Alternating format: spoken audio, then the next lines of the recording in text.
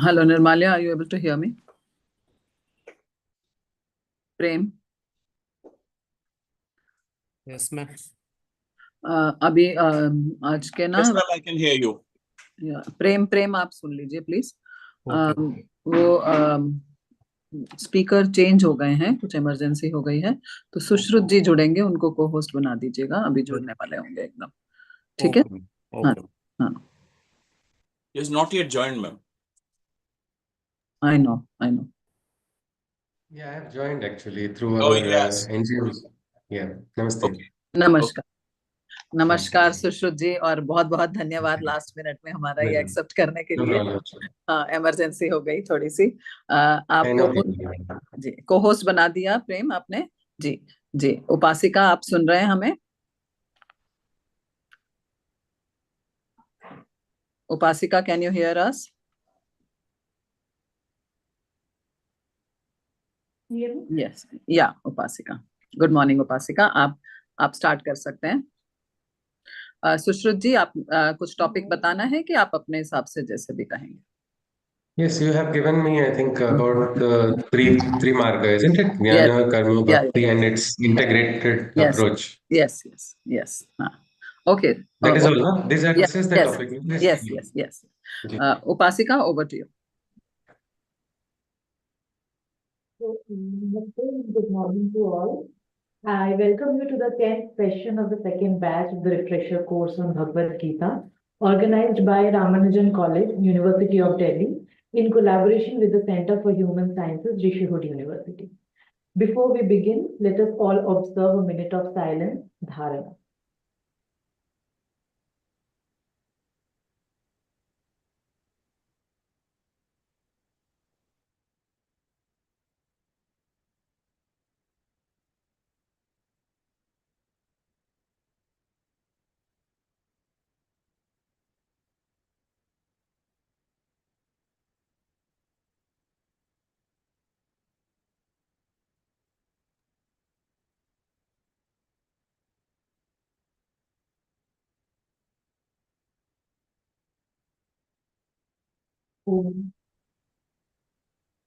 Welcome once again, everyone. So in our journey so far, we have all been blessed with a plethora of insights from the Gita and the application in the practical aspects of life. So today we are at the 10th session of this course. I'm Upasika, Research Associate at the Center for Human Sciences, Rishihood University, and I'll be anchoring through today's morning session. So due to some unavoidable circumstances, Swami Narasimhananji won't be able to take the session today. However, Sri Shushruji was kind enough to agree on delivering the lecture today. And Shushruji had already graced the platform with his insightful session on Bhakti Yoga, the path of devotion. And we are delighted to have you once again with us, sir. So even though you don't require any further introduction, but I'll still formally introduce you to all the participants today. Sushruji is a distinguished author and researcher and the CEO of KVM Research Labs, manufacturer and exporter of Ayurvedic products. So he is a graduate in mechanical engineering from Pondicherry Engineering College. Sushruji has dedicated himself to the poetic translation of India's sacred text. His monumental work, Bhagavad Gita, Rhythm of Krishna, translates all 700 words of Gita into rhymed English while maintaining the original rhythmic beauty. This extraordinary achievement earned him a place in the Limca Book of Records. His contributions extend beyond the Gita. He has translated 3 Upanishads, Isha, Kane, and Mandukya, into English rhymes and authored Sri Aurobindo's Vedanta, Rhythm of Ananda, which was launched at the Pondicherry Auroville Poetry Festival in 2022. Beyond his literary achievements, Sushruji is deeply involved in research on the therapeutic effects of Vedic chants. His collaboration with Madras University's Department of Genetics explored the impact of Vedic chanting on children with autism spectrum disorder. Presently, he is working with neurologist Dr. Sunil Narayan, Jipmar, Puducherry, to further investigate the neurological benefits of these chants. Now I invite Sir to take this floor, and we are really honored to have you here once again. And I will leave the floor to you to explain your topic today, since you have been informed just now about it. And Yeah. to you. Okay. Thank you, madam. Thank you. Namaste, Vasika, madam. Namaskar to all the distinguished teachers and faculty members of various disciplines. I am grateful to Rishihood University also and Ramanujan University, Professor Ladaji, as well as Dr. Sampananda Mishraji for this opportunity. Without delay, we will like to go into the subject. Since this is an interesting subject of jnana, karma, and bhakti, there are three margas of the Gita, which I think everybody has read. We are going to look at the interconnectedness. But since everybody is already aware of the interconnectedness, I will try to first share an image and I would invite the participants to give your perspective. Just give me one moment. Yes. If you can see the screen, can someone just answer the question which is there here?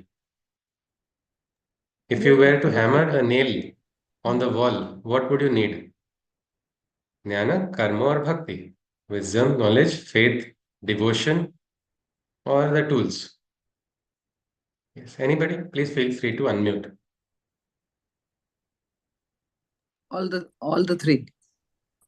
Okay, Professor Lataji is saying all the three. How is it, ma'am, if you would like to share, how do you need for the simple action of somebody would say karma is enough.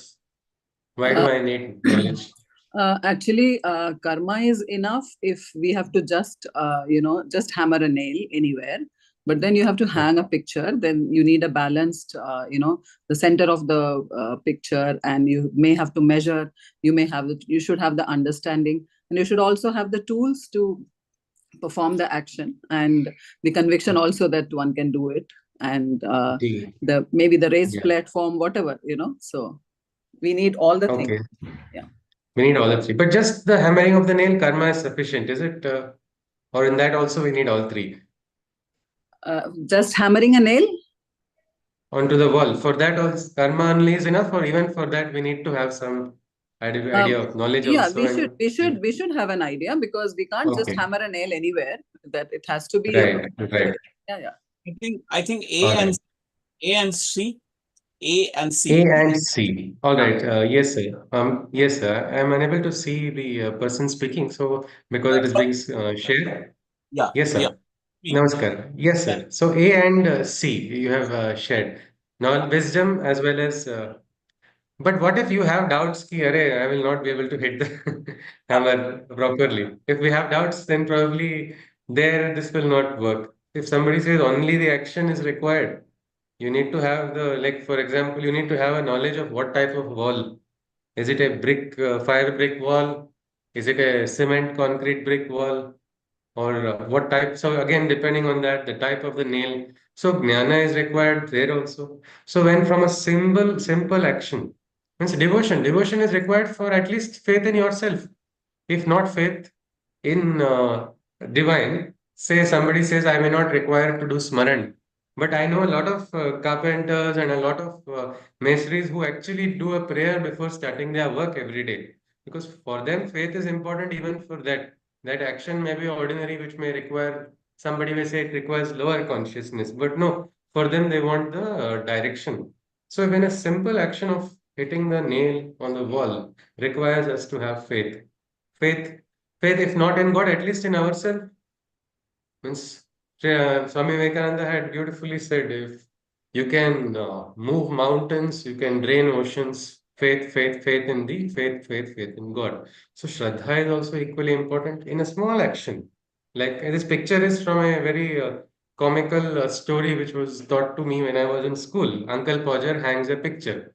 So a simple action of hanging a picture has it becomes an elaborate chapter for us because so many funny comic things happen because knowledge is not there, bhakti is also not there, karma is also not there. So a simple action becomes very complicated. Ultimately, the picture is hung after bringing everybody into the so many people join, but the work is not perfect.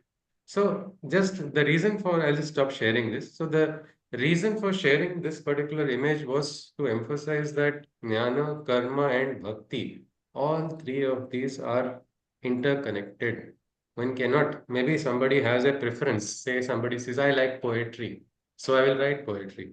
But that does not mean poetry is enough and prose does not mean anything. Prose also is required. So, like that, in every aspect, we need to have these three. And that is why Gita is so special because it is a integration of all three.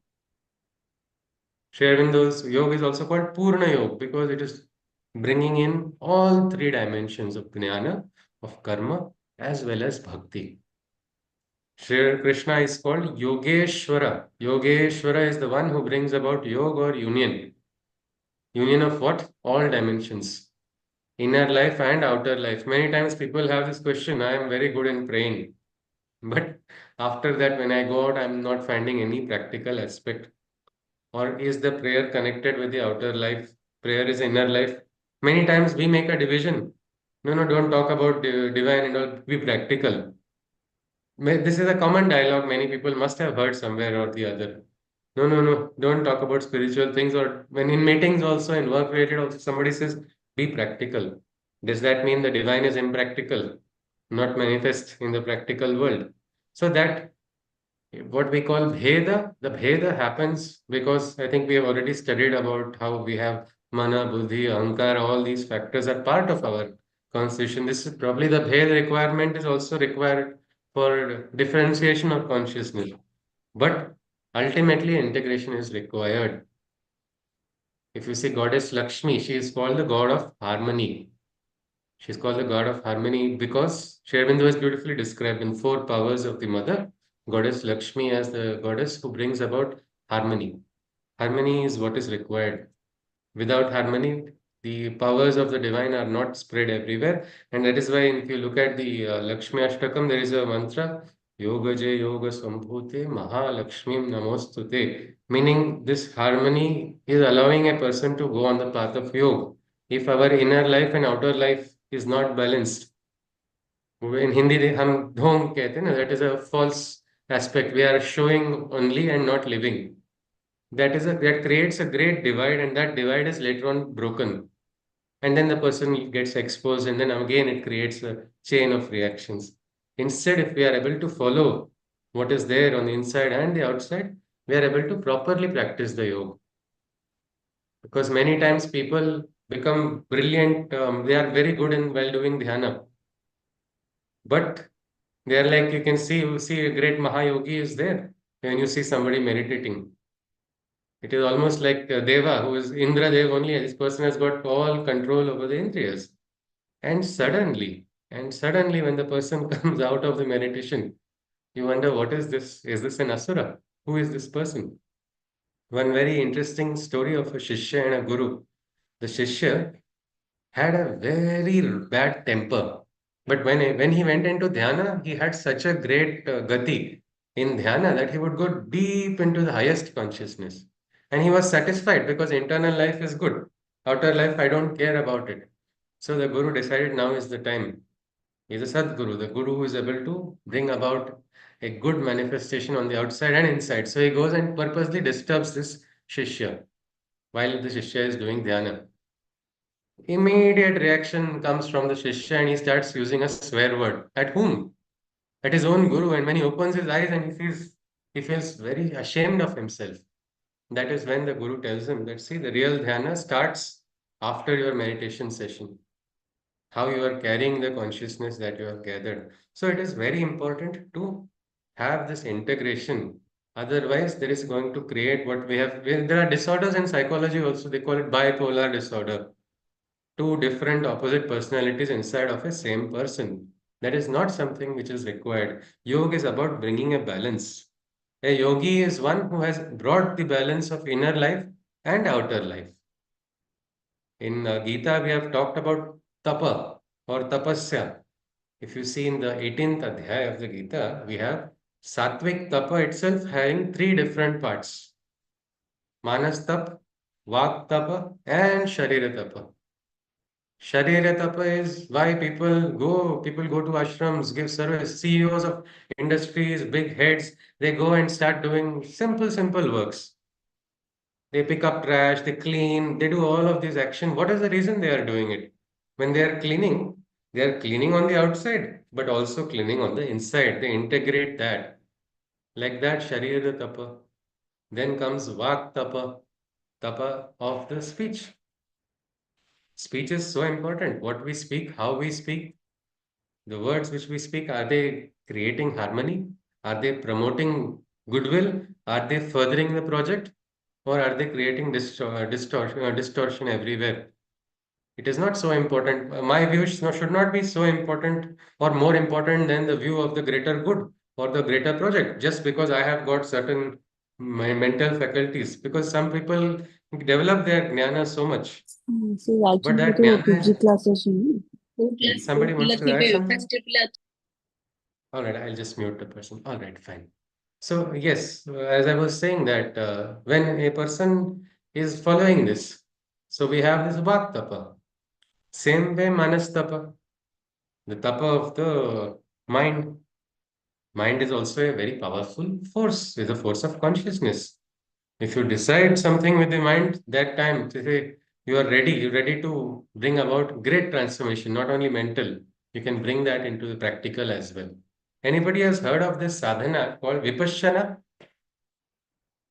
If anybody has heard of this sadhana, it's a Sanatan technique called Vipassana. If somebody can share something about it, if anything about it.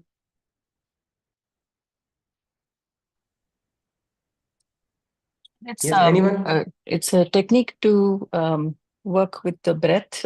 Initially, awareness of the breath, then awareness Ji. of the sensations, then awareness of the minute fluctuations. It is said that this technique originated or was originally taught by the Buddha himself, and then Okay. somehow was not, got lost on the way, so to speak, and then apparently, it was practiced by a teacher called Yuba Kim, based in Burma, Myanmar. Hmm. And the Ji. person to reintroduce it to us is a person called Goen Kaji, who then has established various centers. A basic Okay. course here would be, very hardcore meditation, which is about 8 to 10 Yeah. hours, which is initial. And then after that, Or kind of like only 8 to 10 hours, or it will be days also. yeah, 10 days of 8 to 10 hours is what I'm saying. So it's Uh, not 101 नहीं है. तो उसमें काफी sadhana, hmm. but once you do it, it's kind of like a little tapas, and Yes. it's said that Ji, because ji. it doesn't have any particular affiliation to any religion, and the basis is the Yeah. breath and the body, therefore it is most And effective. ji, what dialogue satsangas take place ji, during these 10 days? So I think it's silent all through, Silent. apart from it's silent Yeah. apart from the doubts, and of course there's a teacher that you can communicate with, But and actually, also it is said, yeah, in the strictest sense, for these many days, not a word is to be spoken. correct. Means people grow mad or people run away on the day of 5 or day 6. And after that, only the real challenge starts. Right, But right. So it's not for yes, everybody, but I would say. ji, ji. But But what is the possibility? What do we get to know about it while when we do it, when we become quiet on the inside? Does it make a difference in our perspective? very much so, because everything comes up, it's letting things be. So, in a way, it's a deep exercise in self introspection as well as very keen observation. So, awareness from moment to moment in the present moment. So, everything that is in the subconscious will then begin to surface, Ah, including older habits, patterns, all of yeah. this. And then, you Yes. realize the broken records that you keep telling yourself. Ah, So ji. it's quite an interesting one. I Ah, would say definitely recommend it, but for people like schizophrenia patients or psychiatric patients, it is not there is recommended. some. Yeah. Yeah. Yes, So yes. other They need than a that, guidance. that's right. So it should Right. be done under Yes. some supervision for psychiatric patients. Otherwise, it's a very Yes. well recommended basis or Yes. foundational practice. Yes, Dr. Suyadaji. Somebody wanted to add something. You are most welcome. No need to raise any hands. If anybody wants, you can just unmute if you wish to add something. All right. So one interesting point Dr. Sujata ji raised. She talked about how you get aware of your own broken records or your own shortcomings. And so there's this doha, isn't it? बुरा जो देखन मैं चला बुरा न मिलिया कोई जो दिल खोजा अपना मुझसा बुरा न कोई. Why should this was a Kabir Das's what these are words of him of this saint. So why is he thinking about bad inside of him? He's a sadhu, he's a saint, he's an awakened person. But this is the way of the yogi who does self introspection. So when we do that, we get to realize all of it. So this aspect of completely whatever sadhana if we are doing, that sadhana should lead to siddhi. Then it is the right sadhana. Because otherwise the sadhana is somewhere, it is not going in the right direction. Like for instance, now I'm in the Ayurvedic manufacturing unit right now. Here, when we manufacture the tailam, the siddha lakshana has to come. Sparsha, gandha, rasa, different ways we look at it. When it is ready, then we understand. So when we practice integral yoga, then we start what we call purna yoga. We go closer to that purnatva.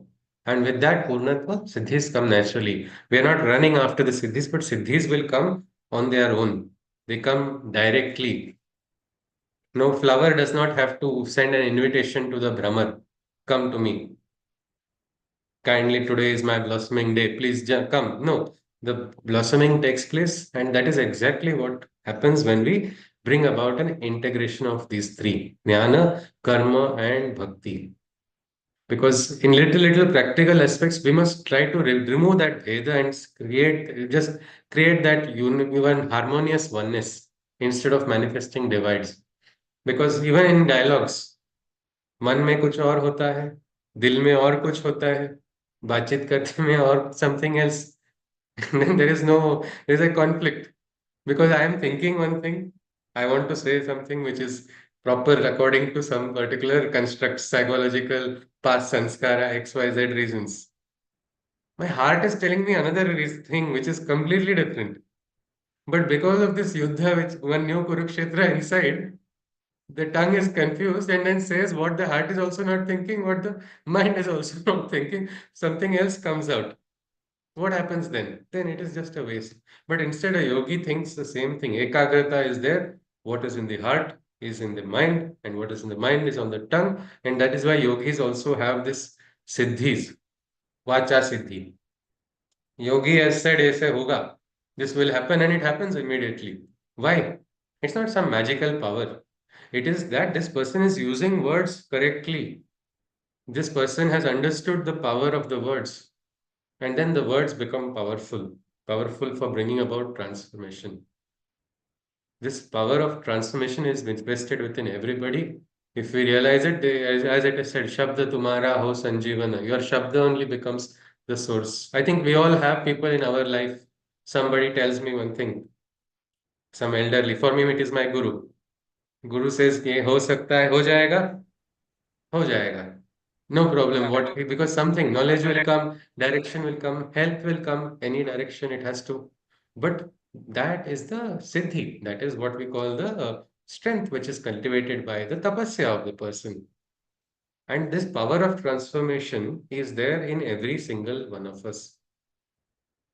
Only the problem is we have not learned how to manifest it. Amantram aksharam नास्ति मूली अनौषधम अयोग्यः पुरुषः नास्ति योजकस्तत्र दुर्लभम. A mantram aksharam nasti is not a word which cannot be a mantra. It does not have to be in one language only. Yes, we have done research. We have seen effect of Sanskrit chants, Vedic chants, but mantras can be anything else also. Somebody's words, mother's words just come to us from mother's line if we remember something about our mother has told. It suddenly gives us a great joy or great calm and great peace because that word is not just a word for us. Now it has become a Siddha mantra only. So like that, every word can become that. Like Nasti Muli Anaushadam is there is no herb, no plant which is not a medicine. Every plant has a medicinal property. In fact, if you take one plant, its root has different properties, stem has different properties, leaf has different properties. Like that, the third part of this Subhashit, Ayogya Purushaha Nasti. Means he is useless. This person is useless, useless student. This I cannot do anything, or that person will tell, I have no capacity. There is nothing like that. Who is this capable? It is the divine. If the all capable wills, manifestation of talent can happen in anybody, anywhere, anytime, any place. So there is nobody we can say is having no talent. I think most teachers agree with this, isn't it? Among students also, when you look at, you see, you understand. Maybe the student has not expressed it. It may be what we call latent or hidden, but it comes out. But yojakas tatra durlabham. But the person who gives the transformation of this capacity to manifest, that is rare. I remember my first poem I had written in sixth class. My teacher came and asked, "कहाँ से copy किए?" I was very happy and I smiled and said, because I thought she's thinking I'm copied it somewhere. So it was like a source of happiness. Yeah. So I laughed and said, "No, madam, I did not copy." But she did not believe me. So she did not publish it in the school magazine. I got irritated. See, this teacher is not believing me. And anyway, who needs to write poems? Poets are useless people. They don't have any job. That was my that was my immature thought when I was in school. I thought poets' job is only to come in school exams. What is there in the poet's mind? What is the meaning of the metaphor or simile? And they are troubling children. But after I met my guru, then he gave a direction. And then suddenly again, what was after so many years, more than 10 years later, it suddenly started flowing. So this aspect in our life also, we have this talent, we have the potential. We need to have what we call there, we need to have Shraddha in self also. So Jnana is required, Karma is required, Bhakti is also required. But the first, if we see in the first Adhyay, Arjuna is lacking all three. He is lacking this because of his emotions, meaning Surya hai par Surya Grahan ho gaya hai. The sun is there, brilliant, but now the sun's light has got hidden. He is not able to use his wisdom. And so he is misquoting the scriptures. He is giving Shastravad to Krishna in which place without looking at Desha, Kala, Paristiti. So he starts getting into depression saying X, Y, Z reasons. Just like that, just as we see his bhakti also is somewhere he's questioning. He has not established Krishna as his Sarathi of life.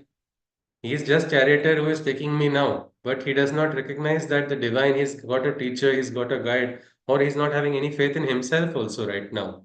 So there he has lost it. And what is the karma? He's running away from the karma also because of emotions. So we understand that just as in life, even in sadhana, our emotions can become a source of great, what we can say, sorrow, great depression. These emotions come from expectations and attachments. And that is why first thing Krishna does is teaches Arjuna about karma yoga. He teaches first about karma. Karmanyevadhikarasте mam phaleshu kadachana. So you have the authority to perform your actions, but not seek the fruits of your actions. But the question comes in, can we do any action without seeking the fruits? Anybody? So generally we seek fruits. Very rarely it is so that we expect nothing. Since we have expectations, no, when we go, Always. always. We go for a meeting also, with friends also, many times there's already inner agenda. I expect this coming out, that person will have. So in this process, where does the samvad happen? Samvad does not take place. Each person is trying to run after the agendas. Many times we hold conferences, we hold great meetings with specific agendas. Each person comes with their own agendas. And yet these agendas don't get translated into action. But sometimes meetings happen between, scientists also, even between friends. It doesn't have to be scientists without any agenda. And suddenly, without any agenda, there is a great, what we call harmony. And in that harmony, sharing of ideas takes place. New avenues, new horizons are visible, new directions are found. Without agendas, also, this can happen because the karma is sincere, the wisdom is free for each of them to offer, and they're having a kind of affection and love and understanding that Shraddha is also there. So, in little actions of our life, it is required. Because I think our happiest moments are when somebody unexpectedly gives us something, isn't it? When we receive something unexpectedly, our best friend suddenly comes and gives us a surprise without expectation. It gives us great happiness. Otherwise, expectation does not really give you that much. And most of the times, expectations cannot be fulfilled, isn't it? So many times we have certain expectations. Krishna says phala is also phala. Karma phala itself is of three types: ishtam, anishtam, and mishram. Kabhi khushi, kabhi gham, mixture of both. Sometimes some happiness, some sorrow. Exactly did not happen what I want. So what is going to happen then? I've seen a person after winning Padma Shri, that person wanted to go out for eating ice cream and friends did not join. Elderly person. Now, what is that? If that person was so attached to the outcome, then the person would not have enjoyed it all. Instead, that person, since the person has reached that state, the person has risen beyond all expectations. Has done so much good karma, has got so much knowledge that the person laughed it off and went and had a wonderful meeting with strangers. And yet, it was a beautiful experience. So, this aspect of karma, jnana, and bhakti, we must again and again remind ourselves that just because we have a rasa, we are finding rasa in one of the three, we cannot ignore it. Many people who do a lot of karma, they say, "On this is my karma only. I will not focus on jnana. I don't need anything else. I believe in practical works only." Of course, we have to all believe in practical work. Krishna himself is believing in practical works only. That is why he is teaching Arjuna in middle of battle. But if you have the jnana, and there is the shakha of jnana is so vast that we cannot limit ourselves or turn off one particular dimension. Just because I have a gati in a particular faculty, can a person say I don't need anything else? No, it is not possible. Even in research, maybe you may not be expert in everything, but you must understand the other aspects also. It is very interesting to see what we call interdisciplinary research taking place, where one person's kshetra is completely different. There is one scientific person with a background, another person is having a different background. Anybody has heard of Professor Arun Tiwari ji, who has written the book Wings of Fire with Dr. Abdul Kalam? Anybody must have, I think Wings of Fire book must have been, I think everybody must be aware of, isn't it? Anybody? Yes, Wings of Fire we are aware of, but I'm sorry I heard Ji, about ji. this Diwali today. Actually, the Professor Tiwari ji is a very humble and simple person who doesn't like to project himself in the front. So not everybody is knowing him. Yes, Dr. Ashish ji is saying something. Yes, is it? No. All right. So this book, Wings of Fire, really gave inspiration. Dr. Abdul Kalam's life journey. Why I asked about Professor Tiwari ji because I had the good fortune of interacting with him. He's being a mechanical engineer and also he was also interested in poetry. But his beautiful journey with Kalam sir was based on his Shraddha in Kalam sir. He was what we call a Shishya of Dr. Abdul Kalam. Even now he calls himself that. And he has done the unthinkable. He worked on the missile technology with Kalam sir for the Agni missile. He developed a particular alloy which was not there in India at all. And after that, Kalam sir gave him one what we can call Adesh, that go into the medical field. Go into the medical field and develop something there in the medical field. Use this knowledge that you have received in developing some civilian technology. Medical field costs are too high. We need to do something. Now, my question is, is this possible? Somebody from this field suddenly jumping into another field. Anyone? Generally, it is not possible to jump from one field to other because we always establish ourselves in one field, Yeah. and then Ji. later on in the life, it is very difficult. Absolutely, absolutely. It is very, very difficult. But here you see Shraddha is coming into place. His bhakti is he knows Kalam sir will not tell just like that. And because Dr. Kalam sir told, for him it was like how the yogis say, Valak Niranjan Adesh. So the Adesh has to be followed. And he decided. And you will not believe he developed along with collaboration with top cardiologist, Dr. Soma Raju. He developed what they call the Kalam Raju stent, naming it after his guru. India's first coronary heart stent, which was very less in cost. It was so successful and useful that it helped not only in people in Bharat, but also the entire continent of Africa. I just asked him, ki, sir, how did you do it? From mechanical engineering to core medical. He said, I did not learn everything in the medical field. He said, we engineers are good at jugaad. So whatever I had to learn, whatever was required, he said, I learned it from the cardiologists, and we used whatever knowledge was there. This is something which is very simple and easy to say, but to practice it is actually very difficult. And with that humility, he could do that, and then the entire, how many people, lakhs and lakhs of people, even now, if you wish to search about it, you can search that. So we can see that everything is possible when we have this connection with divine. So with this, we will just enter into some aspects of the Gita which talk about this jnana, karma, and bhakti.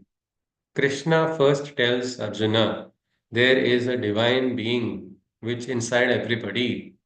The Sharira will perish, but there is something called the Atman. The Atman is eternal. It is there before, it was there, it is there, it will be there. No force on the world can cut that Atman. Nainam chindati shastrani, nainam dahati pavakaha. Means not nothing, no weapon, no wind, no fire, nothing. Water also cannot wet. That is the Atman. And Krishna talks about becoming sthita prajna. We talked about becoming, following what we call this tapasya of speech, penance of body, mind, becoming aware. Well, all of this, if you follow, Krishna says, you will get liberation. My question is, if your own friend or your elder tells you some advice in a tension situation and says, don't worry, sab theek ho gaya, ho jayega, what is going to be your reaction? If it is your friend who has been with you every time, everywhere you go. Krishna was also a Sakha. It was very interesting, Krishna Arjuna relation. He was also a Sakha, he was also an elder, and he was also like a teacher, like figure guru also for him. Not yet established in the first Adhyaya, but later on.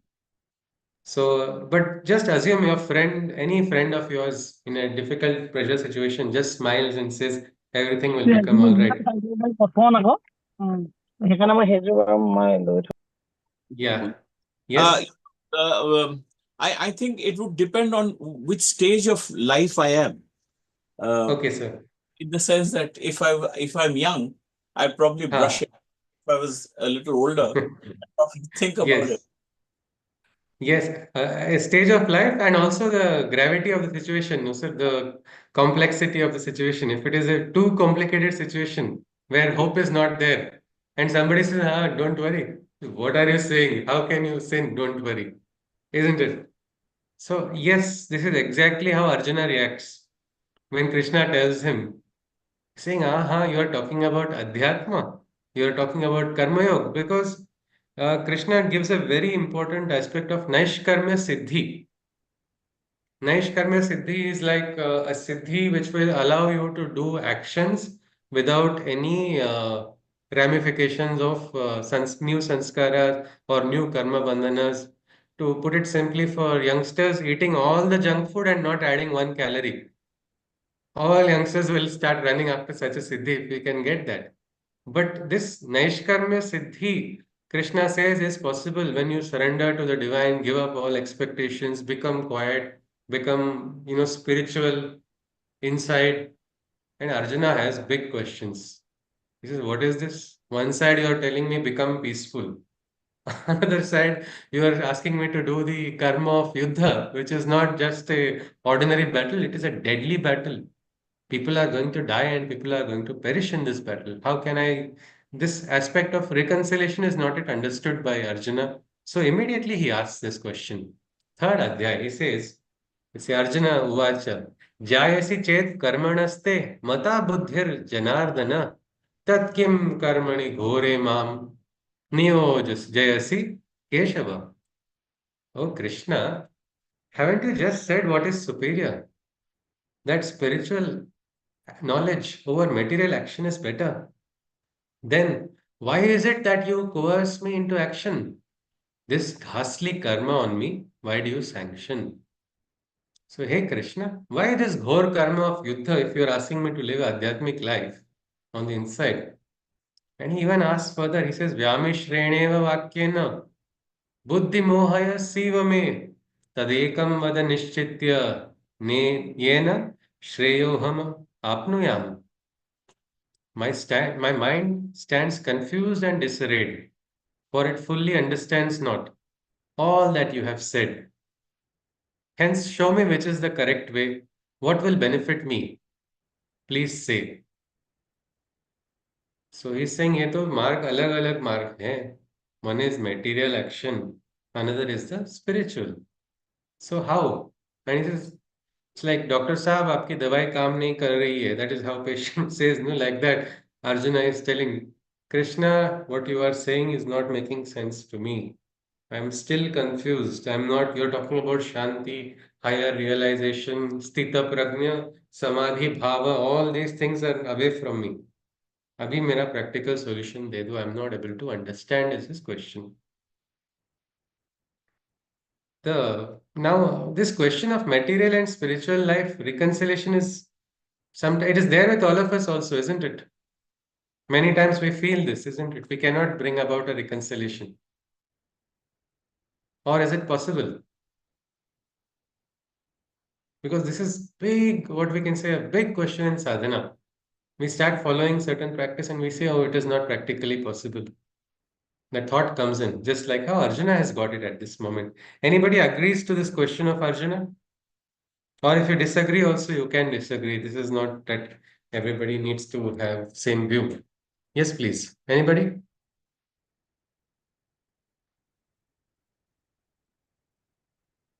Yes. So can you please repeat the question? I couldn't hear. Yeah, yes, ma'am. This reconciliation, material life, spiritual life, they are different, is what Arjuna is telling Krishna. You are talking about spiritual life, then you are asking me to do material action. I'm not able to understand anything that you are saying. You either talk about spirituality in one side, that is different. The material aspects are different because he's saying, I don't understand. I agree with him, sir, because when you talk about spiritual world, it is generally from within us, and something from within Ah, us is always good. We always project hmm, good. But when it is material life, we are surrounded by all and everyone, and naturally, hmm, then there will be good as well as bad. So to balance yeah, both these and be as calm as Arjuna sees Krishna is not possible. it's not possible. So but Meena ji but saying I it feel appears like that. it is possible. I think it balancing is possible. We can do our Okay, ji. material things also alongside this, but of course, yes, the focus has to be on atma. The focus has to be, while you're doing your karma also, like in Gita also it is said, where is your focus? Is it on the karma, or is it because you are surrendered to the divine? Then that kind of balance can be achieved. Okay, Lata ji is saying the balance can be achieved. On the other hand, Yes, sir. talk about material, this thing with the matter. Uh, Krishna is also saying to do it in a detached way. Ha, So ha, ha. both I think you in the path of spirituality as well as in the path of material gain or success or whatever interaction, both of them have to be without any attachment. I mean, I cannot do ji spirituality with thinking that I'll get this out of it, हाँ or हाँ हाँ get attached to material things, thinking that I'll get something out of it. Ji So ji but there is also an I element would of like to add. duality, no? Yeah, yes, Dr. Minaji wants to add something to what Sir has told. Yes, Yeah, please. when we say that we have to be balanced, or as Sir is saying, Hmm. we cannot be attached. But when you are in a material world, uh, when we are actually doing what role as a person in a society has to do, then that material world is more. And if I'm not connected to spirituality as strongly as the material world, that balance Hmm. becomes difficult. Means there are so many factors in the material world that bring about an imbalance, isn't it? It's a great Yes, challenge. yes, sir. Means we can do it, but it's a challenge. But I think there's a nice English phrase, no? Low aim is a crime. So probably we must aspire for the greatest, for the highest, because in that process, our transformation takes place. And this aspect of material and spiritual oneness, this is always a part of our spiritual life from the beginning. In our Bharat, only from the beginning, you look at the Upanishads also, the Vedantic wisdom. A lot of people think Vedanta is not practical. Tell me something practical. Vedanta is 100% practical only. Look at this verse of the Isha Upanishad itself. Isha Vasyam Idam Sarvam Yatkincha Jagatyam Jagat Tena Tyaktena Bhunjitha Magruda Kasya Swid Dhanam. If you just look at its psychological aspect, in terms of harmonizing material and spiritual, it's so easy. Means Isha Vasyam Idam Sarvam Yatkincha Jagatyam Jagat. Recognize that the owner is one. There is one owner of the entire universe. Everything in this world is the belonging to that owner. My question is, if you recognize everything belongs to the divine, what is yours after that? Anybody? If we recognize, we establish that the divine is the authority and the divine is the owner. Well, Harshadaji has written only karma. But if you see, it is this yat kincha jagatyam jagat. Everything in the world. Means karma is also coming into that. So if that also is belonging to the divine, what is our ownership? Yes, Sumanaji has written nothing. Meaning, even our own loved ones, everything that we own. Can we say we own our loved ones? ये मेरी property है. Can we say that? We can love them, we can care for them, everything perfectly, but we cannot become their owners, isn't it? Every individual is different, and yet we can love them without owning them. How is that possible? Well, that is a real understanding. That is a real relation also, where you're not trying. If you can appreciate a beautiful flower in the garden without plucking it, that is beautiful, isn't it? What will you do while plucking it? You'll hold it in your hand, and how long will it remain like that? After a while, it will wilt. It will wilt very quickly. Instead, when you recognize that the owner is the divine, the ahankar or the fights between me, mine, that start reducing. Dr. Hashida, yes, it's too difficult, but sometimes life gives us moments, no? Your loved ones don't behave properly. They start becoming indifferent. Then it becomes so difficult that people cannot even do their duties. Like Arjuna was not able to take part in the battle because this asakti only creates a trouble. Asakti is of no use for us in life, actually. It is a side effect, and it is a side effect of attachment. So we need to come out of that because it creates a lot of trouble. But then life becomes boring, isn't it? That is why the second part of the first verse itself is so beautiful. What does it say? Ishavasya idam sarvam yat kincha jagatyam jagat tena tyaktena bhunjita. Ma kashit kasyasvit dhanam. Ma grudha kasyasvit dhanam. Ma grudha kasyasvit dhanam. Meaning, don't try to steal somebody else's property, somebody else's wealth. But what do? Tena tyaktena bhunjita. Take the enjoyment of whatever comes naturally. Like on a summer day, suddenly from the window, a cool breeze comes to you. We feel happy. We can enjoy that, isn't it? So whatever comes naturally, whatever comes to your plate, relish it. Don't have such thoughts. Sometimes people are so irritated that because their choices are so firm. I got this food. I did not want this food. It's all right to have choices, but if the entire day is spoiled because of what you have eaten, उन्होंने ऐसा ही बनाया. I told them not to make it. All right, that is fine, but the meal is over. Your mind is still attached to that you are carrying it throughout the day. So this is a beautiful aspect, and this aspect is connected with Naishkarmya Siddhi. In the second shloka of the Isha Upanishad, we see that Kurvan neveha karmani jijivishechatam sama evam tvai nanyatheto asti na karma lipyate nare. You have to do this action. Kurvan neveha karmani jijivishechatam sama. As if 100 years you are having a full lifespan.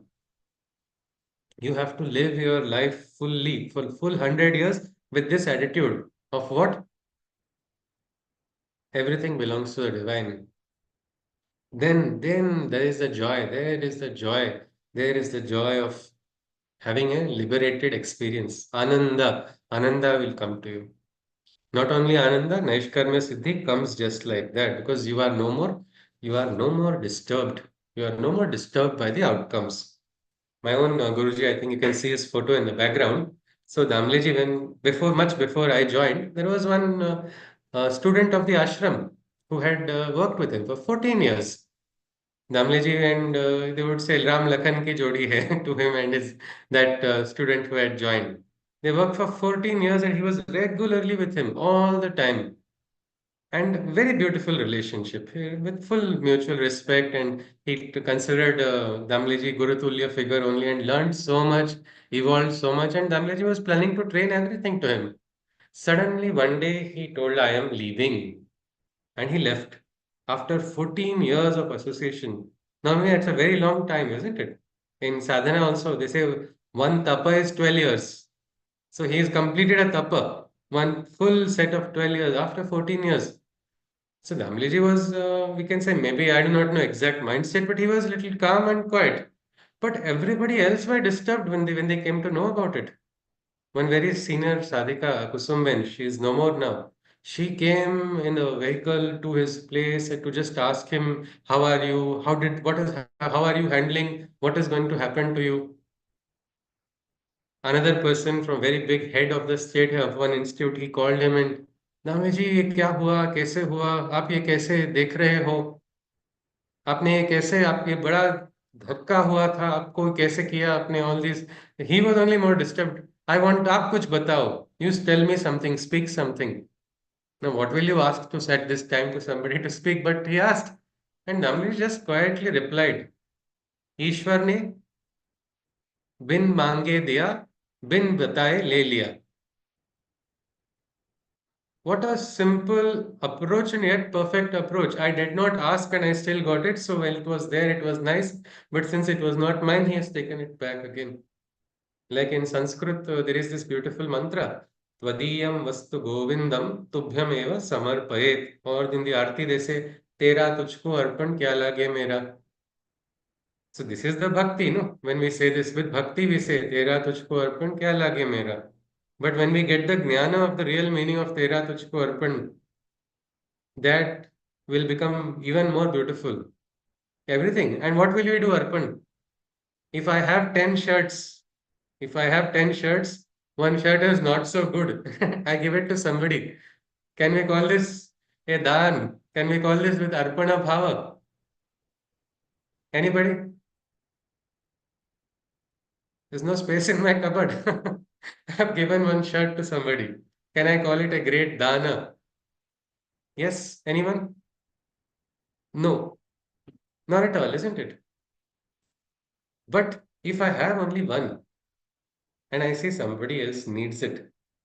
It is more necessary there. Let me give it. That becomes a proper offering where you are not holding back. And that is the real meaning of complete surrender. When we say Krishna Arpanam, when we are able to do that, that time it is. So Tera Tujhko Arpan, if it is done only with, means people do japa, people do mantra repetitions, people do different vratas and everything. But at that time, they have done only in one dimension. The jnana aspect has not been understood fully. They are having attachments, they are having expectations from their own children, from their own friends, from their own family members. Nothing comes out of it then. Because the full arpan has not happened. It has happened only in the Vani, but not in the understanding. And then there is something called acharan also, isn't it? In the karma.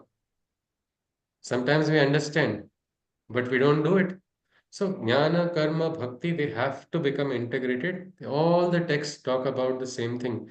If we do not integrate it, we will not be doing the right action. And then we will always be plagued by asakti, doubts, 100 doubts. These doubts are doubts of desires. They say asha, pasha, shatair baddhaha. These are the 100 doubts which come from desires. So we have to keep ourselves, our sadhana has to be protected. And for that, we have to bring into practice what we think also. We have to be sincere. So let us just look at the Gita, some verses of Krishna. Because when people do sadhana, they do very well on the outside. But in the inside, they feel, I don't need to. Or many times, today I am in Maun Vrata is what my friend sent me. A WhatsApp message, a message. And so I will not attend your phone call, but I am willing to chat on the phones. Is that correct? Is that a proper Maun Vrata? Sending GIFs also, sending humorous videos, all of that is happening in Maun Vrata. Only words are not being spoken. Is it a proper Maun Vrata then? Is it going to give you the what we call whatever accomplishments that come from holding Mauna?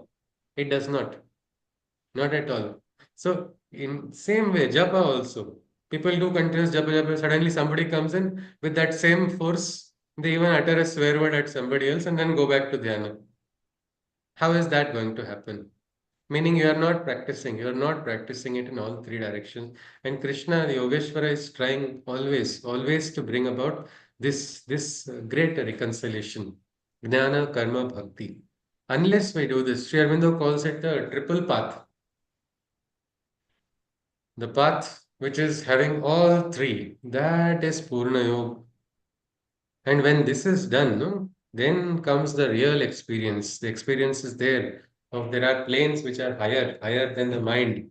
There are experiences, occult experiences waiting to come in life. Only we are not ready because we are trapped elsewhere. We have not done the groundwork.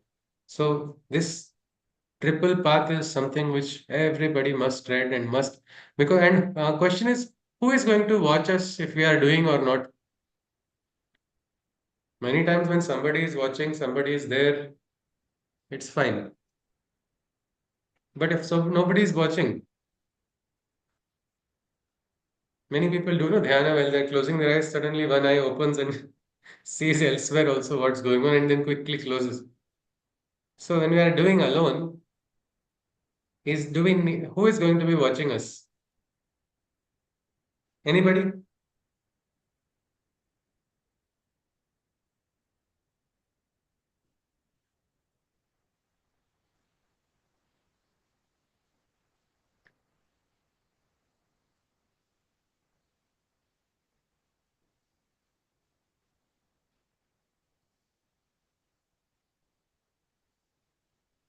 Anybody? Who is going to watch us? The self within. Ah, yes, ourself. As Dr. Ashidaji also has written, own conscious. We have to be our own guides at this time. We can say if we are able to consciously work on it, then we can go ahead. It was not because somebody else is seeing, it should be because I want to progress. I want to experience.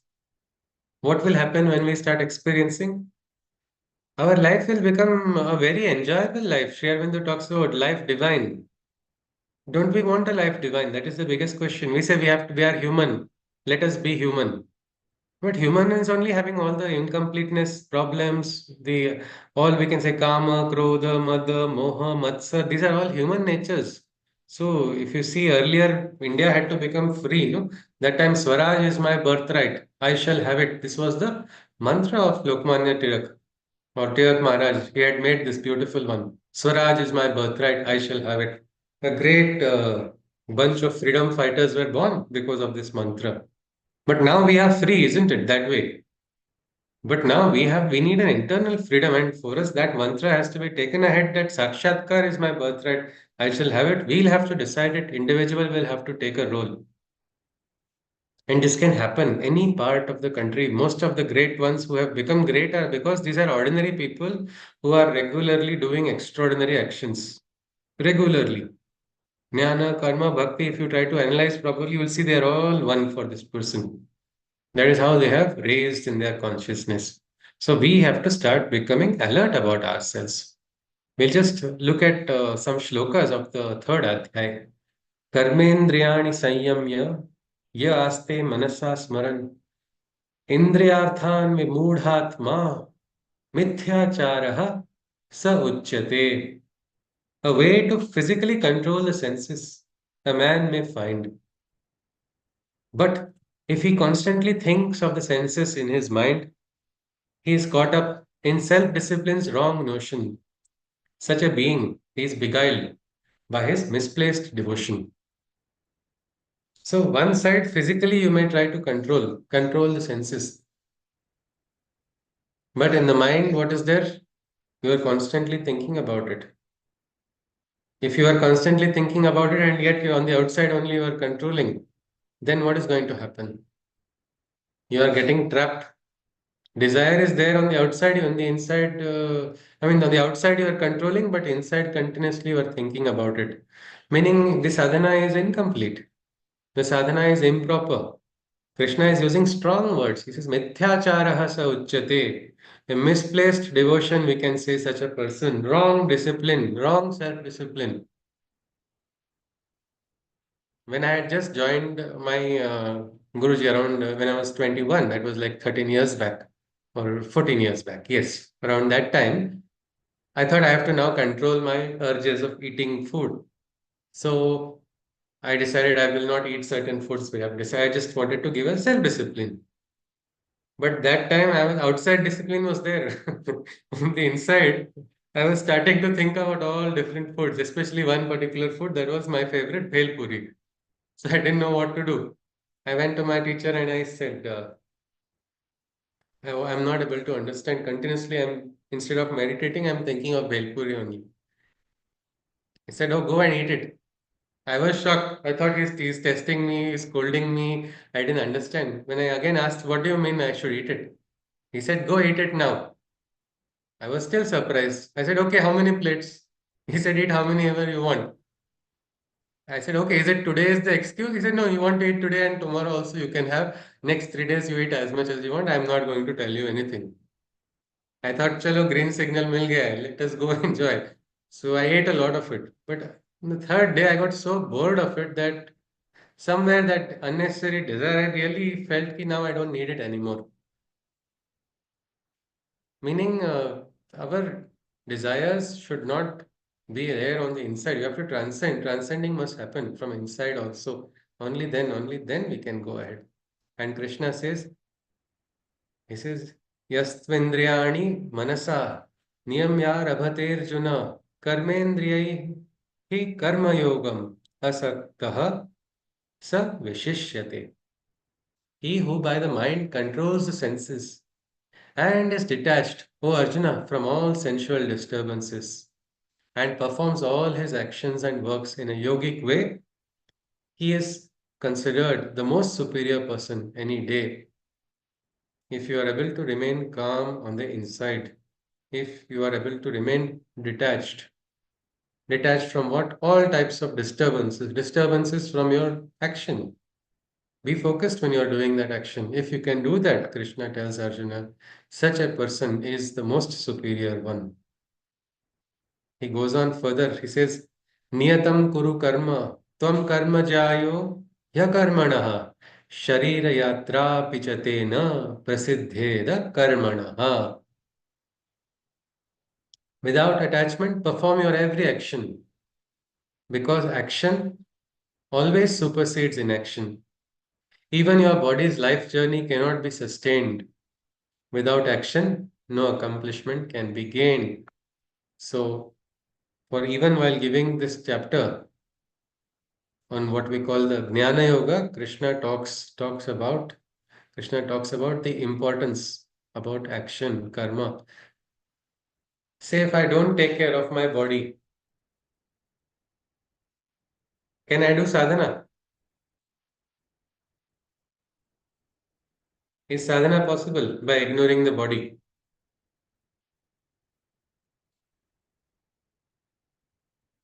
No. What about life? Forget sadhana. Say I'm not doing any sadhana. My life journey, if I ignore my body completely, and can I go ahead? Can I have a long lifespan by just torturing and troubling my own physical body? My friend in college, he would smoke so much he would smoke. It was very bad to watch it. And when by the time he came to fourth year, he started coughing out blood. And then he started you know, then he started telling everybody about God, and then he went on the opposite direction, overdrive. Everybody he would see, he would start telling, no, no, no, worship God, come, worship, this is the right God, you must worship this God only. And he went on. There was another extreme end that he moved, but he has not taken care of his body. Engineering drawing, he could not make that drawing, his hands would shake like this. Means what has happened here? The person has become a trapped to what? His desires. Desires can be three types. They can be emotional, they can be physical, they can also be mental or intellectual also. These are all cages which trap us. And that is why we have to rise. When you are free from it, no, then nobody will bind you, nobody will trap you. It does not matter which position you are in. Your actions are firm, you are grounded on what we call Satya, you have understood that, then there is no one who is going to take you for a ride. If you look at our one of the Devats, Hanumanji is known for that only, isn't it? Full surrender to the divine. Yet he had great knowledge and wisdom as well at the same time. And karma, so much karma that Sri Ram also has almost tears in his eyes, saying, I do not know how do I express my gratitude? Because that was his journey. Manojavam ma rudatulya vegam jitendriyam buddhimatam varishtham. Can we say that because he was Jitendra, he became varishtham among buddhimatam? Means among the wise people, he became the wisest because he controlled his indriyas. Can we imply that also? This is a stuti of Hanumanji here, but if you look at the sense and the meaning of it, yes, Jitendriyam buddhimatam varishtham. The one who has become a Jitendra. Who is a Jitendra? The one who has controlled the indriyas. Yes, anybody? Can we say that becomes a sure shot way for us to also become like him, get some aspect of him inside of his, qualities, his force, his strength, his direction, his wisdom? Yes, anybody? I think yes, to a very great extent. Gee, isn't it? If we will never be distracted by other things in life. Nobody, no force, nothing in the world can become a hurdle. So this aspect, this is important. Surrender will come to us only if we have understood the real meaning of controlling ourselves, self-control. Damaha is important to begin the sadhana. Otherwise, sadhana will not begin without it. So that is something which we have to see. And Krishna goes on. He says, accept. Means this is also again beautiful because attachment and detachment. These are all sometimes misunderstood by people. But this is Sri Krishna is actually introducing this concept of detachment as a way to become free. Here we see here, he says, Krishna says here in the ninth shloka, Yajnarthat karmanon yatra lokoyam karma bandhanaha tadartham karma kaunteya mukta sangha samacharaha. Mukta sangha samacharaha. This is one beautiful shloka which talks about what we call this secret of Karma Yoga. It is beautifully described here. If you just see, Krishna is saying, Yajnarthat karmanon yatra, except the actions that are performed in a state of sacrifice, chained to karma's bonds, are all actions done otherwise.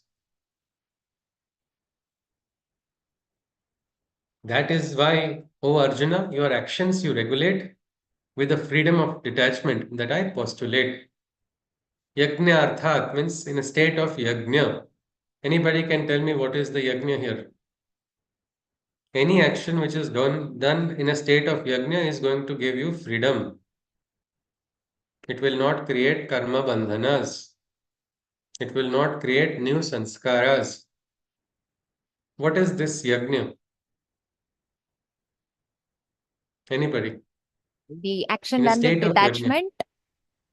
Yes, Prachiji? Yeah, the Action action is done with detachment. in detachment. Any example which can be practically looked at Yeah, as for us? as we teachers. See, we are doing Okay. our best to give whatever we know, and then we cannot just manipulate the fruits of our action of teaching, that the students should get the complete knowledge and they should Yes. apply it not only in the exams but in their lives. That's where our role ends, when we do our best in imparting it to our Yes. best of our capacity. Yes. Yes. Sometimes you do your best and still students don't reciprocate, students don't Absolutely. acknowledge. Sometimes Yeah. students go to the other end, no? Of Yeah, telling you yeah. were bad, you did And that not know too, this. it's also a kind of yajna, because I have got it from my gurus, and I'm Huh. doing it with the gratitude I am giving it ahead. So that's Okay. also a dimension of yajna over here, I But think.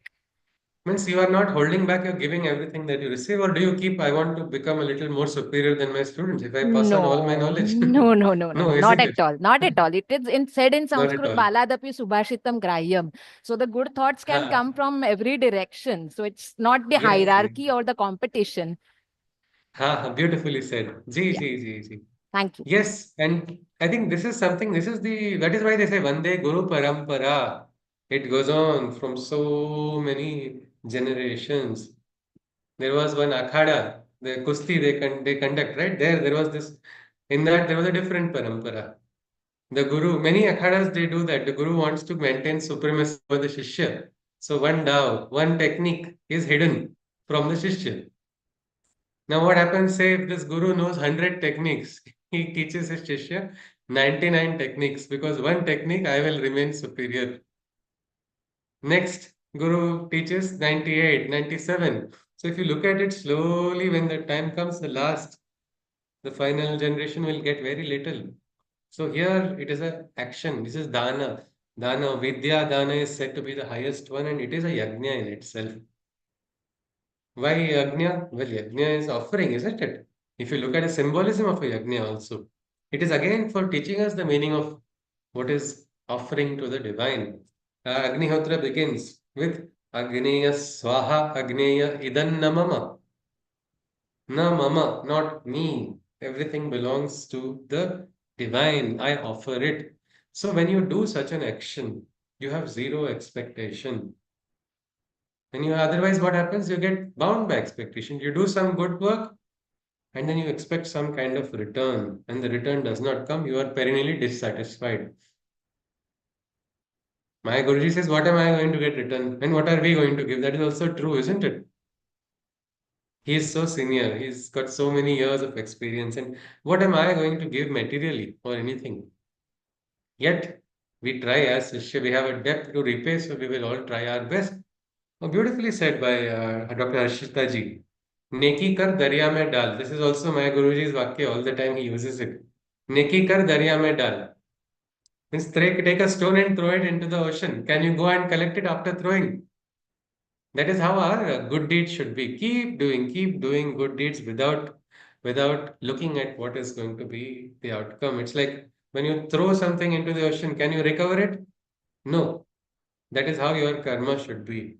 But who knows, if you do so many karma, even the ocean level will rise. That many stones might be thrown by a single individual. And the Buddhist path, there is something called accumulation of virtue. Assuming like an imaginary ghada, every time you do punya, that ghada starts getting full. And when it becomes completely up to the brim, then that starts flowing, that Amrit flows. Yes, Dr. Sandeep ji has written Sanchit. If you make that flow, and that flow automatically brings about the next awakening. And that is something which we have to see. And Krishna says, except those actions done in a state of yajna, all other actions. In our life, have we ever felt better after doing a sacrifice, or we feel we lose something when we Sir, do a sacrifice? Yes, I ji. wanted to hear the question once again, and moreover, sir, whenever you feel like we can break for 15 minutes. Yeah, can I All hear? right. Yeah. So it is 12 o'clock. No, we'll stop at this point then. We'll continue from this. Yeah. Can we hear So, The question again, sir, sir? your question again? yeah, the question was that have we felt better? Because sacrifice, generally, the English word, no, sacrifice means losing something. This person sacrificed so much, and I have sacrificed so many things in this relationship, but I'm not happy. Most of the time, breakup dialogues start with, I have sacrificed this much and I have not got anything in return. So, what is this? The sacrifice, does it make you lose things, or do we feel better after sacrificing? Is there any time you have felt better after sacrificing? Anybody? Maybe, We'll stop with this. yeah, maybe we can get, when we start, we can start with answers to this question. All We'll right, fine, Jim. Okay, we can think over it then. Okay, yes. well, All 15 right, or Jim. All right. 20, whatever you say.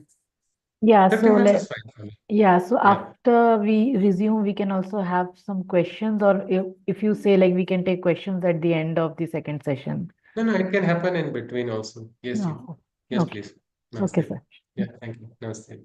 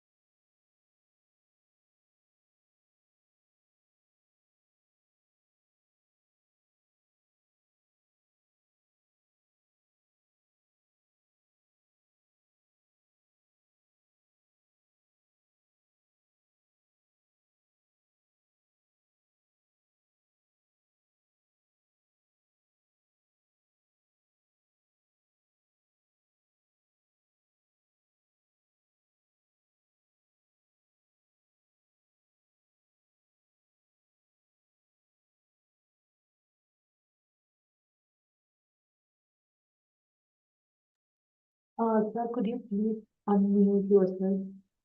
Yeah. Yeah, namaste. All right, Ji. I Namaste. was just waiting. Yeah. Yeah. Namaste, sir. So, could you please repeat the question that you made before in the break, and then I can read the answer by Harshita ji. She has written it in the chat box, and then we can continue. Yes. So we were looking at a particular shloka, which is the ninth shloka of the third adhyaya of the Gita, where we looked at a statement made by Krishna, where he has said that Yajnarthat karmano yatra lokoyam karma bandhana. Actions done in a state of sacrifice, as in a yagnik way, those actions are free from karma bandhanas. So my question was that normally people try to hold on to how much they have sacrificed and try to use it as a bargaining chip. I have sacrificed this much. But is there any, and people feel you lose when you sacrifice. The general bhava of people is that. But is there any time that we have felt ananda or happiness in sacrificing and yet not expecting anything in return? That was the question. Yeah, so Dr. Harshita ji says that sacrifice with expectation is not at all sacrifice. And if once you leave the expectation or give your karma to the divine, then there is no sacrifice, the idea.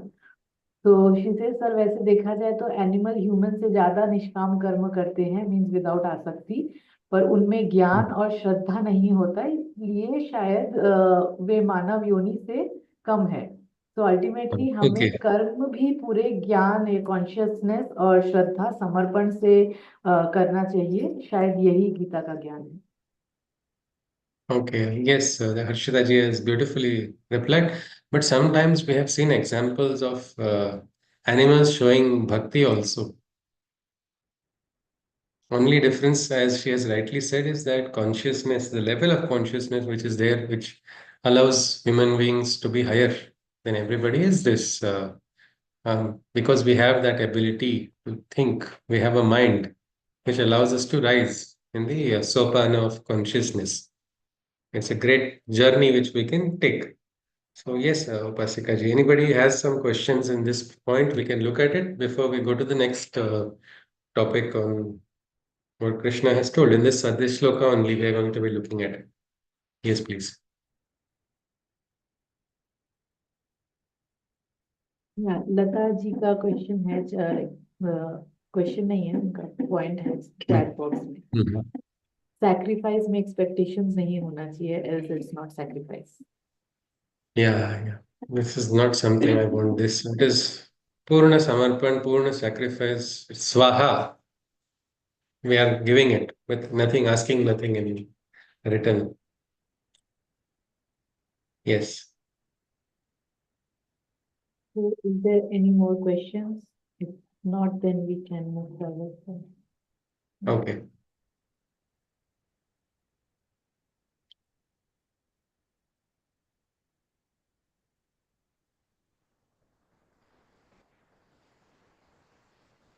Yeah. Yeah, we'll continue. All right. So this particular shloka, why is it special? Because it talks about detachment. Like we have seen now, sacrifice need not be painful. I think all of us in our life, we have come ahead because of sacrifices, isn't it? From our childhood. Smallest of smallest sacrifices have allowed us to go ahead. Say we are prepared for certain exams, we have not done certain things. Sometimes we had opportunities of going astray. I remember when I used to have an exam, my friends would call me out for playing. The biggest Kurukshetra was there. Should I go to play or should I go and sit in the house? Luckily, I had a very strict father, so his smaran was enough for me to decide what I have to do.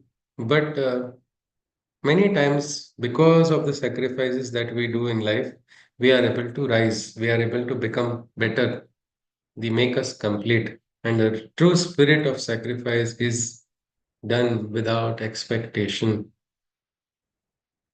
And when that is done, you are completely free, free from anything. And such a person is actually a mukta personality. In Gita is asking us to live life, not reject life. Gita is teaching us to transform our life. And Gita is asking us to become mukta, what we call Jivan Muktas. There are so many Jivan Muktas in this world as of this moment also in different parts of the world. What are they doing? Loka Sangraha. They are bettering the world by their actions, actions without expectation. Best example of action without expectation, we can go to our parents only, mother or father. They must have done so many things. If you are dependent on expectations to be appreciated or accepted, then your action will get disturbed, isn't it? I want something in return. In one talk, they had asked me, what is the myth of this perfection? Is perfection a myth? It was a talk among youngsters. This is a very common aspect. They said, stop aspiring for perfection, is what that was the general dialogue among the youngsters. Enjoy your imperfections, stop aspiring. But because perfection cannot be possible. So they told that was their point of view. And they immediately asked me, tell me about what is your take? Is perfection anytime possible? So I said, for me, perfection means my mummy's aloo parathas. When I was young, she would always make it perfect. I have never got a better taste than that. And I was very, very ungrateful.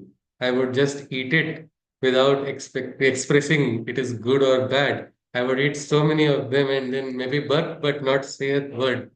Now, after growing up, after not getting a chance to taste it, so I long for it. But whenever I go, it is always perfect. It has remained the same, meaning she is not dependent on my appreciating or non appreciating. Whether I say it is good, whether I say it is bad, the quality of the work is the perfect quality, irrespective of what is got. If my project gets award, if it gets funding, then I will do this. If I get a particular name, then I will do this. If it gets into this journal with impact factor, then only I will do this. I don't think it is possible. If you are doing with sakam karma, with desires, it will not allow you.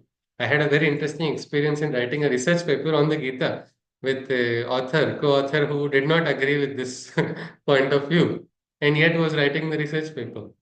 So there it is easy, to write on your research paper. Generally, you have a narrative which three people, four people have discussion. So this part is going to be first part, second part, third part. This is this, all of these medical terms, references, literature, all of that can be made to, and you can get a flow.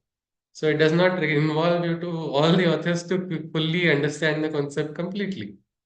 So here we had a long discussion, or more than discussion, it was a disagreement. One altruistic life without expectation is not possible was the statement of a co-author. And then what happened? We applied to one journal. Journal rejected it. Second journal rejected it. Third journal rejected it. Fourth journal also. And then she was very irritated about it. And I was told that no, no more. I will do one more journal. After that, I'm not applying only.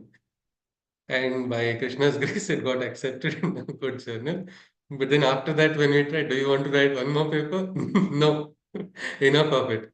Because if you are driven, because if you are doing your action as a action which needs to be done for the sake of the world, then that action will not be dependent on if anybody is saying you are doing right, whether you are getting the best award or the worst criticism, because you are now free. And that is the freedom Krishna is asking us to all have. If you have that freedom, wherever you are, you can become absolutely free.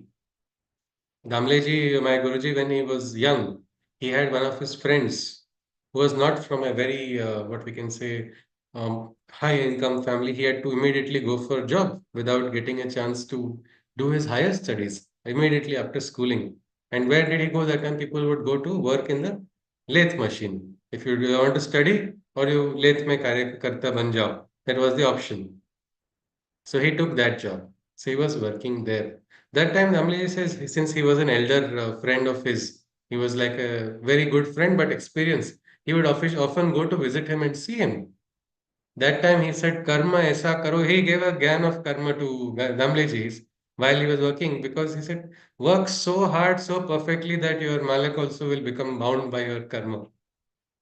That was the advice. Let your karma be so firm. And that is why bhaktas have experienced it. Prabhu को नियम बदलते देखा है. क्यों? उतना तपस्या था. उनकी उपासना उतनी थी. They have done such great actions that the divine also is now bound to comply. So this aspect, so we should not try to bind. If we do that, we are again going to get trapped because we're going to get trapped in expectation, and then it is a very important, not only psychological, it is also metaphysical. But if we become free from that trap, we can experience the freedom. That is why detachment is freedom. Detachment in a relationship does not mean indifference. A lot of people mistake it. That is why look at the Sanskrit word here Krishna has used. Some of the words in Sanskrit language are so beautiful that you have to understand them in that spirit only. If you say English word, detachment becomes cold. A couple suddenly they say, I'm going to become detached. What is going to happen? It is going to mean that the person is not going to care. In English language, if you speak of, look at it plainly. But instead, if you look at the Sanskrit word, Mukta Sangha, if you see the shloka itself, it says Mukta Sangha Samacharaha. Krishna is telling Arjuna, he says, Tadartham Karma Kaunteya, O son of Kunti. For that only I am telling you that perform your karma with what? Mukta Sangha Samacharaha. Let your acharan always be in this state of Mukta Sangha, free union. Mukta means free. Sangha means union. Aren't these two opposites? Mukta and Sangha. Anybody? You are either free or you are bound, isn't it? Or you are united. Is it possible? Is it possible to be united and also free? Yes, anybody? If you can share your opinion.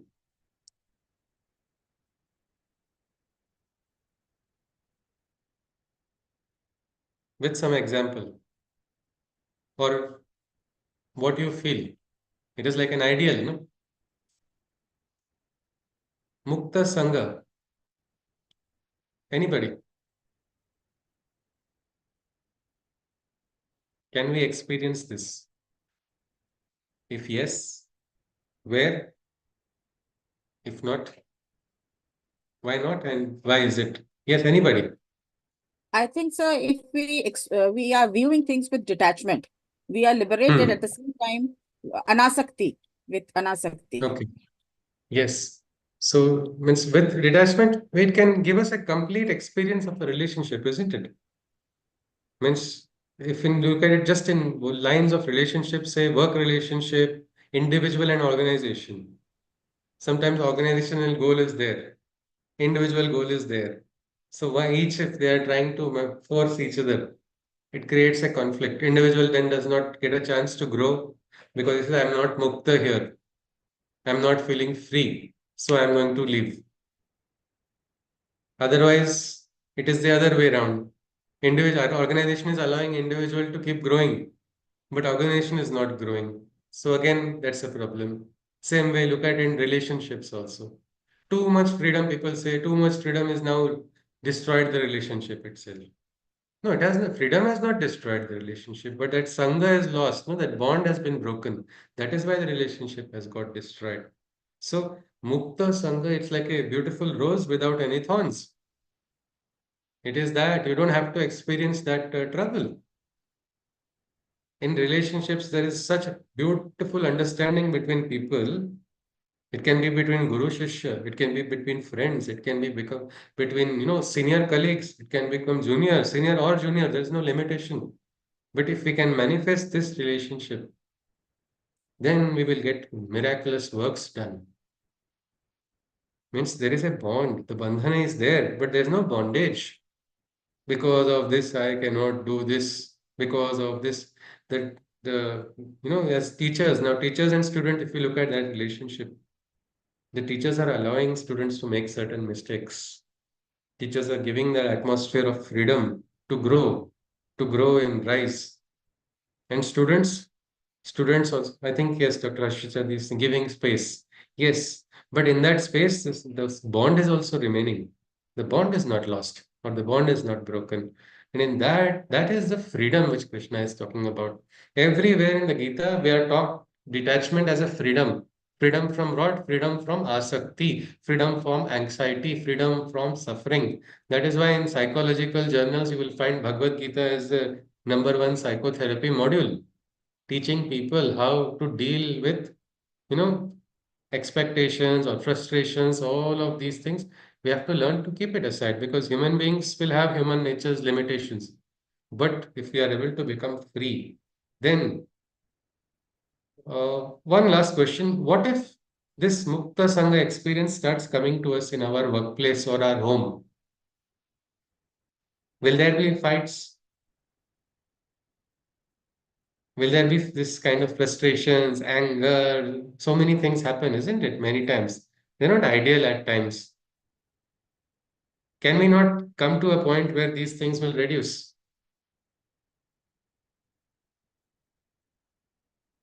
Because clap comes from two sides, no? The sound of clapping, it is not like, and generally Mother of Sri Aurobindo Ashram had said, when two people quarrel, both are wrong.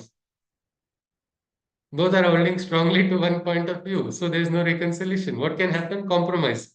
How will compromise take place? Whoever has greater strength, emotional, mental, physical, that strength will bring about a compromise. One will be defeated, another person will be victor. But the problem is that strength does not remain. The person who has compromised is going to feel bad. He is going to try to come back, he or she. So the continuous battles go on. But instead, if we are able to experience this, don't you think we can transform our own atmosphere, work atmosphere, home atmosphere?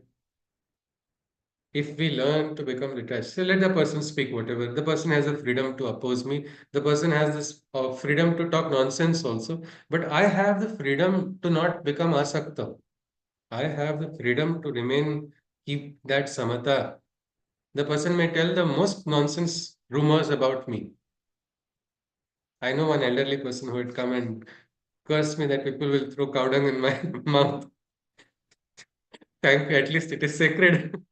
What can we do?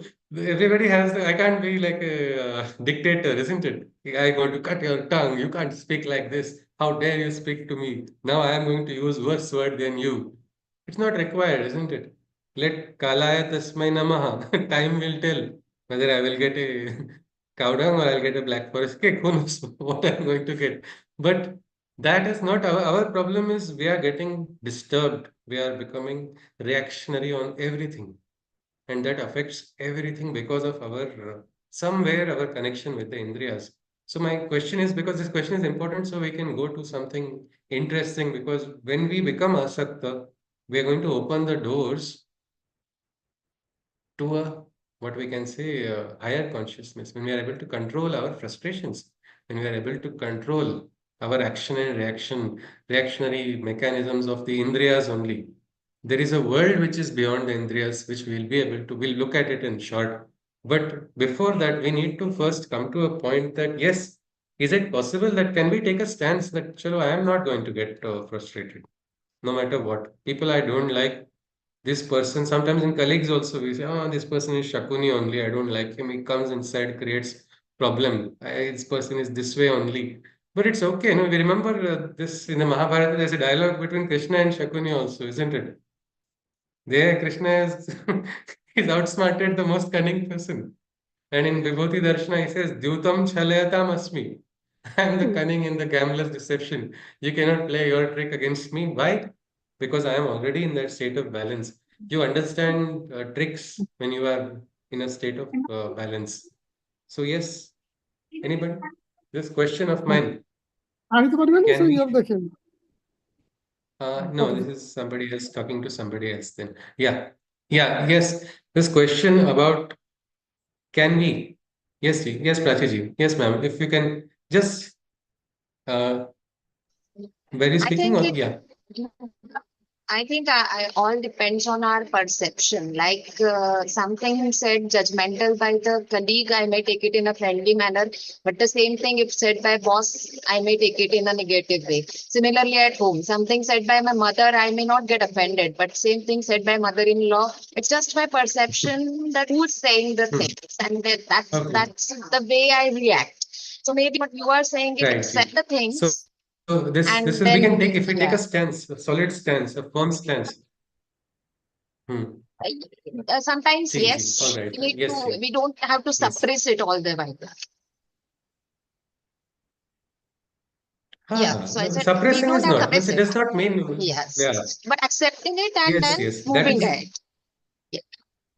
Yeah. Yeah. Means that is important because this people, what we can say, there is something called Vairagya and there is something called Shmashan Vairagya. Krishna is talking about a Vairagya which is going to keep us alert, which is going to keep us connected with the world. We have Lokmanya Tilak, he has written Gita Rahasya. What has he told? What has he told? He said if one person slaps, you'll give one more chick to get another slap. No. He talks about there Shatham Prati Shathya, meaning there is a context. There's a context for everything. So, but our balance, okay, I think all teachers practice this, isn't it? You don't get angry when you scold students sometimes, isn't it? From the heart, you don't get angry, isn't it? You have been teaching same subject so many years, so many students, same mistakes students make every batch. New student comes, student thinks I am too unique. But mistake is a repetition of the same one. You can actually relate with, हाँ उस batch में ये वो था. It is like same spirit coming in different forms.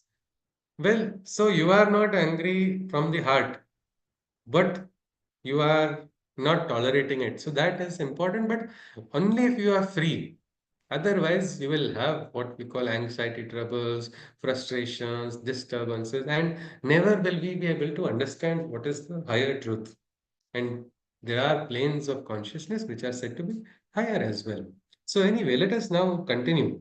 We go into the Gita, what Krishna has talked about.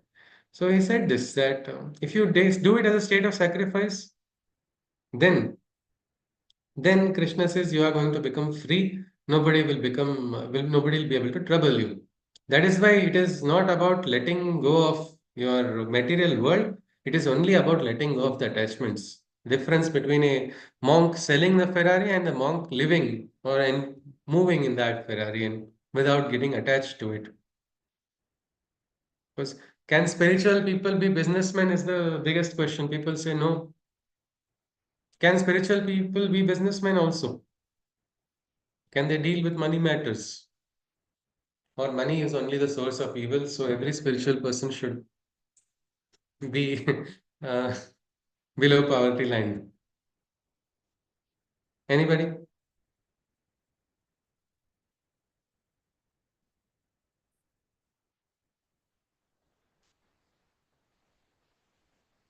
Yes.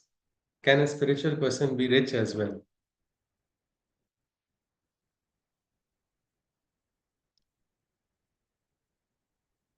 Anybody?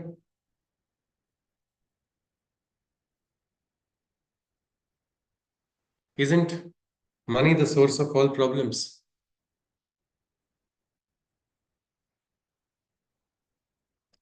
Yes, anybody? I think Yeah. I think money is the source of problems when there is misuse of wealth. Hmm. And Okay. otherwise, Yes. a person who is Otherwise, it rich, can be a source of, yeah. it Ji, can please be go a on. source Sorry of to interrupt. helping Yeah. others, Yeah. Yes. doing I good to think, society. yes. It can be Yes, used. absolutely. Yes. We've got two examples written by Harshita ji, late Ratan Tata ji, and also Sadhguru. Yes, they are doing good, isn't it, to so many people? Wealth does not mean that you have to just hoard your wealth. And that is what Krishna is also telling to us in the Gita. And we have seen it in our Itihas also. Chhatrapati Shivaji Maharaj was called Shrimanta Yogi, the rich yogi. निश्चयाचा Mahameru बहुत जनाचे आधार अखंड स्थितीचा निर्धारू श्रीमंत योगी means this He was that who was an example in the Gita is Janaka Raja. Raja Janaka is the example of a rich sage. Means if you see so many examples Krishna had to give to Arjuna, he could have talked about Rishi Vyasa himself. He could have talked about Kapila. He could have talked about Narada, Asita, Devala, Vyasa, all of them. But no, he talked about the example of Janaka Raja. Here he said, Krishna says, Karmanaiva hi sansiddhim asthita janakadayaha lokasangrahamevapi sampashyan kartum arhasi. King Janaka and the rest attained perfection only through their works and liberated actions. Detached action for the sake of the world are best. This is said to be the true yogic way by the wisest. Means you see, many people say, if I don't have any desires, how will I do karma? What will be my motivation for doing the karma? This shloka gives us the motivation. Motivation of who? Of the best, of Janaka Raja, of people who are great. They are not motivated by some awards. They are not motivated by some rewards. Rewards are too tiny, awards are too small for somebody who is doing good work. We cannot equate it materially. Can we equate, Mother, you have helped me so much throughout my life? I have, like, for example, if I go with one check to my mother, see, I have eaten so many aloo parathas, and I give it to her, she'll give me one slap only because it is too priceless. It is too precious. It cannot be equated. That is the power of what is karma. It is something which is beyond. And that is why, if we need a motivation, let it be loka sangraha. What is my motivation for doing something? Let it be bettering the world. And when we are bettering the world, is there a limit to bettering the world? Is there a limit, endpoint for bettering the world?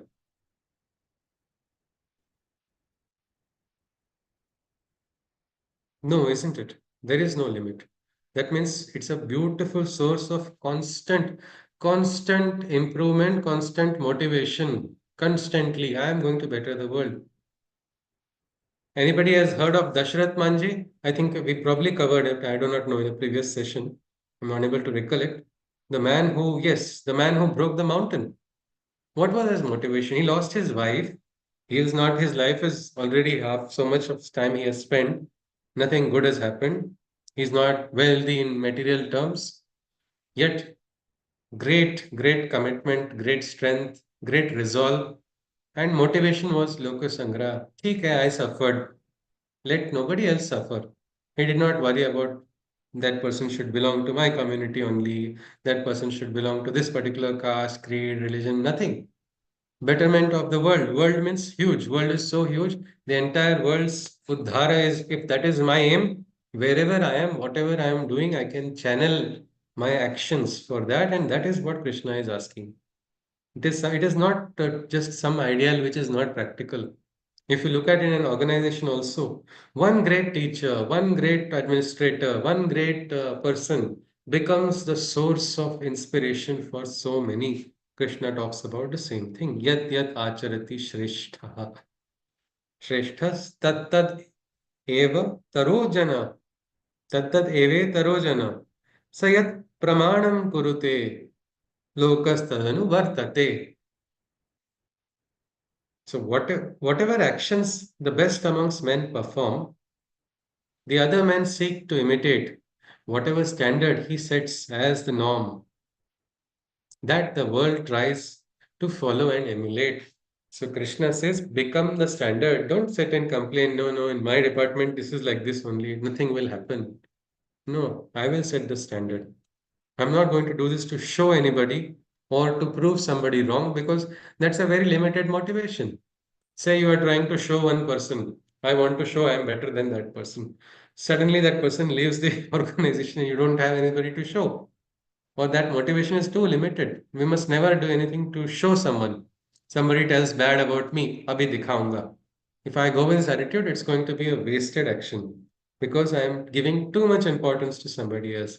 Instead, if I'm motivated, I want to better the world. Let me keep trying. Let me keep working because there's no higher purpose than service, and service can be done anywhere at any time. So then we get to a state of balance. We don't have asakti. Why we looked at this? I think somebody said we need to look at a little bit more amount. What are the higher planes of consciousness? It will be good to first look at what is asakti and then we can move ahead. I think we are all on the same ground, isn't it? That we need to reach that point where we are free from all of this, disturbances, reactions. Yes.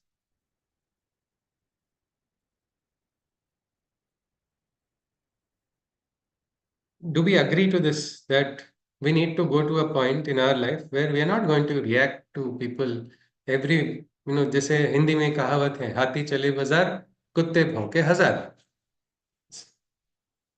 I had told this to my cousin. She immediately replied, कि मैं हाथी तो कुत्ता. Again, I got irritated. I didn't know what to do. I had got a good phrase, and then that phrase also was turned back to me. I could not understand when I was young. But the point is, we should not get disturbed by these actions, because when we are calm, it is then we are able to see things which are beyond our current myopic view. Our horizon widens, we get directions for the planes of consciousness which are beyond us. Krishna is just telling that, and this aspect, one of the aspects is you have to become free and you have to also not create divide. न बुद्धि भेदम जनयेत अज्ञानम कर्म संगिनम जोशयेत सर्व कर्माणि विद्वान युक्त समाचरण. So who is that wise person? Without creating a divide in the ignorant minds, a middle path the intelligent mind finds. He gets the right work done from the attached, despite remaining fully detached. Meaning, one of the important principles of Krishna in the Gita is this: don't create buddhi bheda. Don't create divide in somebody's mind unnecessarily. How are you going to work? Because imagine if say you talk about ideals, don't have any expectations. We have studied in the Gita, and then we go to our workplace, somebody who has not studied the Gita, and that person is going to talk to you and start telling you about expectations. Then can we make let us now study the entire shlokas of the Gita and make that person read all the Gitas? Is it practically possible? Can we start pravachan on the Gita to the person who is talking to us about attachments and expectations? Or should we dismiss that person? That person is not divine. I'm not going, you are like this, you are like that. Can we do that?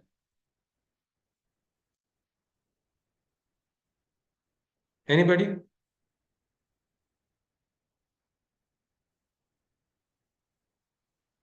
This concept of na buddhi bheda, can we bring that into our workplace? And if we can, how can we bring it? Please shed some light.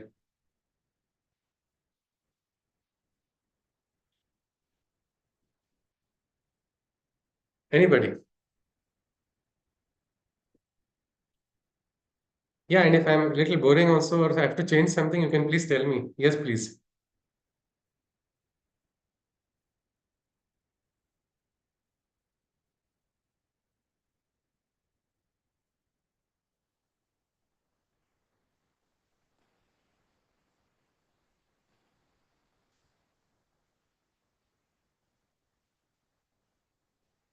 This concept of na buddhi bheda, can we bring this into our workplace? Anybody?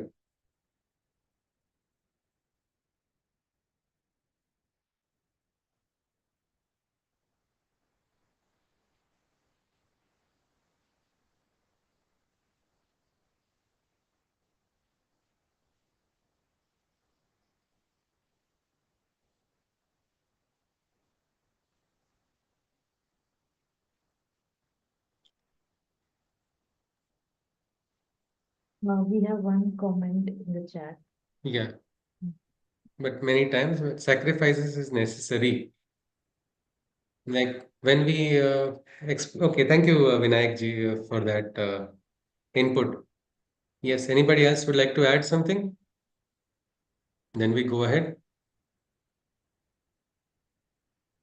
Because if your colleague is wrong, is it our duty to go and tell that person, you are wrong? Your idea is wrong. Your thinking is wrong. Your knowledge is less. You are not understood. You are having desires. You should become asakta according to the Gita. So You it should become might free. uh, Yes, see? so I think it might make things worse. It might make things worse, isn't it?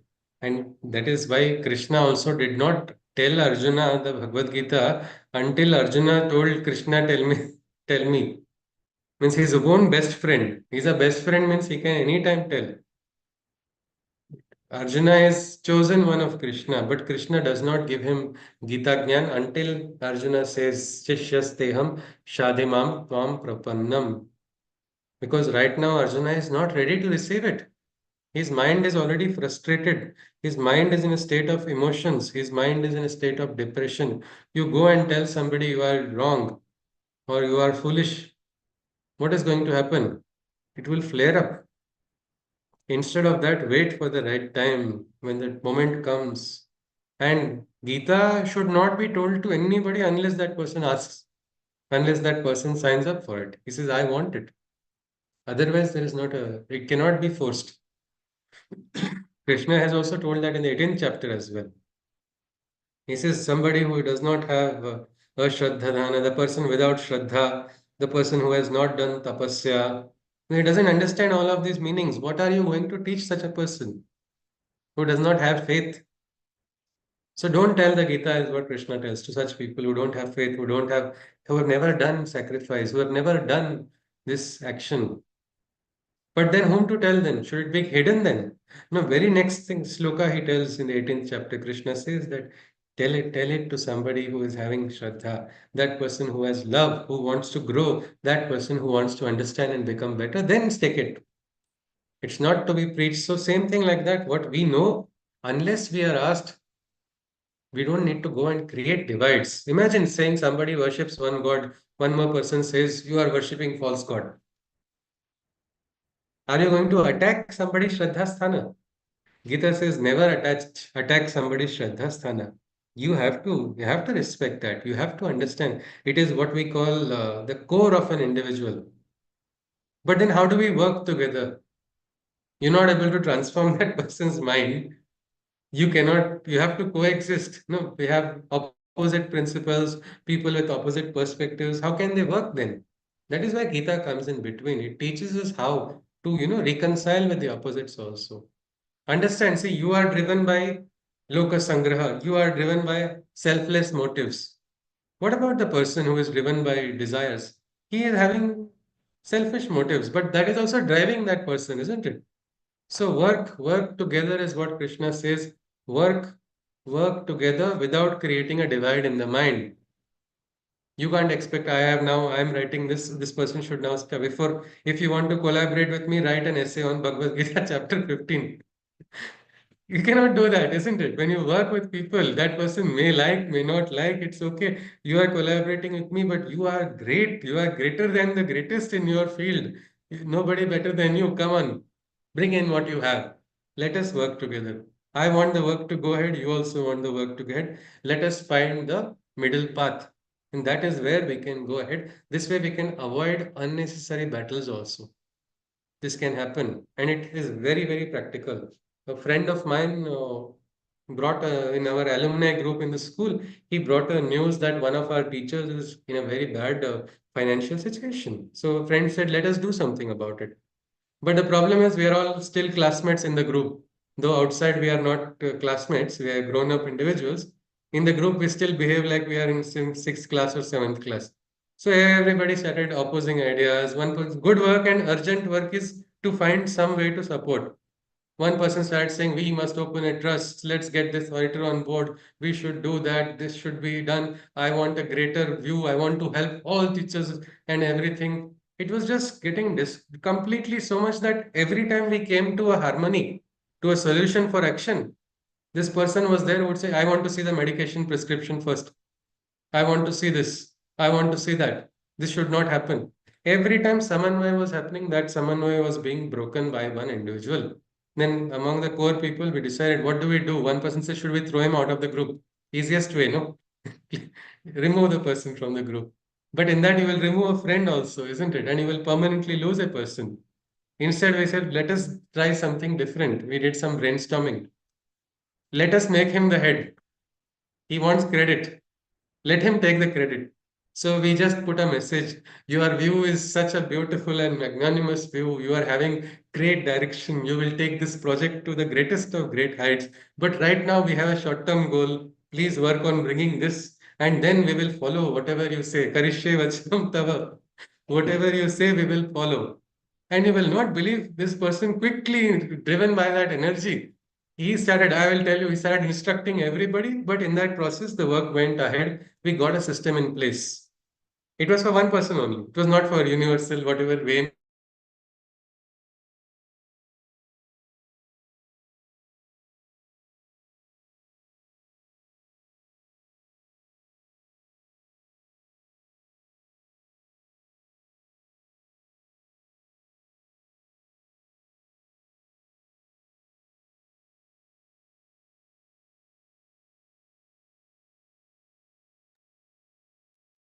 I think there is an internet connectivity on Sir's side issue. He's actually addressing from a village, so let's wait for him. Yeah, sure. He may be leaving and rejoining. Yeah, Mhm. let's. Yeah.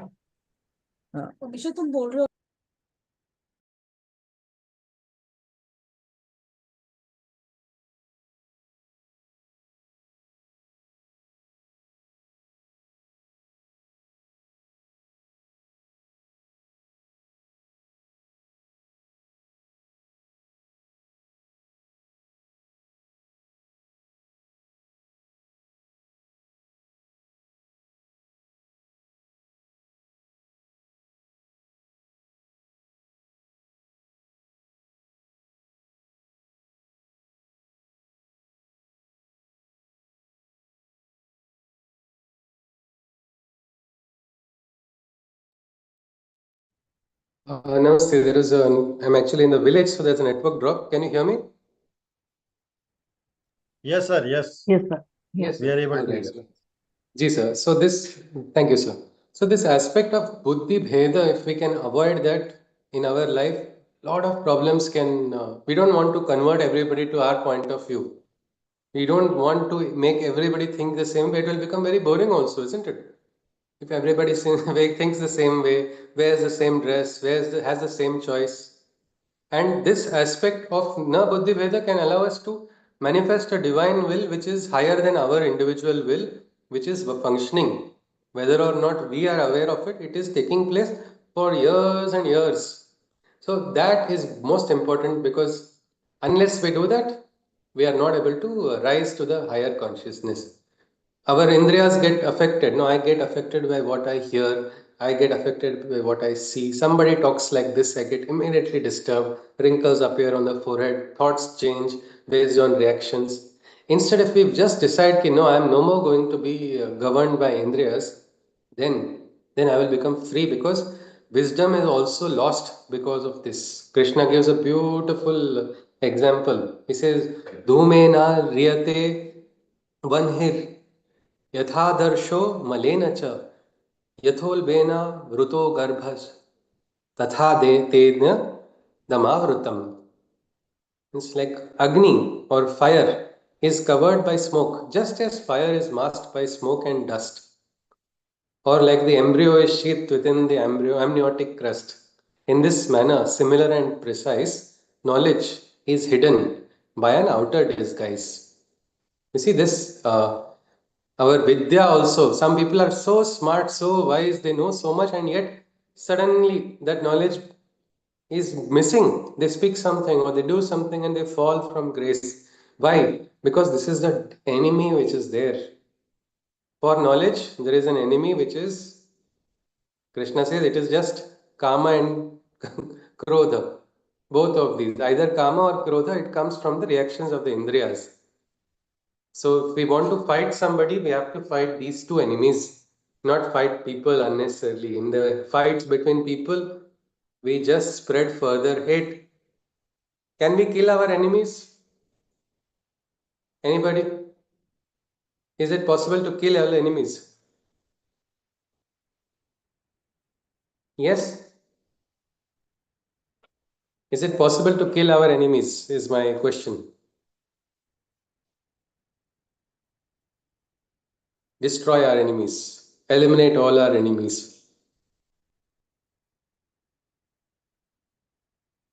Enemies as metaphorical or real ones? We can say real ones. People I presume to be my enemy. Somebody. I think it's a lot to do about your own mindset, whom do you think? Yeah, because even metaphorically, say I find this person to be an enemy of my idea. So I want to remove this person out of the project. I can try that.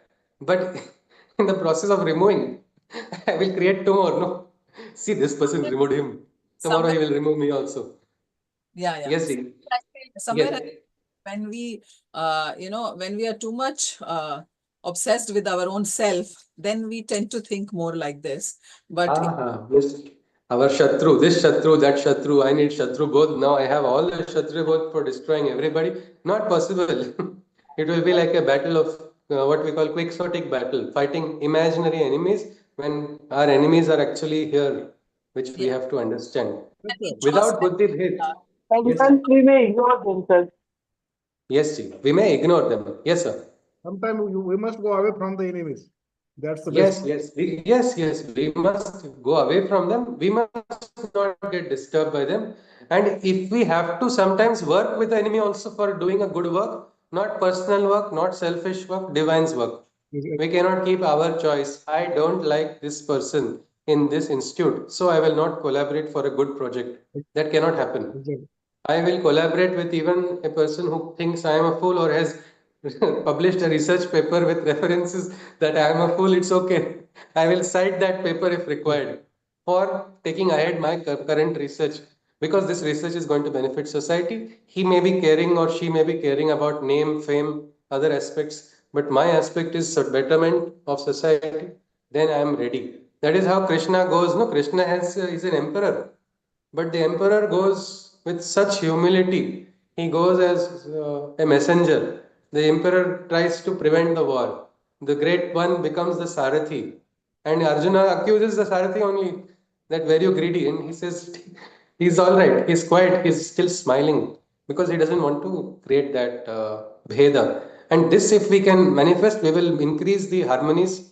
And where there is harmony, there is Ma Lakshmi's grace. There is prosperity. There is beauty. There is growth and all of that. So for that, we must at least realize this that the enemy is not outside. The enemy is on the inside that I have to slay. Because Krishna says, Avrutam jnanametena jnanino nitya vairina kama rupena kaunteya dushpurena nalena cha. Means this kama is the great enemy. These are nitya vairis, rage and anger and lust. Knowledge is covered, Krishna says. Knowledge is covered by this perennial enemy, even in the cases of the knowledgeable many. O Arjuna, such is desire's lustful form, which rages like a quenchless firestorm.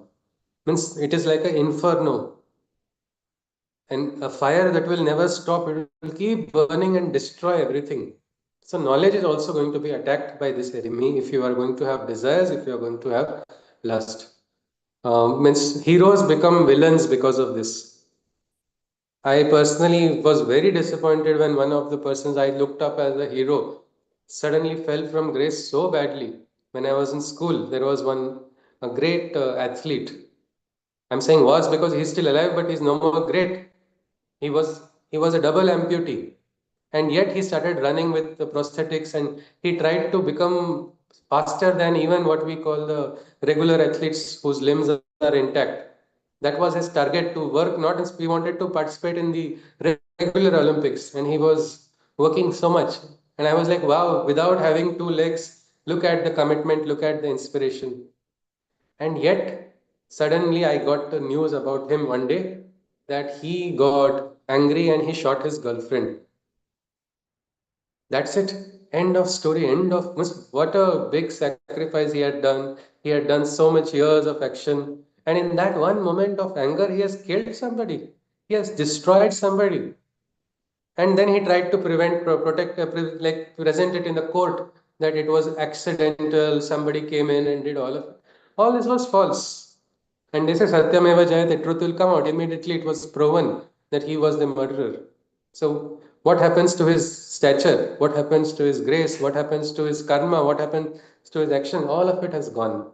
So this is something which we must always be conscious of. Krishna says, Indriyani mano buddhir अस्याधिष्ठानमुच्यते एतैर्विमोहयत्येष ज्ञानमावृत्य देहिनम्. It is said, if senses occupy the governing seat, the mind and the intellect desires can cheat. Knowledge is bewildered by the sensual stimulants, and hoodwinked become the two instruments. It's like this, if indriyas or senses are driving you, can you go to a conference because the hotel that is good? That is why you are going to a conference, because they have booked a nice hotel with good food. I want to taste the food. It is of no use, isn't it? That is of absolutely, you are just not understand because of your this desire, you are leaving some work, then it will be wrong. So many times it is said, mind and intellect can be cheated. No matter great mind may be there, no matter great intellect, buddhi also might be very great in such a person. But if that person is driven by desires, he can be cheated. One professor who was giving an award for how not to get hacked, and he was giving a program, he was giving the award in a ceremony and all India conference. His name came in the newspaper that he got honey trapped 3 weeks after that, distributing the award. Now, what has happened here? Did he have no knowledge? He had all the knowledge. Did he not have the wisdom? He had the wisdom. But look at the desires. Desires made a wise person do something unwise and fall astray. That is exactly what happens. Good people, nice people, in moments of desire, they go astray. That is why Krishna is saying that this is your yuddha, your fight in Kurukshetra. Means there are enemies with weapons in front of Arjuna. These weapons are aiming to kill Arjuna only. And even at that time, Krishna is telling here, Tasmat, he says, Tasmat tvam indriyani adau niyamya bharatarshabha papmanam prajahi yenam jnana vijnana nashanam. Therefore, this is your first yuddha, Krishna is telling Arjuna. Therefore, know this, O mighty seeker of light, taming the senses is your first fight. Slay the forces that proliferate the sin. These destroyers of knowledge, conquer and win. See, these are the forces which will destroy knowledge. Your fight is not outside, your fight is inside. What happens when you break this barrier, when you win this fight over desires, when you cover or overcome the pull of the indriyas, then you get a chance to reach into the state of higher consciousness. There's a sopana, there's a ladder of consciousness. It starts first with the indriyas only. That is why all practices ask you to have discipline and self-control. Because unless you get that self-control, you cannot go ahead. And then comes, this is a beautiful aspect where Krishna nicely talks about levels of consciousness in the next shloka, in the very third adhyaya. Indriyani paranyahur indriyebhya param manaha manasastu para buddhir yo buddhe paratastu saha. I just repeat it once more, then we'll just look at it. It will be very interesting if we can actually look at this shloka itself, these levels of consciousness in terms of our everyday practical life, why we need this. Unless we realize that we need it, then otherwise it is going to be information. Can I not experience it? If we can experience it, then how will it practically manifest? So, Indriyani paranyahur, Indriyabhya param manaha, manasastu para buddhi, yo buddhe paratastu saha. First, means beyond the senses that are supreme is the mind. Beyond the mind, the awakened intelligence you find. But beyond the awakened intelligence, it is thus said, it is He, the eternal self or the supreme Godhead. First level is the level of Indriyas, level of the senses. Means we've all heard there is a god who is in control of all the gods, isn't it? He's called the Indra, no? The lord of all the devas. He is called Indra. Now, who is the lord of the Indriyas? Anybody?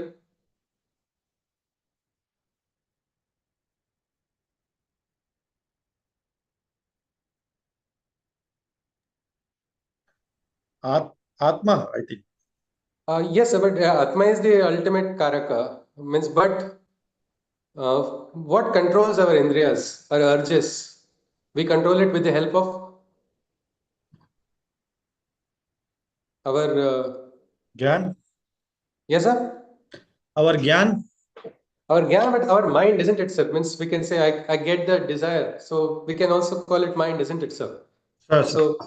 First, lowermost level of consciousness is the consciousness of the senses only. So many people feel that, yes, I will live only by senses. Nothing exists beyond the senses. You talk to an alcoholic about Swargalok, he will say Swargalok is that place where I get continuous supply of alcohol. Nothing, nothing more than that, because that is the sense-based attraction. People sometimes rely so much on their taste. If I don't get the food I like, my tongue does not like it, it is horrible. Or some people eat too much sweets that then after getting diabetes, this sweet becomes poison, isn't it? And then that becomes the biggest zindagi par gham hi diye hai, kya hai ye? What is all of this? This is horrible. I don't have any meaning in life. Why? Because I can't eat sweets. But life is more than that. Life is more than that, those indriyas also. So mana is said to be higher than the indriyas because mind can allow us. Say I'm feeling very hungry right now and I want to eat. My mind will say, no, wait, hold on, control your urges. You have a work, you do the work, then you do. It is something like that. So there is some level of consciousness which is higher in the mind. That mind can allow us to transcend the level of indriyas. Sometimes people use their mind to rise beyond extreme physical pain. People turn it off with their mind. I have seen people, or you see the great yogis. Ramana Maharshi, you must have heard of. Anybody has heard of this Samirana Maharshi from the south? Yes? Anybody has heard of him? He's one of the great yogis. Anyone? He was operated without anesthesia. He said, I don't want to lower my consciousness. But the doctor was worried. It will pain so much. He said, that I will handle. He could turn off the pain also with the level of the mind. A young Adi Shankaracharya had gone in search of a guru. And that time he met somebody on the road, on the path. He asked him, who are you? And that time he answered, the young boy who was already awakened. He said, Mano buddhyankar chittani naham nacha shrotra jivve nacha grana netre. How can he, such a young boy, say all of it? Because he suddenly understood it. He knew it. He had already that understanding. He had to just say, declare Chidananda Rupa Shivoham Shivoham. That was his understanding. How can a young boy think about it? But coming to us, are we our, if my ears stop functioning, will I cease to exist? Anybody? Will I cease to exist as a person just because my ears stop functioning? No, sir, because the other sense organs are there. So Yes. we will Okay, not so cease other to. sense organs are. Yes, so I will not cease to. Yeah. But say all my sense organs stop functioning due to some disease or some reason. Will I cease to function then? Will I cease to live? I'm not able to talk, I'm not able to hear, I'm not able to see, my touch also has become, but I will still live, isn't it? I will still be something, isn't it? Like Yes. I had a very nice experience where I would not call it nice experience. I lost my voice for a period of 3 months because of voice box abuse, too much talking. Then I learned to control it. But those 2, 3 months, I got a beautiful experience of how my life is going on completely normally, even without having to talk. So we are as individuals something more than our indriyas. That is the first understanding we must. My eyes are beautiful, all right, but one day my eyes have stopped functioning. That means what? I can still. John Milton wrote Paradise Lost. After losing his eyes, he could use that. He could use the other faculties, isn't it? It is there. I had a friend of mine. She was a journalist. She is a journalist, and I didn't know she could not see. First time I came to know about her was through the interview only. So she was asking me. She was saying, "Describe your location, where you are, what is the place, what is the scenery." I was like, "Okay, this person must be wanting to is having a very good pictorial view. She must be looking at a lot of things. She must be making videos," is what I thought. Afterwards, I learned that she was not able to see, and then I felt sad. Then I realized, why should I feel sad?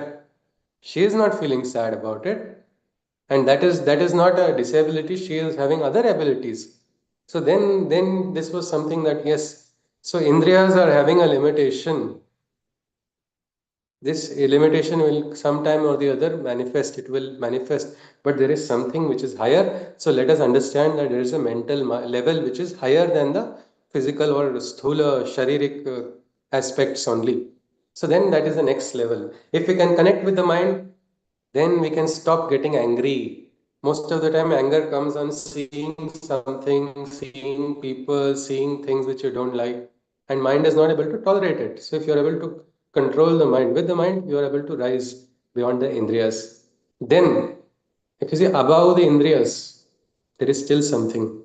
There is this buddhi, awakened intelligence, a state which is higher than the mind. Because if you say mana is the Raja of the Indriyas, is this Raja a Raja of unlimited kingdom or a finite kingdom? Mana is a Raja of a finite kingdom because my Indriyas I can see only in the visual range. I can't see ultraviolet, infrared. I can't hear infrasonic, ultrasonic. My touch capacity is up to some level. My tongue can taste. So whatever I am, my processor is already receiving half inputs only. There are so many inputs. A dog can smell better than me. An eagle can see better than me. Meaning I am giving already this much process inputs only to the mind.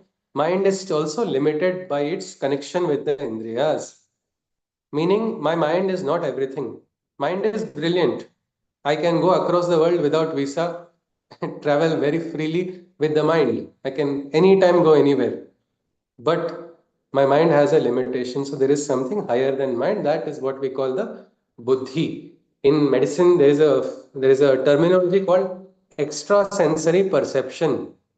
A professor of this, a doctor from this Hardinge College only had, Lady Hardinge College had only shared this. They said there is something called extrasensory perception. Extrasensory perception is the perception which is beyond. I think we use this, isn't it? Intuition. Suddenly I got some thought from somewhere. This intuition, has anybody heard of this? Intuitive thoughts, or sometimes we call drushtanta in Hindi. Yes, intuitions. Means any example or something in practical life, if we can look at it, madam, just as an example. Or means where does it come into view? If we have to look at it.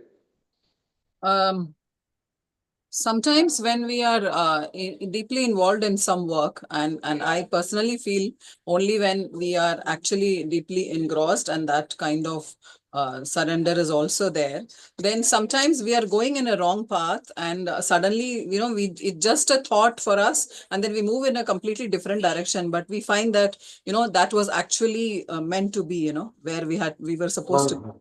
Yeah, so there are many examples like that, which is Yes. generally in life. Okay. Yes, madam. Thank you, Professor Ladaji has beautifully said that. Yes, means it is beyond our logic. Normally, we do something suddenly when thought, "Arey, pata nahi." Gut feeling. But it is not a usual logical thought. Yes, somebody wants to add something. You are welcome. I think it is the sixth sense. Intuition sometimes Okay. we do refer to as the sixth sense. Sixth sense. I would like to say, Yes. sir, that sometimes what happens is a person is very observant without even knowing he or she may observe few things Ah, and then induce out of it. yes, Gut yes, feeling in yes, general. absolutely. Gut Ji? feeling in general. Gut Ha, feeling. gut feeling. We say gut feeling, we call it sixth sense, different names. Just one example of one madam in Pondicherry, we had a workshop. That time she shared her experience. She runs a dhaba, one cafe. So after completing her work, she was coming home as usual. Everyday routine, nothing new. She had a habit of, I would go relax, watch a TV serial every day. That is all. She was very interested in that serial. So she would come home and watch. Everyday regular activity, nothing new in that.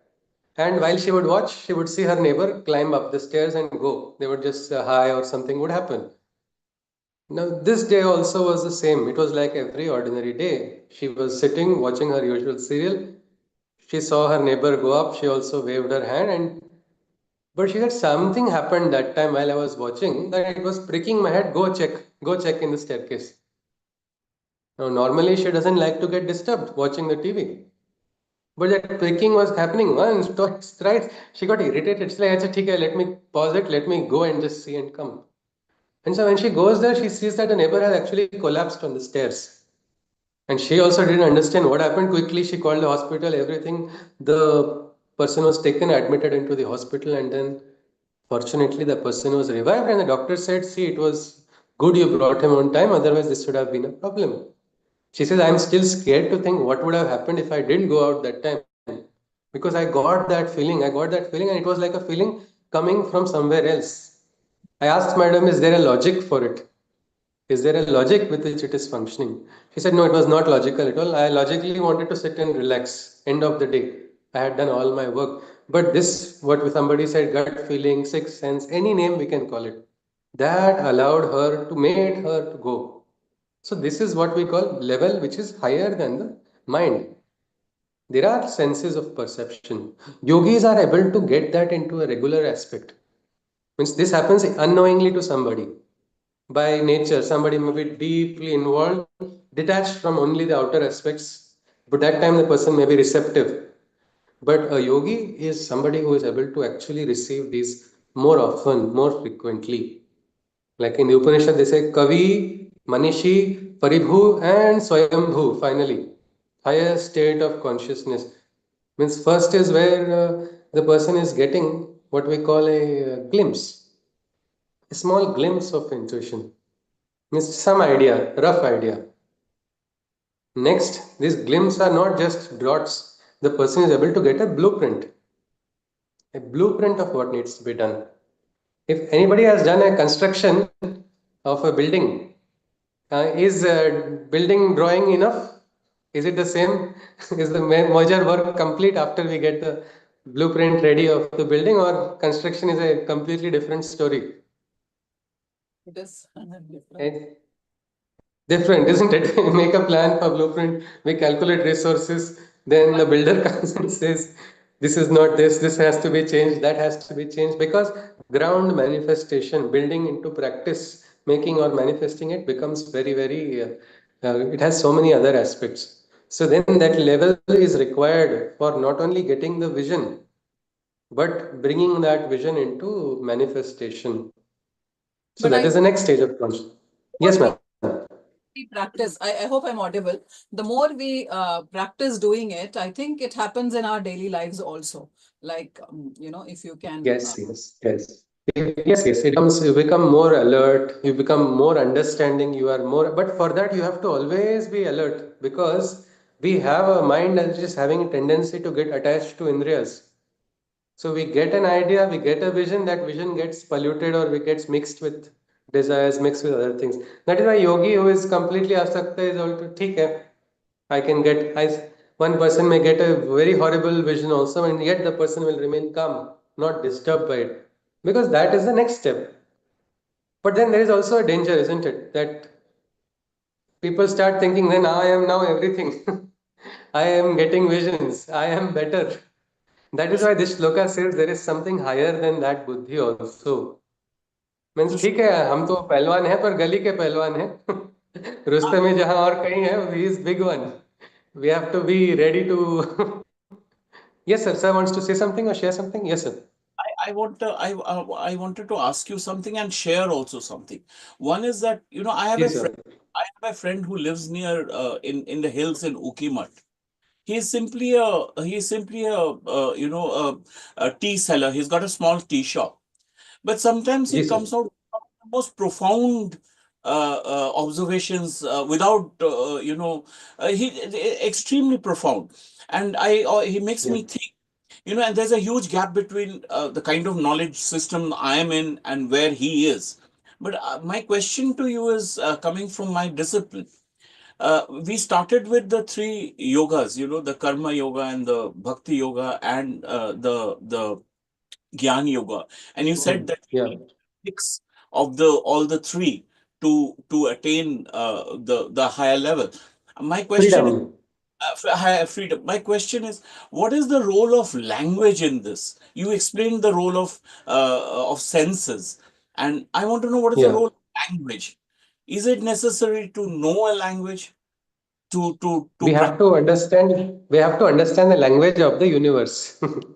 That is a different language, which is not a language of. Not our May language? So may if I add? somebody doesn't learn language at all, will be able to do Yeah. this? May I? Yes. Yes. Yes, sir. Yes, ma'am. What I'm saying is, it's not the language, it is the communication which is, I think, more important, like sometimes you're not speaking some words, but then there is a communication or a connect that is happening. So it's not always about language, it is just the communication that is happening. That G, G, G. Actually, yes, madam. As like sir said, he gave an example of somebody who's selling tea in Udupi, in the mutt in Udupi. But Ukimat. that person is probably, yes, sir, Udupi mutt, no? Ukimat. This is near Kedarnath. Uti. This Okay, near Kedarnath. All right, sir, in Kedarnath. Okay. So now, if you see, according to our logical understanding, we can, if we see in level of consciousness, we say he has not received higher knowledge or higher studies. So how can he get higher knowledge without higher studies? yes. But we have to understand that Adhyatma Vidya Vidyanam Krishna says is the highest Vidya is Adhyatma Vidya, which is higher than all sciences. But that does not mean the others are inferior.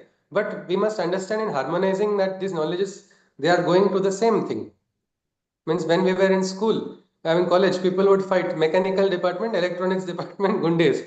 Both will fight against each other. Well, and it was a pride, a matter of pride. And so, as usual, it would happen every year. Groups were fighting, and each was trying to say how which is important. Mechanical is important. Other was saying Royal Mech is nothing. Electronics are the real great ones. And then suddenly a senior came and told us, ki, both of you are fools. Mechatronics is greatest.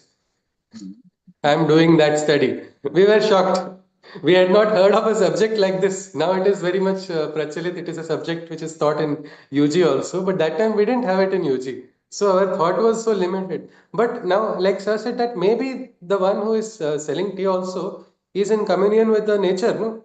And the person has something, some connect which is giving him a connection. That is why the Shraddha and Bhakti comes in the most important part. That is which is going to give us the connection. Means one Bahina Bai, she had said she was a illiterate poetess. She did not know to read, she did not know to write, she did not know what we call Spashta Marathi, she had not learned Vyakaran, but she would speak in the local dialect. Now we say Saraswati Namastobhyam, it should be Sarasvahati, Saraswati, it is something, the pronunciation should be like this, Uchchar should be like this. She did not know that, but she would say Mazi Maya Saraswati, Maze Shikavite Boli. My mother teaches me the tongue. It is Mother Saraswati who is teaching, and she has planted secrets. Like now in our village also, there is one person. He say he has no job but to take the cows outside. He is very calm, peaceful. Every day I see him.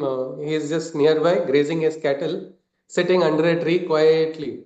So just one day, as usual, I just said hi, and he just looked at me and said, "Today it's going to rain." Now it is very important because our herbs have to dry in the sun. So when he said rain, I was like, Acha, let's check in Google what we are getting the weather prediction. There is no weather prediction of rain. I said, there is nothing like this. He said, no, I know. I said, okay, are you seeing some clouds in the sky? Where is the cloud? He said, no, it is going to rain. And he was correct.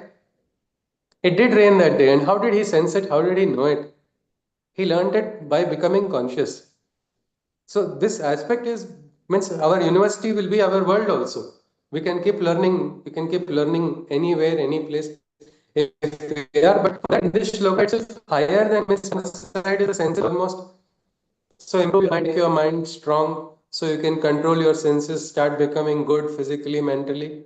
Next, after the mind is buddhi, and Shri has described levels of consciousness. Higher mind, lower mind, so intuitive mind, all of these are there. But then getting trapped, getting the ahankar over that is a dangerous piece of what is that supreme one, the same tattva, supreme realization. So then we connect. So we need to have Shraddha. Means if we just want to integrate it, if we were to like draw a summary, first we can understand that jnana, karma, and bhakti are all interlinked. We cannot just because, and it is also it is important to have.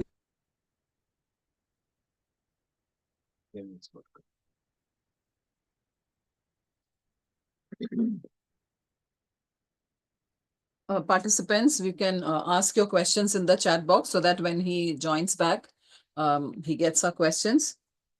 I request all of you, if you have questions, kindly type them in the chat box.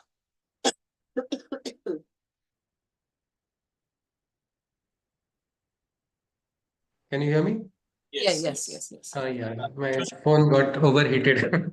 Sushruji, Yes. I want to, on behalf of the organizing team, both at Rishiwood University and Ramanujan College, I want to thank you very much Thank you, sir. accepting our request at a very, very short notice and for giving this very, very inspiring, presentation. Thank you, sir. Very, very inspiring. In fact, I want to go and meet you sometime in Pondicherry. I think we should. Me and my colleagues will come and Namaste, sir. want to see you. And we would love to invite you here also. To Yes. Thank you, man. Thank you. Yes. One, Pradeep, sir? Yes, sir. जी sir, Now we'll Questions are, take up yeah, questions. please, Yeah, please. please. एक छोटा सा ऐसा question नहीं था, जिज्ञासा थी. This intuition, जी सर. whether this intuition can play some negative role also, because जैसे आपने दो एग्जांपल दिए जो है, एक प्रोफेसर जो सब how to not get scam and something and then he is falling for honey trap, वो जो एग्जांपल दिया आपने, या जो आपका एक जो स्कूल में थे जिन्होंने मतलब जिससे मर्डर हो गया. तो see the thing is that the whole life doesn't means these people were not getting opportunity to do this thing. तो वो उससे तो वो जीतते आए हैं, उसको टैकल करते आए होंगे उन्होंने, क्योंकि जीवन में ऐसे सब मौके मिलते रहते हैं. एक सामान्य इंटरवल पे ऐसा मौका आता है तो आदमी उसको संघर्ष करता है, उसको बुद्धि उसको ये करती है, और वो जो भी जैसा है, I am not expert but I hope you are understanding, getting my feeling. Yes sir. वो कौन सा कारण है कि जीवन के एक खास क्षण में वो व्यक्ति वो लड़ाई हार जाता है? हाँ, तो कारण अगर हम देखें तो बहुत स्थूल सूक्ष्म कारण, महाकारण जैसे इतने सारे चीजें रहेंगे हमें. If we want to identify, कुछ प्रारब्ध हो सकते हैं, कुछ एक्स्ट्रा XYZ कर, पर अगर हम इफेक्ट में देखें तो जैसे कि अभी without taking any name, a person became who was very known talker, he suddenly got known for a very controversial statement.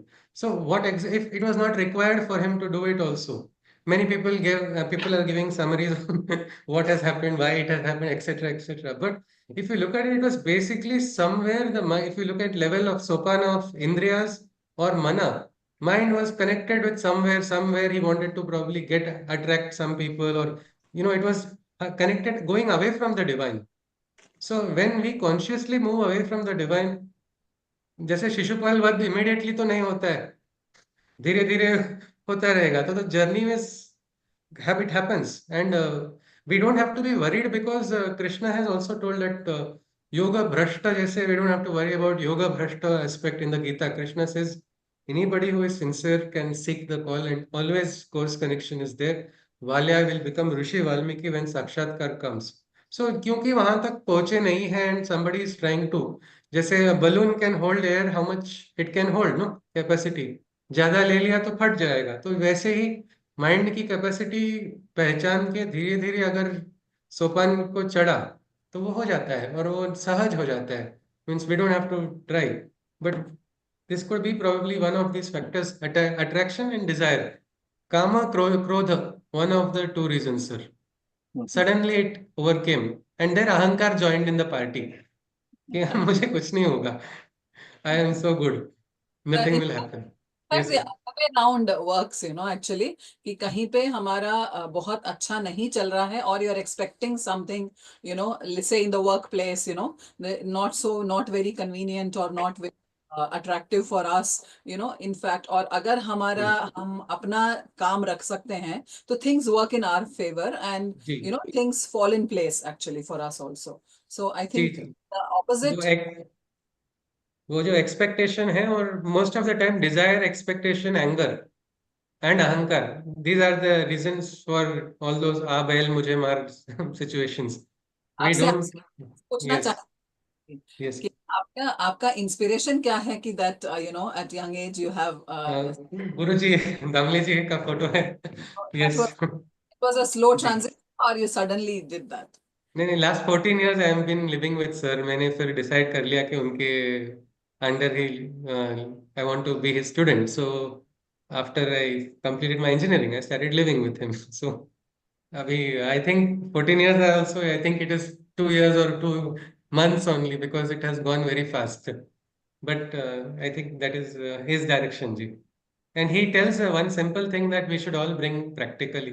He has told me also कि सुश्रुत, इतना गीता का अगर पढ़ लिया है और कुछ भी मैं प्रैक्टिस में नहीं लाया तो पूरा वेस्ट होगा.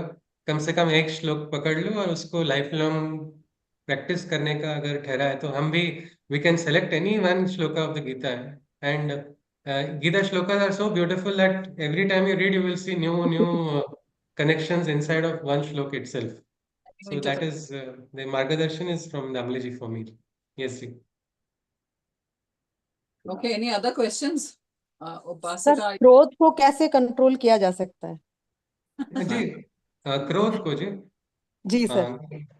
क्रोध आता है जब हमारे डिजायर्स खत्म नहीं होते या डिजायर फुलफिल होती नहीं है.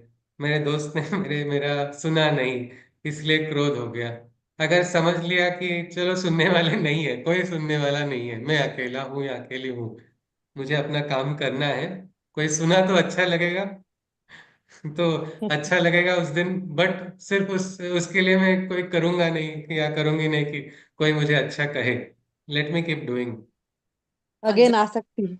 Angelina Mary want to बना ask, सकती. have you selected, sir? Which shloka है? First shloka only. Karmanyavadikaste mam paleshu kadachana. Most difficult to practice. Simplest one. जी जी जी. नहीं, डिफिकल्ट वाला नहीं है सर कि माम एकम शरणम जिसमें बोलते हैं हाँ कि हाँ. सारे नहीं, वो धर्म डिजायर्स आ ही जाते हैं. कृष्णा, एक्सपेक्टेशन कृष्णा से आ जाता है कि कृष्णा इतना तो कर लेगा. लेवल्स वही होते हैं. सर, बट वो क्या वो ज्यादा नहीं है कि हम अगर सब कुछ त्याग करके हम उनको एक्सेप्ट कर सकते हैं तो But I it's think ideal जी. That is my, I just said my own. मेरा, I told you, मेरा प्रॉब्लम इसी में आता है कि I am having expectations then from Krishna, if not from others. Yeah. Then he teaches me, और यार वो सिखाते हैं. We fall on the face and then learn. Yes, ji. Upasika, are you there? Yeah, ma'am. Yes. Can wind up the session, yes. Yeah, so thank you so much, sir. As you Thank can you. see from all the comments, that it was really an enriching session. And even when you joined, people were really happy to see you again Thank because you. they were looking forward to hear you. And with Thank all your anecdotes Actually, and call for a stories. huge round of applause. Yeah, you. sure. So yeah, so how you connected everything with the life and how you connected with all the participants is really Thank you, ma'am. wonderful, and we all enjoyed it. Thank you so much, ma'am. Just Shri to Krishna, madam. yeah, Mm. so just to say like your ways of saying how we should uh, keep on doing our work without having any expectations and sacrifice without expectation, and yeah, this is something we should all look forward in our life further. And yes, as you said, that we'll try to take one of the mantras, one of the shlokas of Gitas and make Ji. it our mool mantra. Really, thank you for this Thank you, end sir. session. Thank you so much. Namaste. Namaste. Hari Om. Thank you. So we can close here, and then we will meet after lunch for our next session. 15 will Yes, join. sir. Yeah. All Okay. right. Thank you, everybody. Thank you very Thank you. much. Thank you. Namaste, ji. Thank you. Hari Om. He's really good.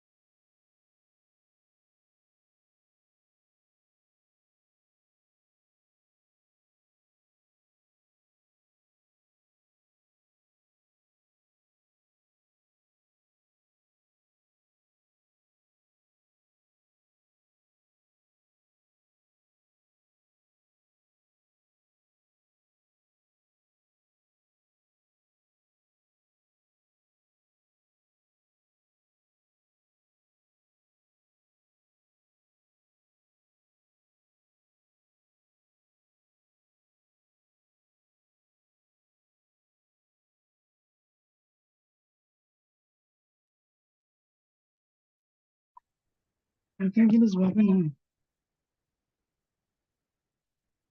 Oh,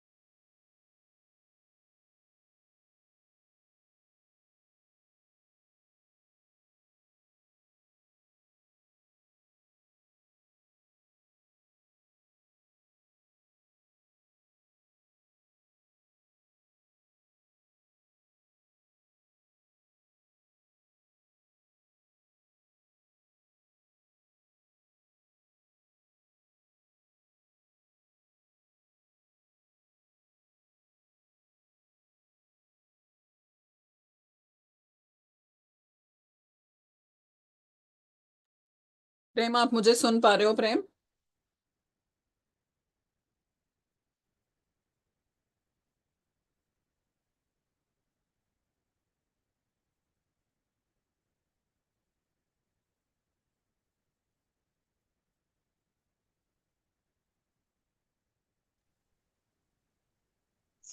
कल एक foreigner भी है।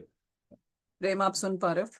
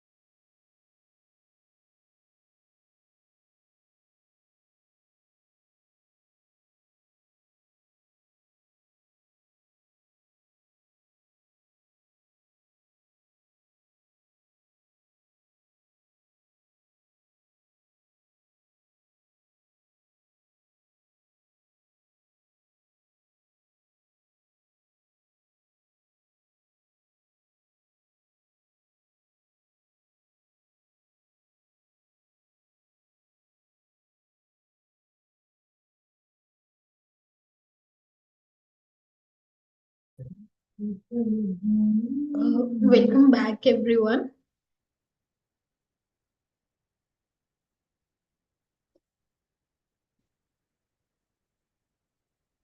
I think we can start the session if Sir has joined us.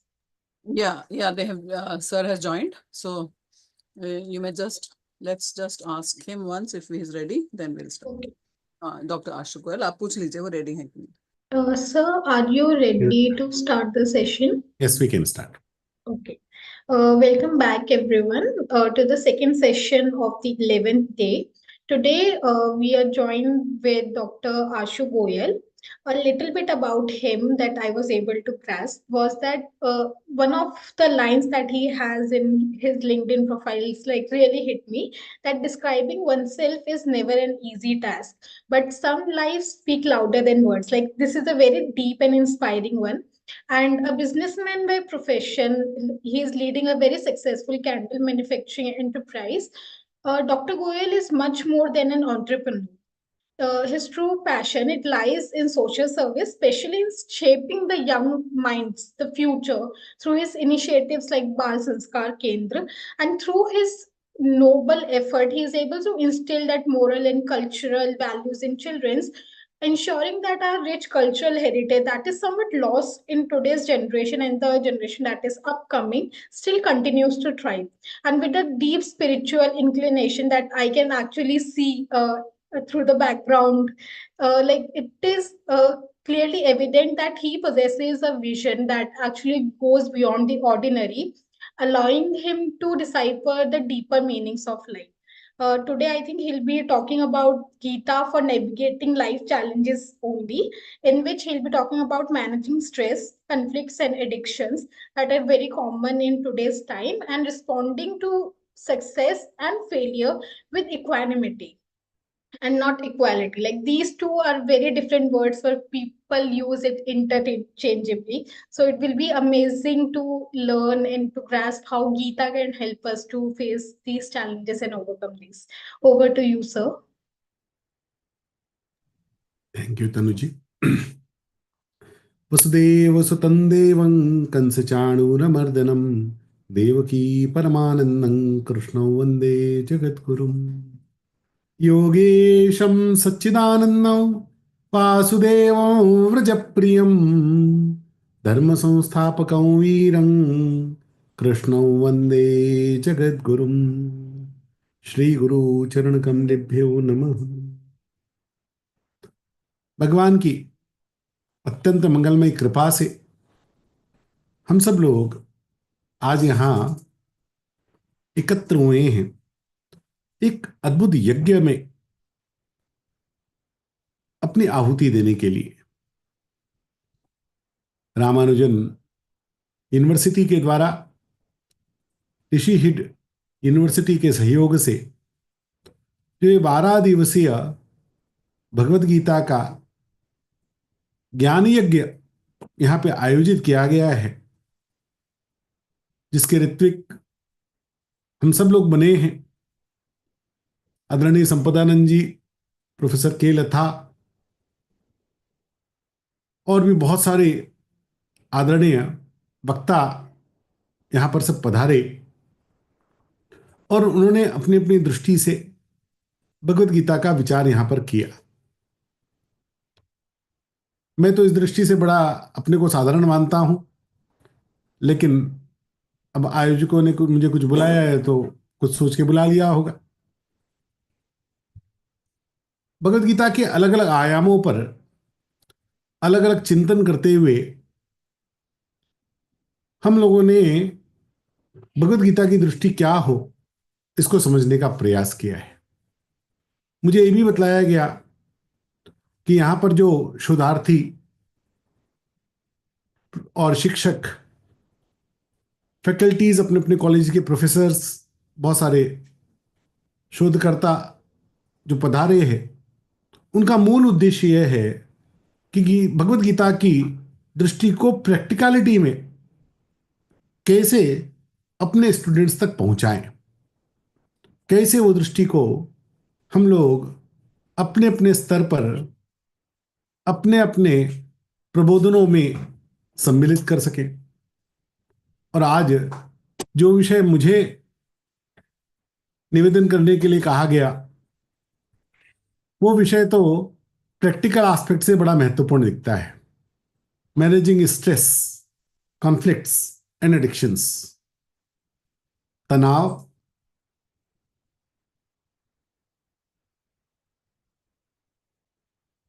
Conflict और व्यसन.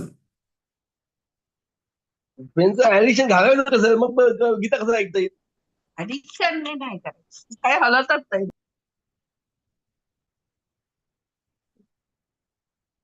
इस संसार को, जिस संसार की उत्पत्ति हुई, उसको मूल दो भागों में बांटा जा सकता है. एक होता है भूत पदार्थ और एक है भूत प्राणी. अब भगवत गीता को आप सुनते आ रहे हैं, आज 10वां दिवस है इस यज्ञ का, तो मुझे लगता है इन टर्म से आप थोड़ा फेमिलियर हो गए होंगे. भूत पदार्थ और भूत प्राणी, इसको मिलाकर ही ये संपूर्ण ब्रह्मांड, ये संपूर्ण भौतिक जगत बनता है. भूत पदार्थ यानी पंच महाभूत. जो कुछ भी हम देखते हैं वो इन पांच ही बेसिक एलिमेंट से मिलकर बनता है. आकाश, वायु, अग्नि, जल और पृथ्वी. आकाश में एक ही गुण है, शब्द. वायु में शब्द और स्पर्श 2 गुण हैं. अग्नि में शब्द, स्पर्श, रूप 3 गुण हैं. जल में शब्द, स्पर्श, रूप और रस 4 गुण हैं. और पृथ्वी में शब्द, स्पर्श, रस, रूप और गंध, ये 5 गुण हैं. तो जिसमें भी ये 5 गुण दिखते हैं, या फिर हम ये भी कह सकते हैं, जो कुछ भी हम देखते हैं, जानते हैं, समझते हैं, उन सभी 5 ही से बना है. सबका बेसिक एलिमेंट दीज आर 5. ये 5 से मिलकर सारे सब कुछ बन गया. तो जिससे 5 बन गए, ये भूत पदार्थ हो गए. अब इन 5 में 3 और जोड़ दीजिए. गीता में इसको भगवान ने अष्टधा प्रकृति कहा. तो पंच महाभूत और मन, बुद्धि, अहंकार, जिसमें मन भी आ गया, बुद्धि भी आ गई, और मैं हूं, सेल्फ रियलाइजेशन आ गया, ये प्रतीति आ गई, वो प्राणी हो गया. संसार के सारे जीव इसी में आ गए. 7वें के 4थे श्लोक में भगवान ने कहा, भूमिरापो नलो वायु खम मनो बुद्धिरेव च अहंकार इतीयं मे भिन्ना प्रकृतिरष्टधा. मेरी परा प्रकृति और अपरा प्रकृति को जानो. इन 8 से जो बन गए वो भूत प्राणी, 5 से जो बने वो भूत पदार्थ. प्राणी भी 4 प्रकार के हैं, मूल 4 प्रकार के: अंडज, स्वेदज, उद्भिज और योनिज. इसका क्रम होना चाहिए अंडज योनिज, लेकिन ऊपर नीचे हुआ है शायद, कोई बात नहीं. अंडज यानी जो अंडे से पैदा होते हैं. योनिज जो माता के गर्भ से, जिसको जरायुज भी कहते. मनुष्य, गाय, बिल्ली, कुत्ता, ये सब पिंडज है, जरायुज है, योनिज है. फिर तीसरा उद्भिज, पृथ्वी को फोड़कर निकलते हैं, वनस्पति, जितने पेड़ पौधे. और चौथा स्वेदज, पसीने से, रूसी त्वचा की कोशिकाओं से, पपड़ी से, एनवायरमेंट से. थोड़ी गर्मी पड़ी, हजारों मच्छर, हजारों कीटक पैदा हो गए. थोड़ी बरसात हुई, हजारों कीटक पैदा हो गए. थोड़ी सीलन आई, हजारों कीटक पैदा हो गए. वातावरण के परिवर्तन से हमारे पसीने में, हमारे गंध में, मल में, कोशिकाओं में बैक्टीरियाज जितने भी होते हैं वो सारे, ये सब स्वेदज होते. अब इनमें भी 4 फिर और कैटेगरी हो जाती है: जलचर, थलचर, नभचर और उदयचर. जलचर यानी जो जल में रहते, थलचर यानी जो जमीन पर चलते, नभचर जो हवा में उड़ते हैं, आकाश में उड़ते, और उभयचर जो 2 स्थानों पर रह सकते हैं. ऐसे भी जीव है जो जल में भी रहते, भूमि पर भी रहते. ऐसे भी जीव है जो हवा में भी उड़ते, जमीन पर भी रहते. तो उभयचर. 84 लाख मूल योनियां हमारे शास्त्रकारों ने बतलाई. इन 84 लाख में मछली एक ही योनि है. अरबों प्रकार की मछलियां हैं, दैट इज सब कैटेगरी. इन 84 लाख योनियों में उत्तम से उत्तम और निम्न से निम्न सारी योनियां आ गई. देवता भी इसी में आ गए, ब्रह्मा जी भी इसी में आ गए, सारे ऋषि मुनि भी इसी में आ गए, सारे पितृ भी इसी में आ गए, सारे गंधर्व आदि भी इसी में आ गए, फिर मनुष्य भी इसी में आ गए, पशु पक्षी भी इसी में आ गए, तिर्यक भी इसी में आ गए, पाताल लोक में रहने वाले भी इसी में आ गए, भूत पिशाच प्रेत योनि आदि भी इसी में आ गई। ये सारी 84 लाख योनियों में सब कुछ आ गया। लेकिन विशेष बात यह है, आपको ऐसी और खास बात बताता हूं कि हम सब थोड़ा विचार करेंगे तो 84 लाख में से एकमात्र मनुष्य है जो इस प्रकार की सेमिनार का आयोजन कर सकता है जिसमें हम बैठे हैं। क्या हमारे अतिरिक्त भगवान ने किसी को भी सामर्थ्य दिया है कि वो विचार पूर्वक मिलकर विचार करे? थोड़ा विचार करने की सामर्थ्य सभी पशु पक्षियों को है, समस्या आने पर समाधान करने की सामर्थ्य पशु पक्षियों में है, लेकिन बड़ी सीमित है, बहुत अल्प मात्रा में। एक बंदर को भूख लगेगी तो वो फल ढूंढेगा, फल नहीं मिलेगा और भूख बहुत ज्यादा होगी तो फूल खा लेगा, फूल भी नहीं मिलेगा तो पत्तियां भी खाते हुए आपने देखा होगा। अगर कोई भीषण परिस्थिति हो, पत्ती भी ना मिले तो पेड़ की छाल छील कर खाएगा, वो भी नहीं मिलेगी तो घास खा लेगा। समाधान तो कर रहा है, वो भी समस्या आई है समाधान कर रहा है, अलग अलग प्रकार से उपाय कर रहा है, लेकिन बड़ा न्यून है, बड़ा छोटा है। मनुष्य को जो निदान करने की शक्ति मिली है, समस्या पर समाधान करने का विचार करने की शक्ति मिली है, वो अद्भुत है। अकेले नहीं तो परस्पर मिलकर बातचीत करके कितने लोगों ने कितना लिख दिया, कितने लोगों ने कितना अनुसंधान कर दिया, वो सब जानकर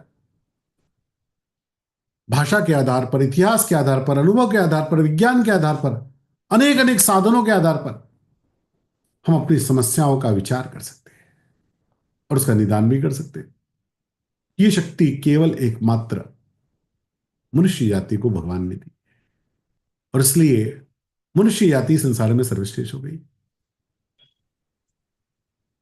सभी लोग मनुष्य बनने को ही सर्वश्रेष्ठ मानते हैं।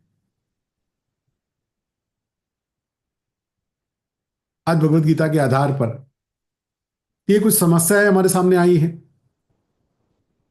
स्ट्रेस का क्या करे, कॉन्फ्लिक्ट्स का क्या करे, एडिक्शन का क्या करे, तो भगवत गीता के आधार पर इसका चिंतन करेंगे। कुछ और भी एकाध शास्त्र ग्रंथों का लेने का विचार करेंगे। आज जो समस्या है ये बड़ी सार्वभौमिक समस्या है।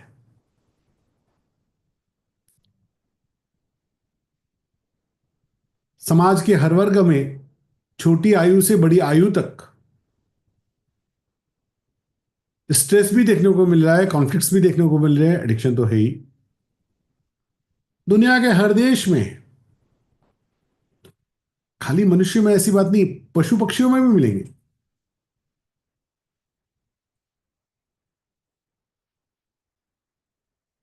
अच्छा, ये ऐसी समस्या है जो गरीबी और अशिक्षा होने पर कम होती है और पढ़े लिखे और अमीर होने पर अधिक होती है। ये ऐसी विशिष्ट समस्या है। जो व्यक्ति जितना गरीब होगा और अशिक्षित होगा उसको ये तनाव, कॉन्फ्लिक्ट्स और एडिक्शन ये कम कम होता है, और जो व्यक्ति जितना शिक्षित हो जाता है और जितना समृद्ध हो जाता है उसके अंदर ये तनाव, कॉन्फ्लिक्ट्स और एडिक्शन अधिक पाया जाता है। समस्याओं के प्रकार अलग अलग हो सकते हैं, परिस्थिति और भौगोलिक स्थिति के हिसाब से, आर्थिक स्थिति के हिसाब से उसके प्रकार बदल सकते हैं, लेकिन भाव रूप में देखेंगे तो ये सब में मिलता है। मैंने क्यों कहा कि गरीब होगा या अशिक्षित होगा तो उसमें कम होगा? क्योंकि वो आसानी से एडजस्ट कर लेता है, दब जाता है। वो मानता है कि मेरी सक्षमता कम है और जो लोग मेरे सामने बैठे हैं वो मुझसे ज्यादा सक्षम हैं, तो उस बात को एडजस्ट कर लेता है। तो उतना दुखी नहीं होता, उतना टेंशन में नहीं आता, उतना तनाव में नहीं आता। लेकिन जब हम मान लेते हैं कि हम तो समर्थ हैं, हम तो पढ़े लिखे, हम तो योग्य हैं, तो फिर एडजस्ट करने में, फ्लेक्सिबल होने में ज्यादा तनाव है, मुश्किल आती है, कॉन्फ्लिक्ट्स भी आ जाती है।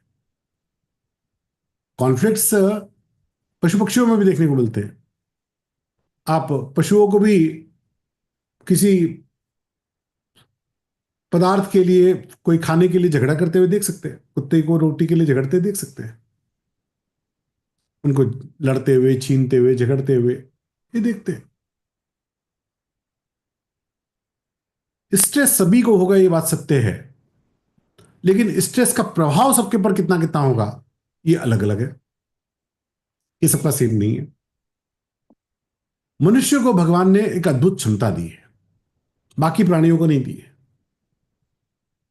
पशुओं को भूख लगेगी, वो तनाव में आ जाएंगे, उनको भोजन नहीं मिलेगा, वो एकदम स्ट्रेसफुल हो जाएंगे, वो एंग्री हो जाएंगे, वो उसमें एब्सर्ड बिहेव करने लगेंगे। मनुष्य को उसके बाद भी ये शक्ति है कि वो ये बिहेव ना करे, वो संयम करे। स्वामी विवेकानंद का वो प्रसंग हमने सुना है, जब वो शिकागो के धर्म सम्मेलन में गए हैं 1893, और वहां पर सारी ईसाई मिशनरीज से लेकर सब लोग कैसे इस व्यक्ति को नीचा दिखाए, कैसे इस व्यक्ति को हम लो फील कराए, इस पर लग गए। एक किस्सा तो बड़ा प्रसिद्ध है, आपने सुना ही होगा, कि कहा गया तो उन्होंने कहा कि तुम तो एकदम ही काम के नहीं हो, हम देखो अंग्रेज कितने गोरे गोरे, वी आर सो वाइट, और ये देखो इधर कुछ ब्लैक्स हैं, एकदम काले हैं। कम से कम we have the identity of black and white, what identity you have, तुम तो बीच के हो, ना तुम गोरे ना काले, किसी काम के नहीं, तुम्हारी कोई आइडेंटिटी नहीं है। अब ऐसा कहकर जब विवेकानंद को चिढ़ाया गया, तो हम में से कोई होता तो तनाव में आ जाता कि बिना वजह हमको क्यों परेशान कर रहे हैं, हम तो इनसे कुछ कह भी नहीं रहे, कि हमारे पीछे पड़ पड़ के बिना मतलब की फालतू बात करके हमको परेशान करते। लेकिन स्वामी विवेकानंद तनाव में नहीं आए, मुस्कुराए, मुस्कुरा कर कहा, आप जो बात कहते हो वो बात तो ठीक है, लेकिन थोड़ी अधूरी है। अब सामने वाले तनाव में आ गए कि हम जिसको तनाव दे रहे थे वो तो तनाव में आया नहीं, ये कुछ उल्टी ही बात बोलते, अधूरी है यानी क्या। बोले देखो, पहले गॉड ने, वहां अंग्रेजी में बातचीत थी, तो भगवान ने पहले रोटी पकाई, और पकाते पकाते बिना पूरी सेके जल्दी उतार ली, तो रोटी कच्ची रह गई, तो सफेद लोग बन गए। फिर पहली कच्ची रह गई तो भगवान ने फिर थोड़ा ध्यान से रोटी पकाई, देर तक सेकी, देर तक सेकी तो फिर थोड़ी जल गई, तो थोड़े ब्लैक लोग बन गए। फिर वो ब्रह्मा जी ने ध्यान दिया कि अरे तो गड़बड़ हो गया, एक थोड़ी कच्ची रह गई, एक थोड़ी जल गई, अब की ध्यान से बनाऊंगा। तो फिर ध्यान से सीखी, ना वो कच्ची रहने दी, ना उसको जलने दिया, और तब भारत के लोग बने। अब बात विनोद की है, लेकिन सामने वाला जिस समय मुझे नीचा दिखाना चाहता है, उस समय भी मैं उस बात पर तनावग्रस्त होता हूं, या उस बात में भी कहीं विनोद ढूंढ लेता।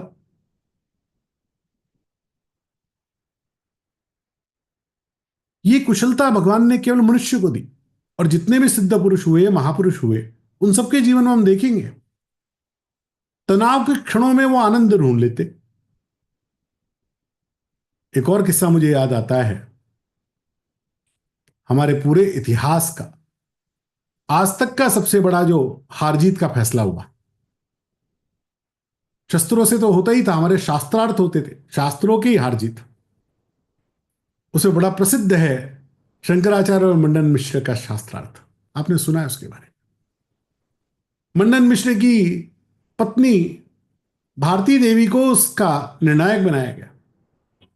आप कल्पना करिए, जो लोग स्त्री को हमारे समाज में थोड़ा निंदित करना चाहते या हमारे संस्कृति में उसकी उपेक्षा करना चाहते। 7वीं शताब्दी में एक स्त्री का क्या स्थान था कि पूरे इतिहास का सबसे बड़ा शास्त्रार्थ है, इतिहास के सबसे बड़े 2 पुरुष, विज्ञ पुरुष शास्त्रार्थ के लिए बैठे हैं। इन दोनों का में अधिक शास्त्रज्ञ कौन है ये जानने की क्षमता काशी में सबने हाथ खड़े कर दिया, हम तो नहीं कर सकते। इन दोनों में ज्यादा कौन जानता है ये हम कैसे फैसला कर पाएंगे? तो कौन कर सकता है जो इन दोनों के बराबर जानता हो? तो एकमात्र भारतीय है, मंडन मिश्र की पत्नी। उनका ज्ञान इतना है जो इन दोनों के शास्त्रार्थ को समझकर निर्णय ठीक दे सके। शंकराचार्य जी को पूछा गया, आपको स्वीकार है क्या आपके अपोनेंट की वाइफ को ये जज बनाना चाहते? शंकराचार्य ने एक दृष्टि से भारती को देखा और कहा, मुझे स्वीकार है। आप कल्पना करिए सब स्तर की। हमें कोई तैयार भी होगा क्या? नहीं नहीं, ये कैसे हो सकता है, ये तो अपने पति को ही जिता देगी। लेकिन शंकराचार्य ने भी कहा कि नहीं, इनको ही ठीक है। महीनों शास्त्रार्थ चला, महीनों। निर्णय करना कठिन था कि शंकराचार्य विजयी हो या मंडन मिश्र विजयी हो। अंत में भारती ने एक युक्ति निकाली, दोनों के गले में एक एक पुष्पमाला डाली। देखो चित्र में दिखाया है, इसीलिए चित्र लाया मैं आपके लिए। और माला पहनाने के बाद कहा, आज आप दोनों ये माला पहनकर शास्त्रार्थ करें। 8 घंटे तक शास्त्रार्थ चला। 8 घंटे बाद शास्त्रार्थ में तो कोई निर्णय नहीं हो सका, लेकिन भारती देवी ने कहा, अब मुझे आप अपने गलों की माला उतार के दीजिए। और माला उतारने के बाद भारती देवी ने शंकराचार्य को विजय घोषित कर दिया। सारी सभा हैरान थी, शास्त्रार्थ का निर्णय कोई माला से कैसे होगा? तर्क से होना चाहिए, किसका तर्क उत्तम है। मंडन मिश्र भी पूरी तरह समझ नहीं पाए कि बात क्या है। भारती को पूछा गया, आपने किस आधार पर निर्णय किया शंकराचार्य के विजयी होने का? भारती ने कहा, देखिए, शंकराचार्य को विजयी इसलिए नहीं घोषित किया गया कि उनके तर्क ज्यादा उत्तम है। वास्तव में तो दोनों के तर्क ही इतने श्रेष्ठ हैं कि उसमें किसी को भी तर्क के आधार पर विजयी घोषित करना तो असंभव है। फिर आपने कैसे कर दिया? उन्होंने कहा, तर्क सही होने पर भी किसके जीवन में तनाव ज्यादा है और किसके जीवन में तनाव कम है, उससे पता लगता है कि किसके अंदर का विश्वास कितना है। तो बोले, आपने तनाव का फैसला कैसे कर दिया? बोले, दोनों की माला में जिसके फूल ज्यादा मुरझा गए उसके शरीर का ताप ज्यादा बढ़ा। शरीर का ताप उसका ज्यादा बढ़ा जो अधिक तनाव में आया। जिसके मन में तनाव कम था उसके शरीर का ताप कम था। जिसके शरीर का ताप कम था उसकी माला के फूल वैसे के वैसे ही फ्रेश थे। एकदम ठीक लिखा है कई लोगों ने। और जिसकी शरीर का ताप बढ़ गया, मंडन मिश्र के शरीर का ताप बढ़ गया क्योंकि अंदर से तनाव में, और तनाव से ताप बढ़ने के कारण उनके फूल मुरझा गए। संसार के सबसे बड़े शास्त्रार्थ का निर्णय तनाव पर कौन विजयी हो सकता है इसके आधार पर होगा, तर्क में नहीं, विजय के आधार पर नहीं हो। ध्यान रखिए, मंडन मिश्र अपने संप्रदाय सहित शंकराचार्य के शिष्य हो। वो कथा बड़ी अच्छी, कभी आपको मौका मिले तो पूरी और सुनिएगा विस्तार से। उसके आगे की भी बड़ी सुंदर है। वेस्टर्न कल्चर में सॉफ्टवेयर बनाया जाता है, फिर सॉफ्टवेयर का वायरस बनाया जाता है, फिर उस वायरस का एंटीवायरस बनाया जाता है, बनता है ना, फिर उस एंटीवायरस का अपडेट लेना पड़ता है बार बार बार बार।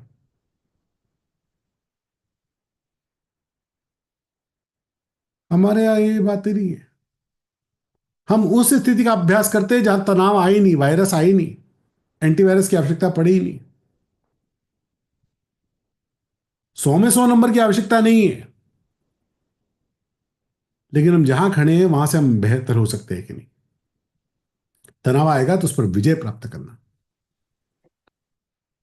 हमने देखा विवेकानंद को और शंकराचार्य जी को, कितनी भीषण परिस्थिति में भी उनके भीतर वो तनाव घुसे नहीं।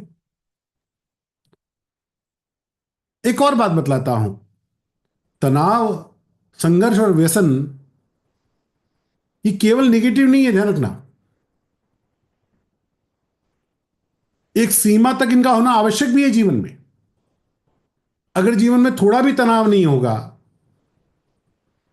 थोड़ा भी स्ट्रेस नहीं होगा, तो मनुष्य कभी भी प्रगति नहीं करेगा।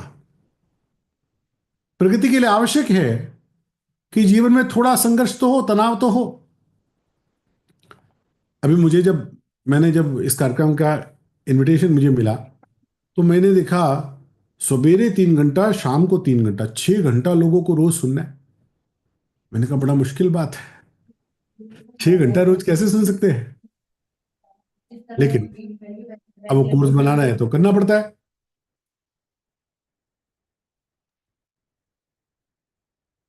अब ये सुनने के समय कुछ तनाव भी लेना पड़ेगा, अपनी कुछ चीजों को मैनेज भी करना पड़ेगा, स्केड्यूल्स में कुछ कुछ गड़बड़ी भी करनी पड़ती है। उतना तनाव लिए बिना स्केड्यूल्स मैनेज होते नहीं। ध्यान देने की बात यह है कि बिना थोड़े स्ट्रेस के, बिना थोड़े कॉन्फ्लिक्ट्स के या बिना थोड़े एडिक्शन के जीवन में प्रगति भी नहीं है। एक सीमा तक ये सारी बातों का उपयोग ये लाभदायक है, लेकिन जैसे ही सीमा पार करते हैं, जब तक ये हमारे नियंत्रण में है, मुझे कितना तनाव लेना है मैं तय करता हूं, मुझे कितना कॉन्फ्लिक्ट में जाना है ये मैं तय करता हूं, मुझे कितना एडिक्शन लेना है ये मैं तय करता हूं। I am controlling these are the ornaments. ये आभूषण है। और जिस क्षण ये मेरे ऊपर सवारी करते हैं, तनाव मेरा नियंत्रण करने लग जाता है, कॉन्फ्लिक्ट्स मेरे सिर पे सवार हो जाते हैं, या एडिक्शन मुझे कंट्रोल करने लग जाता है, आई एम डिस्ट्रॉयड, मैं समाप्त हो जाता। विपत्ति, समस्या सबको हमेशा के लिए अच्छी नहीं लगती। रही मन विपदा हो भली जो थोड़े दिन होए। रहीमदास जी कहते हैं विपदा वही ठीक है जो थोड़े दिन की हो। हमेशा की विपदा किसको अच्छी लगती? लेकिन हर बुरी चीज भी कुछ कुछ कल्याण करने के लिए होती है। भगवान ने जो कुछ भी गुण अवगुण बनाए हैं, हम सतोगुण गए, रजोगुण गए, तमोगुण गए, तीनों का जीवन में उपयोग है। गुण हो या अवगुण, सबका उपयोग है। भगवान ने कुछ भी गलत तो बनाया ही नहीं। पांचों विकार का भी उपयोग है। काम, क्रोध, लोभ, मोह, अहंकार, ये पांचों से शून्य किसी का जीवन हो सकता है क्या? जीवन की संभावना भी है क्या? लेकिन जब तक ये हम इनका नियंत्रण करते हैं, ये पांचों विकार भी हमारे लिए आभूषण का काम करते हैं। और जब ये विकार हमारे नियंत्रण करने लग जाते हैं, तो हम समाप्त हो जाते, हम नष्ट हो जाते। हम स्वामी बनकर जब इन विकारों का, इन गुणों का उपयोग करते हैं, ये सारे गुण हमारे लिए उपयोगी हो जाते, अवगुण भी हमारे लिए गुण बनकर उपयोगी हो जाते हैं। थोड़ा स्ट्रेस चाहिए, बिना स्ट्रेस के काम नहीं चलता। हित अनित या जगत के जान पड़त सब कोई। थोड़ी विद्या पड़ती है तब पता लगता है कौन अपना कौन पराया है। धीरज धर्म मित्र अरुनारी, आपद काल परखिए चारी।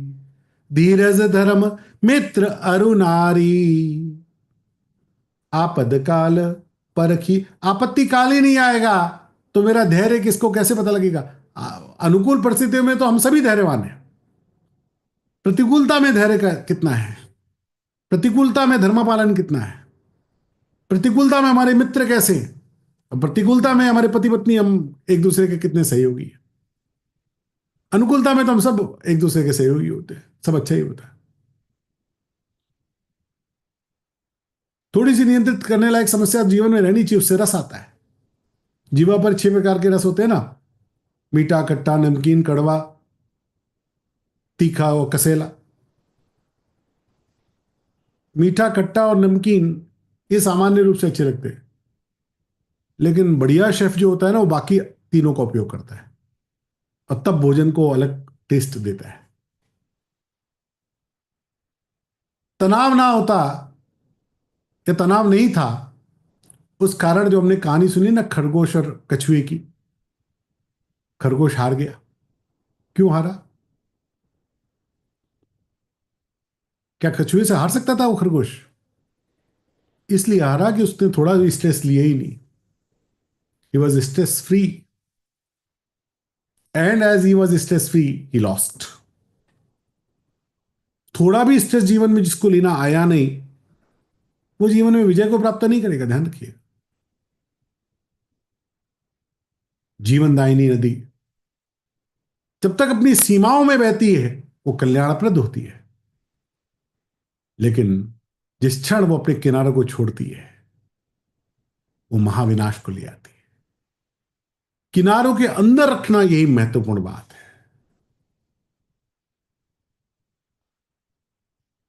स्ट्रेस को किनारों के अंदर रखेंगे तो वो कल्याण करेगा, किनारों के बाहर गया तो फिर हार्ट अटैक भी होता है, ब्रेन हेमरेज भी होता है, पैरालिसिस भी होता है, और पता नहीं क्या क्या होता है।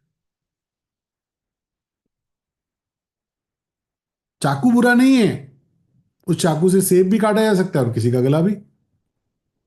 चाकू में बुराई थोड़ी है, उसका उपयोग कैसा करना। स्ट्रेस में बुराई नहीं है, उसका उपयोग कैसा करना। वही बिजली हमारे घर को ठंडा गर्म भी करती है, एसी भी चलाती है, और उसी बिजली से आग भी लगाई जा सकती है। कैसे पता लगे कि हमारा तनाव बिगड़ गया, it is out of limit now, इसने किनारे छोड़ दिए? तो कुछ लक्षण उसके यहां पर देखते हैं। These are the symptoms we can say अभी प्रॉब्लम बढ़ गई है, अभी नदी ने किनारा छोड़ दिया है। पहला, जब जीवन में अशांति आ जाए, when we are not feeling peaceful, we cannot sleep peacefully. दूसरा, मन उदास रहने लग गया, we are not happy inside. तीसरा, रुचिगत विषय में भी सुख नहीं मिलता। पहले जिस T20 मैच में बड़ा मजा आ रहा था, आज वो T20 मैच भी देखने का मन नहीं कर रहा। जो मोबाइल पर रील्स देखने में मजा आ रहा था, वो रील्स भी देखने में मजा नहीं आ रहा। पहले कोई हमारा पसंदीदा गायक था, उसके शो के लिए हम 1,000 रुपए की टिकट 3,000 रुपए में लेके भी चले जाते थे, लेकिन आज तो फ्री में पास आया तो भी मैं देखने को जाने को तैयार नहीं। स्वादिष्ट भोजन जो मेरा सबसे प्रिय है वह थाली में रखा है, लेकिन मैं उठा के खा नहीं पाता। रुचिगत विषय में भी सुख नहीं मिल रहा। फिर चौथा, भूख और नींद में कमी आ गई। तनाव केवल मानसिक दिक्कतें नहीं करता, ध्यान रखिएगा, शारीरिक दिक्कतें भी करता है। शरीर में 3 प्रकार के एंजाइम्स, कोर्टिसोल, एड्रेनालाइन और नॉन एड्रेनालाइन, जैसे हम स्ट्रेस में आते हैं ये 3 एंजाइम्स रिलीज होते हैं। जितना ज्यादा स्ट्रेस होगा, माथा दुखेगा, पेट में गुड़गुड़ होगी, किसी को टॉयलेट आएगी, किसी को पॉटी आएगा, किसी को नींद चली जाएगी, किसी को शरीर का तापमान बढ़ जाएगा, किसी का हार्ट बीट बढ़ जाएगा, अनेक अनेक शारीरिक गड़बड़ियां शुरू हो जाएगी। ये फिजिकल स्ट्रेस में परिवर्तित हो जाता है। फिर एकाग्रता की कमी, हमारा कंसंट्रेशन चला जाता है। महाभारत के युद्ध में अभिमन्यु का वध हुआ। अर्जुन सायंकाल को आए, किसी एक को तो दंड देना होगा, कौन था इसका कारण? तो विचार करके अर्जुन ने कहा, जयद्रथ नहीं होता तो ये सारा कांड नहीं होता। अब सबको तो अगले दिन मार नहीं सकते, किसी एक को पहले पनिश करना है।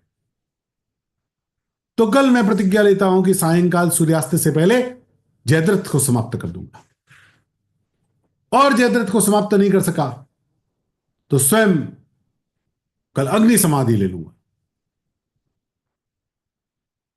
भगवान देख रहे कि पागल हो गया ये, क्या बोलता है। अच्छा, बाकी लोगों को लगा कोई खास बात नहीं है। जिस अर्जुन ने भीष्म पितामह को शशिया पे ले आया, जो अर्जुन कर्ण को भी आगे मार देंगे, और पूरे इतिहास में अभी तक अर्जुन ने एक भी बैटल लूज ही नहीं किया, he won every battle is of his life. तो क्या गड़बड़ होने वाला है? सबको लगा कि हो गई, सारी कौरव सेना जयद्रथ को बचाने में लग गई, किसको बचाना है, क्योंकि इसको बचा लिया तो शाम को अर्जुन गया, अर्जुन गया तो हम जीत जाएंगे। और आश्चर्य की बात, पूरा दिन अर्जुन प्रयास करते हैं और जयद्रथ मारा नहीं जाता। अर्जुन पूछते हैं कृष्ण से, कृष्ण क्या कारण है, मैं क्यों नहीं मार पा रहा हूं जयद्रथ को? जयद्रथ इतना बड़ा वीर तो नहीं, लेकिन मैं आज उसको मार नहीं पा रहा हूं, क्यों? भगवान ने क्या उत्तर दिया आपको पता है? भगवान ने कहा, Arjun today you lost your concentration, आज तुमने अपना एकाग्रता खो दिया है। तुम बार बार सूर्य की ओर देख रहे हो, तुम्हारे अंदर इतना अधिक तनाव है कि तुम्हारी दृष्टि तुम्हारे लक्ष्य में ना होकर तुम्हारे सूर्य पर लगी रहती है। तुम्हारा लक्ष्य बदल गया, और लक्ष्य बदलने के कारण तुम उस लक्ष्य को प्राप्त ना कर सके। बाद में क्या हुआ आपको पता है, लेकिन मूल बात ऐसी थी कि वो सर्वविजयी अर्जुन, जो कभी जीवन में एक भी बैटल हारे नहीं, उस दिन जयद्रथ को प्रतिज्ञा लेकर परास्त करने में संभव नहीं हो, सफल नहीं हो सके। फिर हर छोटी बात पे खिन्नता होती है, जितना स्ट्रेस बढ़ेगा ना, हम छोटी बात पे चिढ़ जाते हैं। सामने वाला कहता है, अरे ये बात तो परसों भी की थी, तब तो आप नहीं चिढ़े थे, आज क्या हो गया? अच्छा, हमको भी अंदर से लग रहा है इतनी बात तो नहीं चिढ़ने के लिए, हम चिढ़ जाते हैं।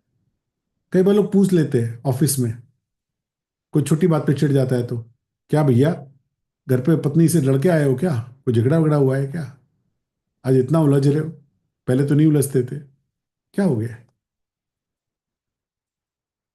क्योंकि हम इतना रिएक्शन देते जो सामान्य नहीं देते थे। बात बात पर मायूस हो जाना, मायूसी भी तनाव का लक्षण है। जब अर्जुन मायूस हुआ भगवत गीता के प्रादुर्भाव में,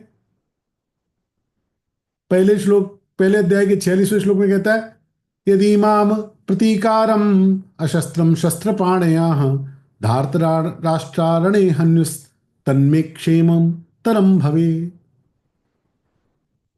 अरे धृतराष्ट्र के पुत्र मुझे मार भी दे तो मेरे लिए मरना अच्छा। कितनी पराकाष्ठा हो गई, वो अर्जुन कह रहा है कि धृतराष्ट्र के पुत्र मुझे मार देंगे तो भी आई एम ओके। जिनका नाम सुनकर अर्जुन का खून खौलता था, आज अर्जुन बोलता है वो मुझे मार ही दे तो कोई बात नहीं, आई वॉन्ट टू डाई। क्या अब उसको मरना अच्छा लग रहा है? इतना निराश हो गया वो, तनाव से ये निराशा आए, फिर निर्णय लेने में कठिनाई। सीदंति मम गात्राणि मुखं च परिशुष्यते वेपतुश्च शरीरे में रोमहर्षश्च जायते। अर्जुन कहते हैं, कृष्ण मेरे अंग शिथिल और शीदंति मम गात्राणि मुखं च परिशुष्यते, अरे मेरा मुख ही सूखा जा रहा है। बेपुतुश्च शरीरे में, मेरा शरीर कांप रहा है, रोंगटे खड़े हो रहे, कपकपी आ रही, रोमहर्षश्च जायते, मेरे रोंगटे खड़े हो रहे। संस्कृते गांडी, मेरे हाथ से गांडी भी फिसला जा रहा है, मेरी त्वचा जल रही है, मेरा मन भ्रमित हो रहा है, अरे मैं तो खड़े ही नहीं पाऊंगा, बैठ गया।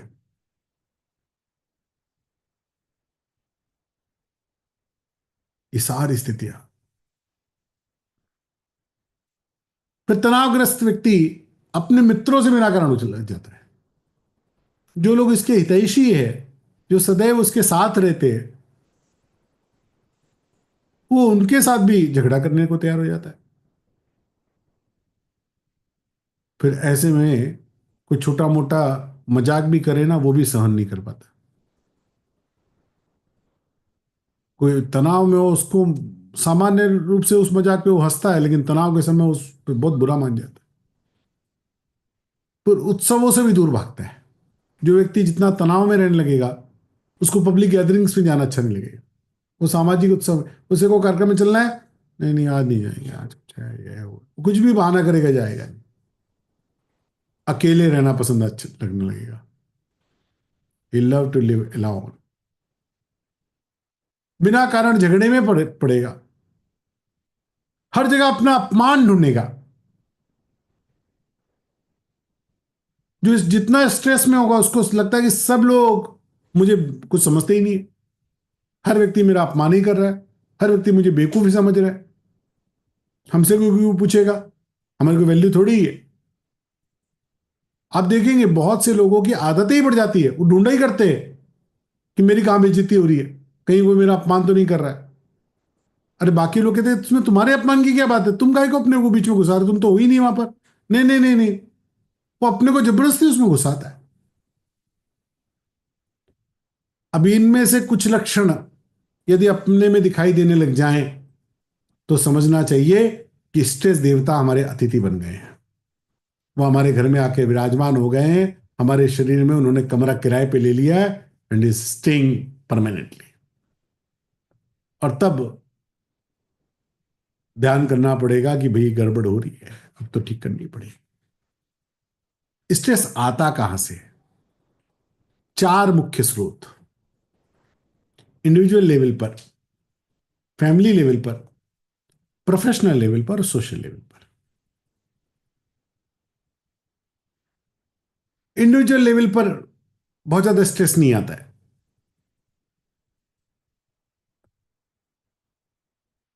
अपने अंदर से कभी कभी हम स्ट्रेसफुल हो जाते हैं। दो महारथी हम विचार करते हैं जब स्ट्रेस के, तो एक हनुमान जी महाराज और एक भगवान श्री कृष्ण। लेकिन हनुमान जी महाराज के बारे में भी एक प्रसंग आता है जब वो स्ट्रेस में आ गए। Is stress free but momentary वो स्ट्रेस में आए। एक बड़ी उपकथा आती है, बड़ी सुंदर कथा है। एक बार एक संत, अब उसमें बहुत सारे आते, कोई कहते हैं समर्थ रामदास सुना रहे थे, कभी कोई लोमश ऋषि सुना रहे थे, ऐसे बहुत सारे संतों के नाम से कथा मिलेगी आपको। तो एक बार संत अशोक वाटिका की कथा सुना रहे थे और कथा बोलते बोलते, क्योंकि उत्तम संत थे, राम कथा कर रहे थे, तो राम कथा में हनुमान जी तो पहले आके बैठते, सबसे पहले आते, सबसे बाद में जाते। हनुमान जी का नियम है कहीं भी राम कथा होगी तो मैं आऊंगा। उत्तम संत की राम कथा थी, हनुमान जी वहां विराजमान थे। संत बोलते बोलते बोल गए और अशोक वाटिका पहुंचकर हनुमान जी ने वहां पर श्वेत रंग के पुष्प देखे, सफेद रंग के फूल देखे। सीता जी भी उन पुष्पों को देख रही थी। हनुमान जी कथा सुन रहे थे। हनुमान जी ने संत को खड़े होकर कहा, आप कुछ गलत कह रहे हैं, फूल सफेद रंग के नहीं थे, लाल रंग के थे। संत ने कहा, आपको कैसे मालूम है? तो पहले तो हनुमान जी टालते रहे। संत ने कहा, भाई मैं कह रहा हूं ना सफेद रंग के थे, मैंने अपने गुरुजी से सुनी है, कोई गलत नहीं हो सकती बात। अब हनुमान जी भी थोड़ा बोलते बोलते बोले, मैं खुद ही हनुमान हूं, मैंने देखे थे वो लाल, आप बतला रहे सफेद थे, मैं आपको बोल रहा हूं। लेकिन संत भी पहुंचे हुए थे। उन्होंने कहा, भैया थे तो सफेद ही, आप कह रहे तो ठीक, लेकिन थे तो सफेद। अब बात बढ़ गई, संत भी सिद्ध थे, हनुमान जी तो हनुमान जी महाराज। दोनों सीता जी के पास पहुंचे कि अब सीता जी से फैसला कराएंगे, क्योंकि सीता माता वहां थी। हनुमान जी कह रहे, मैं वहां था, तुमने तो देखे भी नहीं, तुमने कहीं कहा सुना है, पढ़ा सुना है, और मैंने देखे, तुम मेरी बात नहीं मानते हो।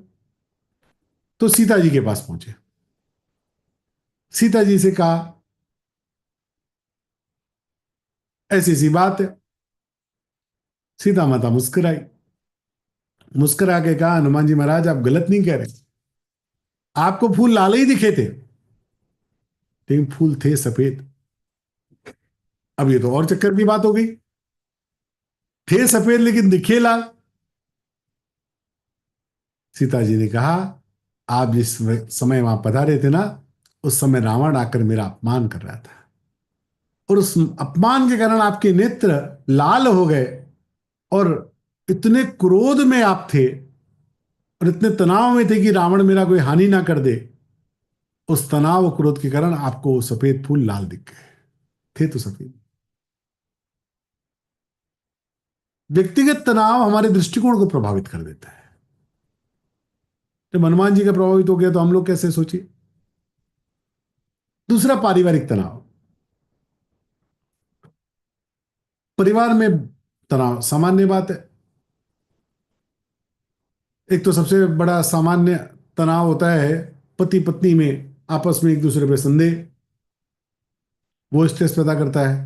फिर परिवार में लोभ, जमीन जायदाद के बंटवारे के कारण इस प्रकार की कोई भाई भाई का आपस में कोई डिस्प्यूट, वो तनाव को उत्पन्न करता है।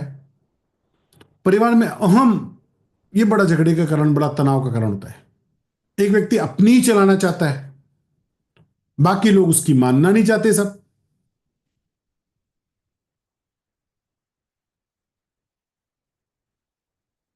एक बार एक घर में 3 दिन तक तनाव रहा।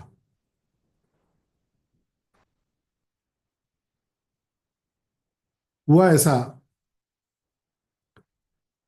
कि पड़ोस के घर से भाजी की मिठाई आई। भाजी की मिठाई बोलते हैं, कोई भी अपने मायके गया और वहां पे कोई उत्सव हुआ तो वहां से कुछ मिठाई लेके आते हैं, फिर वो मिठाई अपने पड़ोस में बांटते हैं, तो उसको भाजी की मिठाई बोलते हैं। तो पड़ोसी के घर से भाजी की मिठाई आई। और भैया भाजी की मिठाई लाके रखी गई। उस समय घर की सासू जी वो मंदिर गई हुई थी।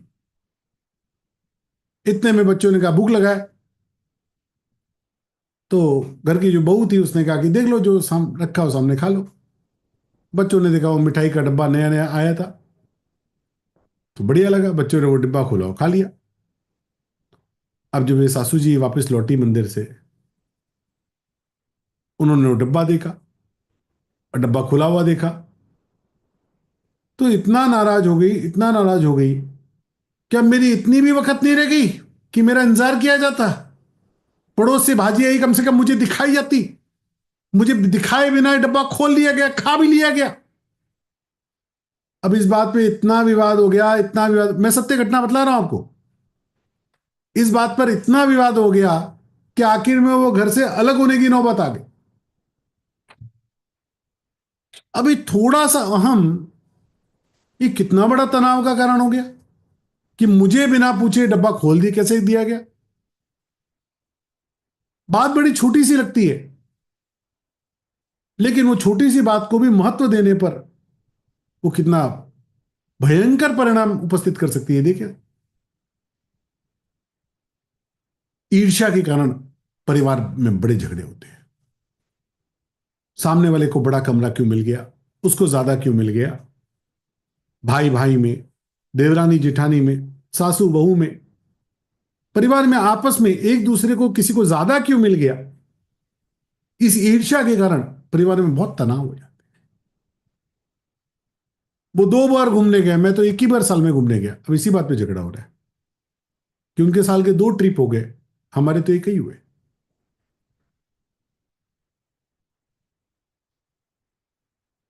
उनकी कार बड़ी क्यों है। पारिवारिक तनाव अनेक इन कारणों से होता है।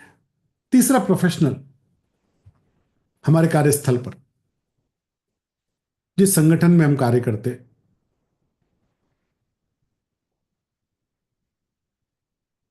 पत्नियां कहती कई बार, भैया देखो, जो ऑफिस की टेंशन है ना, ऑफिस में छोड़ के आया करो, घर आया करो तो ऑफिस की टेंशन लेके मत आया करो। तुम्हारे ऑफिस की टेंशन लेके घर आने की जरूरत नहीं है। अब वहां पर अलग ही प्रकार की समस्याएं होती हैं। बॉस कुछ चाहता है, कुछ चाहता है।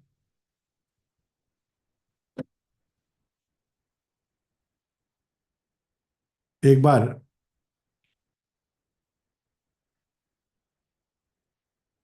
एक इंजीनियरिंग कंपनी थी, उसके पास कोई प्रोजेक्ट था।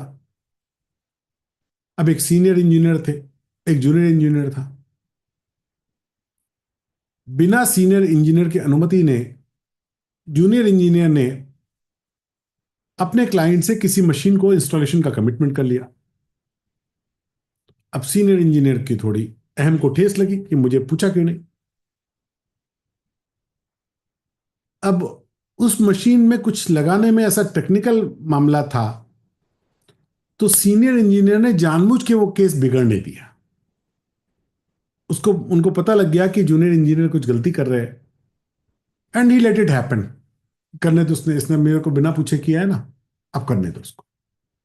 मामला ऐसा था कि जर्मनी से एक प्लांट इंपोर्ट होना था, और प्लांट बड़ा था, 20 बाई 20 बाई 20 इतना बड़ा वो प्लांट था। तो जो जूनियर इंजीनियर था उसने जिस लोकेशन पर उसका इंस्टॉलेशन होना था वहां पर 20 बाई 20 का गड्ढा बनवा लिया। 21 बाई 21 का 20 बाई 20 का प्लांट लग जाएगा। लेकिन वो गड्ढा बनवाते समय ये विचार करना भूल गया कि इतना बड़ा प्लांट उस गड्ढे में रखते समय उस बिल्डिंग के अंदर उस क्रेन को लेके जाना पड़ेगा जो उस प्लांट को उठा के उसमें रखे। ये विचार किए बिना उसने वो बिल्डिंग बना दी। गड्ढा तो छोड़ दिया, लेकिन बिल्डिंग का गेट इतना बड़ा नहीं छोड़ा जिससे ऐसी क्रेन अंदर जा सके जो उस प्लांट को उठाकर उस गड्ढे में रखे।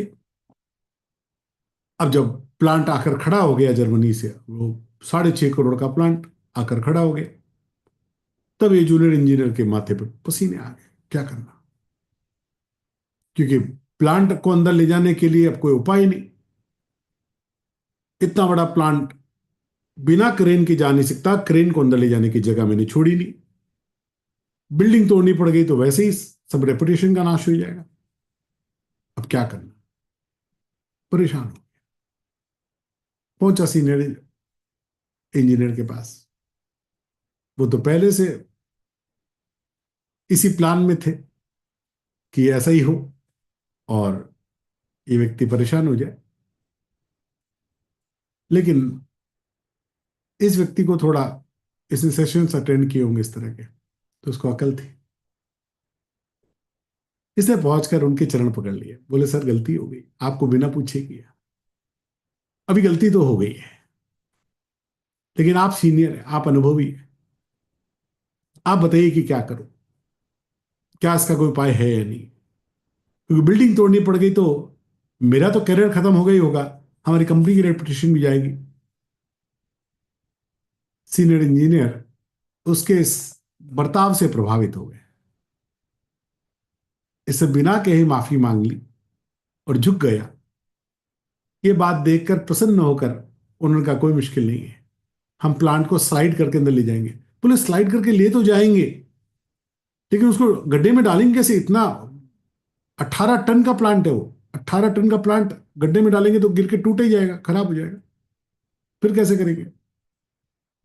बोले नहीं, उपाय है। बोले हर चीज का उपाय एकदम लेटेस्ट टेक्नोलॉजी नहीं होता, पुराना कुछ सोचने से भी काम बनता है। पहले क्रेन्स नहीं थी, तब लोग भारी सामान कैसे रखते थे?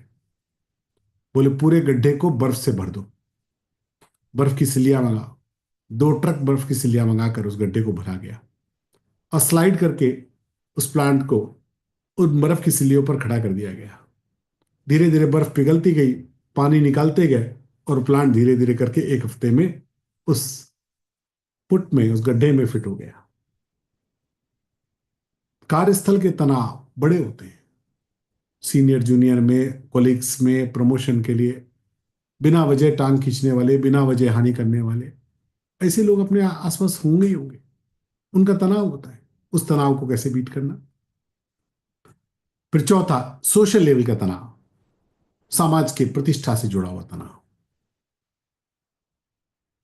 अरे मुझे मकान बेचना पड़ेगा तो लोग क्या कहेंगे, मेरी कन्या का विवाह अगर किसी दूसरी जाति में करना पड़ा तो लोग क्या करेंगे, ऐसे परिवार से संबंध किया तो लोग क्या कहेंगे, बेटे को ऐसे जगह पर नौकरी कराई तो लोग क्या कहेंगे, इतने नंबर नहीं आए बेटे के तो लोग क्या कहेंगे।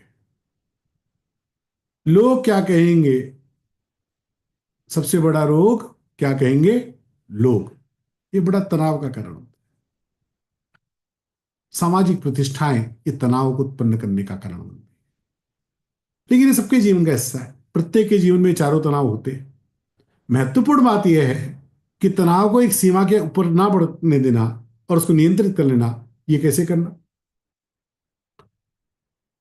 महाभारत की एक बड़ी अच्छी कथा है। जिस समय 5 पांडव वनवास को गए उस समय कर्ण ने एक योजना बनाई कि कर्ण को बहुत महान समझने वाले कुछ लोग होते हैं, उनको ये जानना चाहिए। मैं मूल महाभारत की किताब को बतला रहा हूं, इधर उधर की पढ़ी सुनी बी आर चोपड़ा वाली नहीं। कर्ण ने दुर्योधन को कहा कि मित्र, इससे बढ़िया सुख का अवसर नहीं हो सकता जब शत्रु विपत्ति में हो और उस विपत्तिग्रस्त शत्रु को हम जाकर चिढ़ाएं।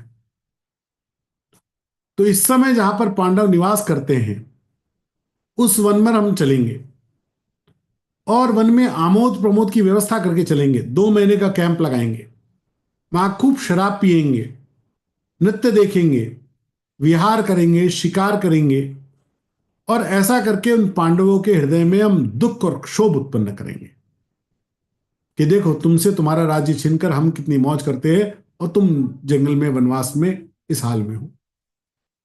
ऐसी इरादा लेकर ये सारे दुष्ट कौरव कर्ण की अध्यक्षता में वन में गए, वहां पर कैंप लगाया।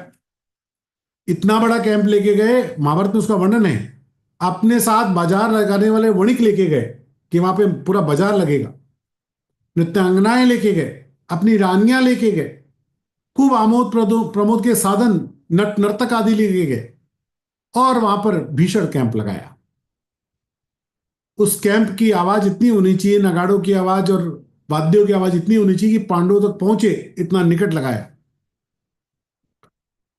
ऐसा जब किया तो भीम को और द्रौपदी को तो बहुत क्रोध आया, बाकी भी पांडवों को अच्छा तो नहीं लगा। लेकिन दुष्ट की दुष्टता का परिणाम तो अलग ही होता है। ये सारे लोग जो वहां पर आमोद प्रमोद कर रहे थे, ये क्षेत्र एक चित्रांगद नाम के गंधर्व के राज्य का हिस्सा था। चित्रांगद गंधर्व के दूत कौरवों के पास आए, कर्ण को और दुर्योधन को कहा कि हमारे महाराज चित्रांगद ने आज्ञा दी है कि आपने बिना आज्ञा के उनके क्षेत्र में प्रवेश किया है, आप तुरंत ये स्थान खाली करके यहां से जाएं, वरना गंधर्वों का कोप भाजन आपको बनना पड़ेगा। कर्ण और दुर्योधन शराब के नशे में धुत, इन्होंने उस गंधर्व का जो आया तो उसको एक तमाचा मारा, जा यहां से, तुमको पता है तुम किससे बात कर रहे हो? ये महाराज दुर्योधन है, मैं कर्ण हूं। किस गंधर्व की हैसियत है कि हमें आके यहां से भगा देगा? जाओ कह दो अपने महाराज को हम नहीं जाएंगे। चित्रांगद को सूचना मिली, अत्यंत शक्तिशाली वो गंधर्व, अपने सैनिकों के साथ उन्होंने आक्रमण किया। जिस कर्ण को लोग अर्जुन के बराबर मानने की बात करते हैं ना, मैं उनको थोड़ा बतलाना चाहता हूं। मैं मूल महाभारत में बतला रहा हूं, आप ये खोल के पढ़ी। जैसे ही गंधर्वों ने आक्रमण किया, सारे कौरवों में सबसे पहले भागने वाला कौन था आपको पता है? कर्ण। ही रैन अवे, वो भाग गया वहां से, थोड़ी मार खाया और मार खा के कर्ण वहां से भाग गया। दुर्योधन को बाकी सारे कौरवों को फंसने के लिए छोड़कर भागा, क्योंकि शराब के नशे में धुत थे और गंधर्व अत्यंत क्रुद्ध थे। पूरी कौरवों की सेना परास्त हुई। गंधर्वों ने दुर्योधन को बंदी बना लिया, भागते हुए कर्ण को भी पकड़कर बंदी बना लिया।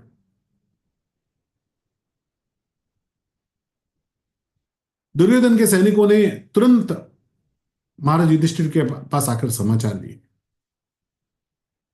महाराज बड़ी गड़बड़ हो गई, गंधर्वों ने महाराज दुर्योधन को बंदी बना लिया है, कर्ण को भी बंदी बना लिया है, हमारी रानियों भी उनके सैनिकों के अधिकार में है। भीम और द्रौपदी तो खुशी से ताली बजाने लगे, वाह कितना बढ़िया काम, इन दुष्टों के साथ तो यही होना चाहिए था, हमको चिढ़ाने के लिए ये आए थे, इनके साथ तो ऐसा भगवान ने किया, बड़ा बढ़िया काम हो। लेकिन महाराज युधिष्ठिर का स्ट्रेस मैनेजमेंट कैसे ध्यान रखिए, कितनी विकट परिस्थिति है। शत्रुता का व्यवहार करने के लिए दुर्योधन वहां पे आया है, ये सबको पता है, मन में खिन्नता भी है इस बात की। लेकिन उस समय भी युधिष्ठिर महाराज अपने कर्तव्यों से नहीं चूकते, इसलिए वो धर्मराज है। उन्होंने तुरंत आज्ञा दी, भीम और अर्जुन तुरंत जाकर गंधर्वों से दुर्योधन को छुड़ा।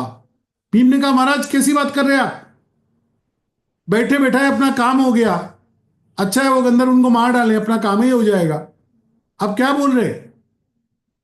युधिष्ठिर का नहीं, हम 100 और 5 का झगड़ा होना एक अलग बात है, लेकिन जब गंधर्व सामने है तो हम 100 और 5 नहीं है, हम 105 है।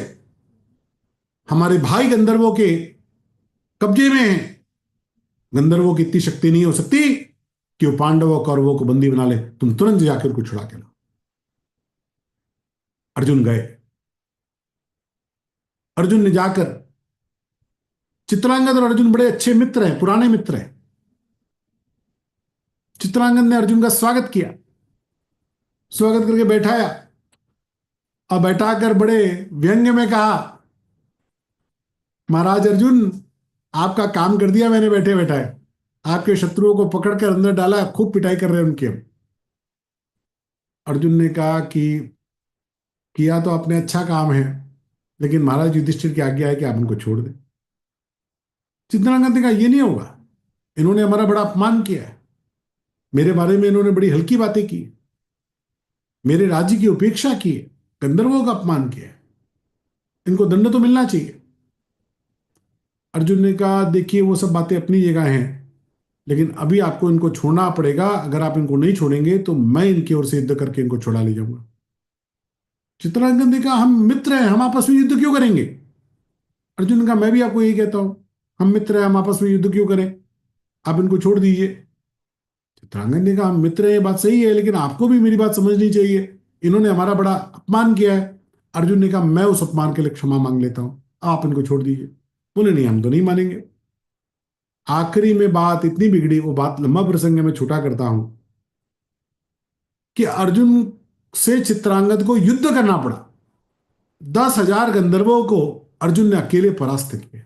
जिन गंधर्वों के थोड़े आक्रमण से कर्ण भाग गया, उन गंधर्वों को अकेले अर्जुन ने परास्त किया, चित्रांगद को परास्त किया।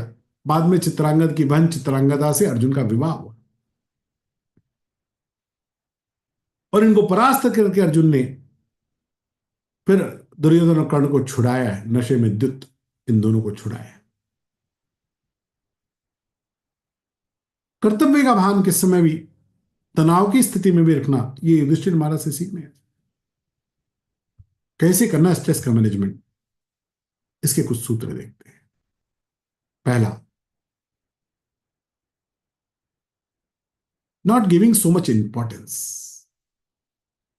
कई बार हम लोग ऐसे विषयों को बहुत महत्व दे देते हैं जिनकी इतनी महत्व होती नहीं है।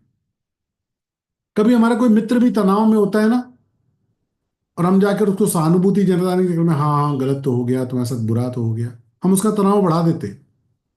शिक्षा लीजिए भगवान श्री कृष्ण से। जब अर्जुन ने भगवान को इतनी सब बढ़िया बढ़िया बढ़िया बातें कही ना पहले अध्याय में, तो भगवान ने ये नहीं कहा अर्जुन तुम सही कह रहे हो।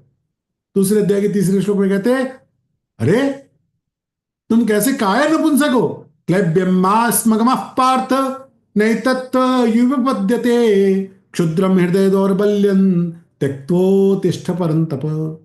अरे नपुंसक, कायर, ये तुम कैसी बात करते हो,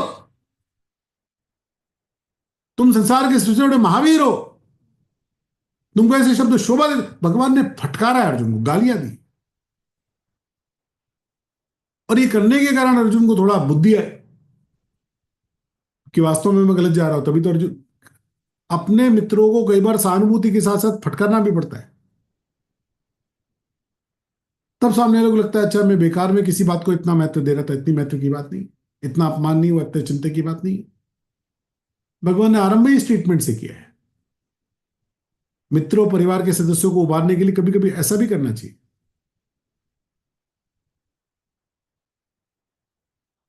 तनाव को बढ़ावा देना है कि तनाव से निकालना, ध्यान रखना चाहिए। सुंदरकांड में हनुमान जी महाराज तनाव नहीं लेते, छलांग मार के निकले समुद्र के पार, और 3 परीक्षाएं रास्ते में हनुमान जी की हुई। पहले मैनाक पर्वत आया है, फिर सुरसा आई है, फिर सिंगिका आई है, पहुंचने पर फिर लंकिनी ने चौथी परीक्षा ली।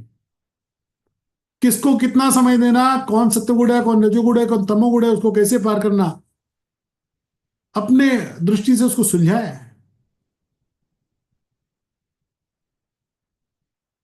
सबसे पहले मैनाक पर्वत ने रोका है, अरे रुको रुको, मैं तुम्हारा चाचा हूं, पवन देव का मित्र हूं, थोड़ा विश्राम करो, विश्राम करके फिर आगे जाना, थोड़ा फल फूल खा लो। अभी चाचा जी है, इनको ज्यादा जोर से भी नहीं बोल सकते, झगड़ा भी नहीं कर सकते, लेकिन काम को रोकना नहीं है। हनुमान ते ही परसा, कर पुनि कीन प्रणाम, राम काज कीने बिनु, मोहि कहाँ विश्राम। तुरंत परिक्रमा की मैनाक पर्वत की, चाचा जी राम काज की न बिनु मोहि कहाँ, आपको प्रणाम करता हूं, लौट के आऊंगा, अभी तो समय नहीं है, चल दिए। फिर सुरसा मिली, सुरसा नाम अहिन कहे माता, पटी न आई कहीं तही बाता, राम काज करी फिर मैं आवो, सुनत बचन कह पवन को। अरे भाई, मैं बाद में आता हूं, अभी मुझे जाने दो माता जी। जाने नहीं देती, और कहते नहीं मैं तो तुझे खाऊंगी। कितना भी हनुमान जी समझाते हो, मानती ही नहीं। हनुमान जी का अच्छा खा ले। एक योजन का मुंह किया, हनुमान जी 2 योजन के हो गए, उसने 2 का किया, हनुमान जी 16 के हो गए, उसने 16 किया, हनुमान जी 32 के हो गए, उसने 100 का कर लिया, तो हनुमान जी 200 के नहीं हुए। जैसे ही सुरसा ने 100 योजन किया, 7 योजन जय ही आनन कीना, अति लघु रूप पवन सुतलीना। तुरंत छोटे हो गए हनुमान जी महाराज। छोटे होकर बदन पैठ पुनि बाहिर आवा, मागा विदा ताहि सिरुनावा। हो गई तुम्हारी शर्त पूरी, तुम्हारे मुख में होना था, मैं मुख में हो गया, आप जाने दो। सुरसा रजोगुड़ी है, रजोगुड़ी से थोड़ा संघर्ष करके निकलना पड़ता है। सतोगुण को प्रणाम करके निकले, रजोगुण को संघर्ष करके निकले, और तीसरी आई सिंह का परछाई पकड़ती है। हनुमान जी ऊपर से उड़ रहे और नीचे से उसने जीव जंतु जे गगन उड़ाई, जल बिलो की तिन कय परछाई। हनुमान जी ऊपर अटक गए, देखा ये क्या, मैं अटक कैसे गया उड़ते उड़ते, नीचे देखा किसी ने मेरी परछाई पकड़ी है। कोई बातचीत नहीं, तमोगुड़ी है। ताई मारी मारुत तबीरा, बारिधि पार गयो मति धीरा। एक घूसा मारा और सिंह का समाप्त किया। तमोगुण से कोई बातचीत नहीं, तुरंत वहां से निकल गए। बात कितनी बड़ी है छोटी है, इसका फैसला करना पड़ता। We over value so many times, हम बहुत इंपॉर्टेंस दे देते हैं उन विषयों को जिसकी जरूरत नहीं है। हनुमान जी ने कितना इंपॉर्टेंस दिया, ध्यान देना चाहिए। किसी में समय लगाया नहीं, जितना कम से कम समय लगा के काम निपटता उतने कम। परसा खाली परिक्रमा करके प्रणाम करके मैनाक को निकले, सुरसा से थोड़ा बदन बढ़ाने की थोड़ी खेल करके निकले, और सिंह का घूसा मार के निकले। लेकिन समय नहीं खराब किया, इंपॉर्टेंस नहीं दिया।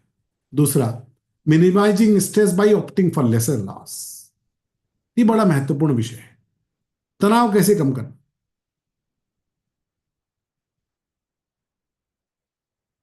बुद्धिमान व्यक्ति वो नहीं होता जो सही गलत का फैसला कर ले। सही गलत का फैसला तो छोटा बच्चा भी कर सकता है। जब 2 गलत परिस्थिति है तो उसमें कम गलत कौन सी है, और 2 सही परिस्थिति है तो उसमें ज्यादा सही परिस्थिति कौन सी है, इसका फैसला जो कर लेता है वो बुद्धिमान होता है। तनाव से वो निकल सकता है जो 2 गलत में एक गलत को चुनना सीख जाए, 2 सही में एक सही को चुनना सीख जाए। जरासंध को वरदान प्राप्त है, 17 बार मथुरा पर हमला किया, पूरी मथुरा तनाव के चरम पर है। 17 बार जिस नगर पर आक्रमण होगा उसकी स्थिति सोचिए। भगवान श्री कृष्ण ने विचार किया, अभी इसको मारना नहीं, इसको वरदान है, तनाव समाप्त करना आवश्यक है। रातों रात विश्वकर्मा का आदेश दिया, द्वारका नगरी का निर्माण करें। लोगों ने कहा आप क्या कर रहे, आप यहां से भागेंगे तो लोग आपको रणछोड़ कहेंगे। भगवान ने कहा नाम ही रख लेता अपना, रणछोड़। रणछोड़ कहने लग गए भगवान, बताओ, रणछोड़, युद्ध छोड़कर भागने वाले। अपना नाम अपना यश त्याग दिया, लेकिन तनाव समाप्त कर दिया। ध्यान रखो, बड़ा महत्वपूर्ण विषय। रोज रोज का तनाव समाप्त करने के लिए एक बार अपना नाम भी गड़बड़ होता होगा तो कोई खास बात नहीं। शांत युद्ध के प्रस्ताव पर जब भगवान पहुंचते दुर्योधन के पास, तो भीष्म से कहा है शांति प्रस्ताव में भगवान श्री कृष्ण ने, शांति किसी भी कीमत पर सस्ती है। ये वाक्य बहुत महत्वपूर्ण है। लोग नुकसान नहीं करने देते और तनाव को लेते रहते।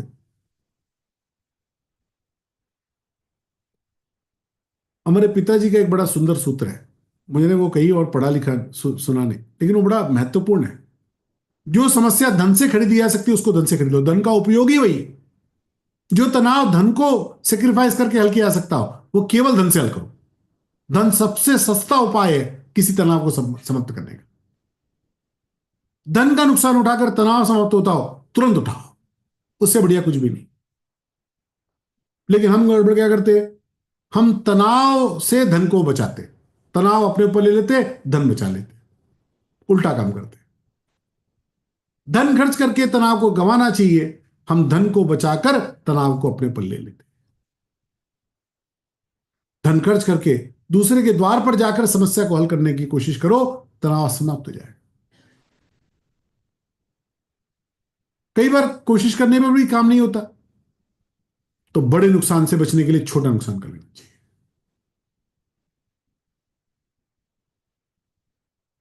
तीसरा, सरेंडर।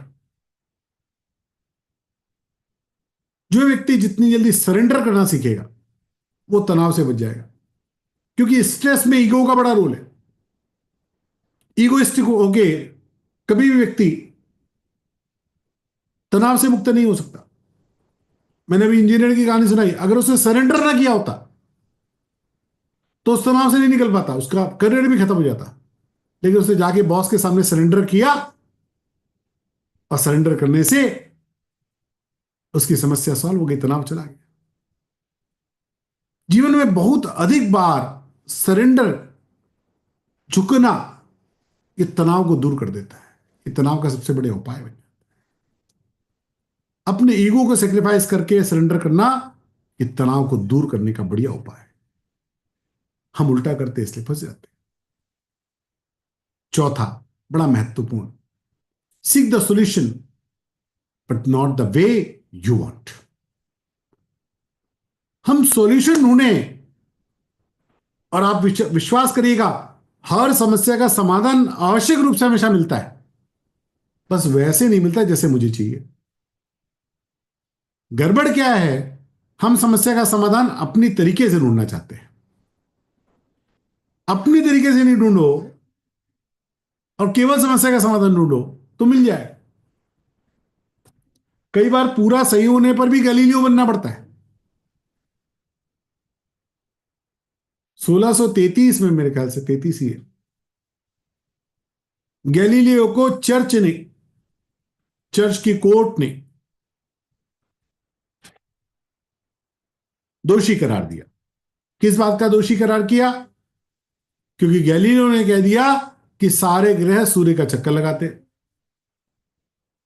और चर्च तो तब तक यह मानता था कि सभी लोग ठहरे हुए।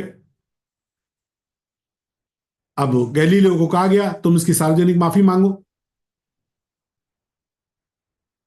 गैलीलियो को पता है कि वो पूरा सही है, उसने दूरबीन का आविष्कार करके उन बातों का अच्छे से अध्ययन किया है। लेकिन अब ये सारे सिरफिरे लोग सिर पे बैठे हुए, गैलीलियो ने माफी मांग ली। इतिहास है। 300 वर्ष बाद 1990s में पोप ने अपनी गलती मानी है कि हमने 300 वर्ष पूर्व जो गैलीलियो के साथ किया वो गलत किया था। लेकिन उस समय गैलीलियो ने अपनी गलती मान ली। उसमें मजेदारी का किस्सा एक और है। वो गलती मानकर सार्वजनिक बयान देके खड़े हुए तो मन ही मन बुदबुदाए, लेकिन पृथ्वी घूमती तो है। मैं कह रहा हूं सही, अपने को सही जानते हुए भी कई बार थोड़ा झुकना पड़े तो कोई आपत्ति की बात नहीं। मैं सही हूं, ये तनाव का बहुत बड़ा कारण बनता है।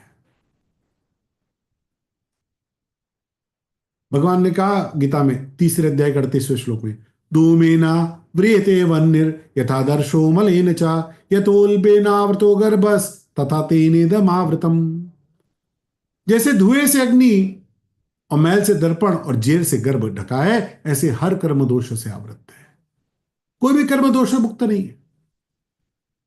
मैं जैसा चाहता था वैसा हुआ नहीं, ये तो कोई सिस्टम है ही नहीं कि जैसा मैं चाहूंगा वैसा होगा।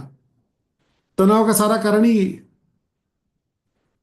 दूसरे अध्याय का 47वां श्लोक, जिसकी चारों सूक्तियां, चारों चरण सूक्तियां, कर्मण्येवाधिकारस्ते मा फलेषु कदाचन मा कर्म फल हेतुर्भु माते संगोस्त्व कर्मणि। पहला, कर्मण्य एव अधिकारस्ते, अर्जुन कर्म करने में तेरा अधिकार है। Everyone has the right to do the karma, nobody can stop me to do my karma, everybody has.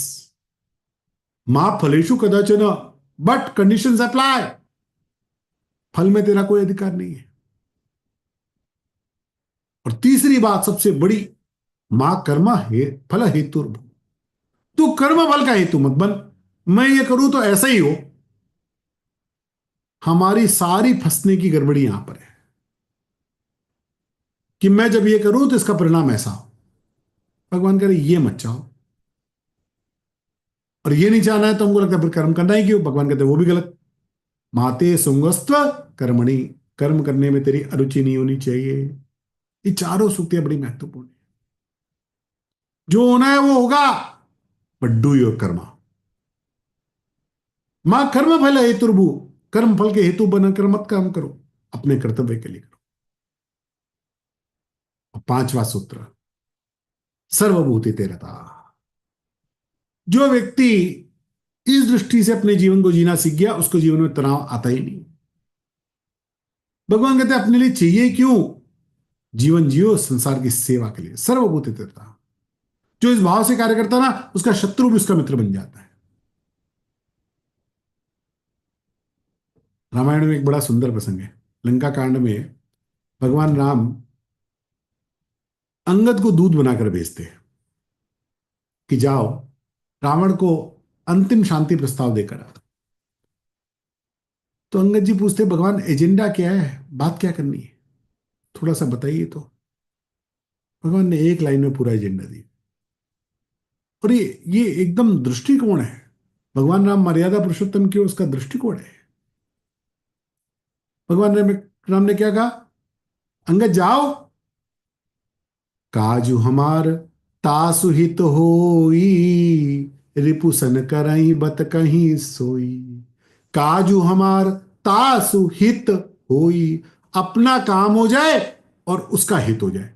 जिसने मेरी पत्नी का अपहरण किया है उसके हित का विचार करने वाले श्री राम। उस समय भी उसका अनहित नहीं चाहते भगवान। काजू हमार तासु हित होई, शत्रु से वो बातचीत करना है जिससे अपना काम हो जाए, उसका कल्याण। ये कल्पना कोई वेस्टर्न में कर सकता है क्या? दो देशों की लड़ाई हो रही है और कह रहे हैं ऐसा कुछ करो जिससे उसका कल्याण हो जाए। सर्वभूते तेरता, जो समझ गया वो तनाव को समाप्त कर लेता है।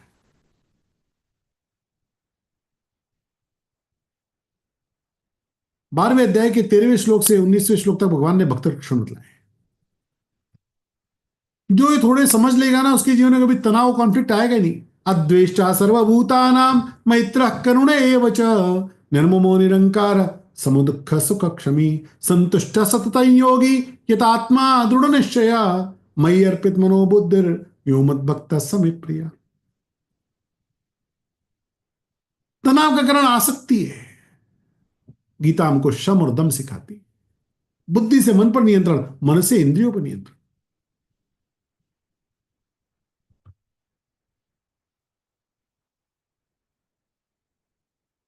कैसे जीवन में इन स्ट्रेस और कॉन्फ्लिक्ट्स को देखे।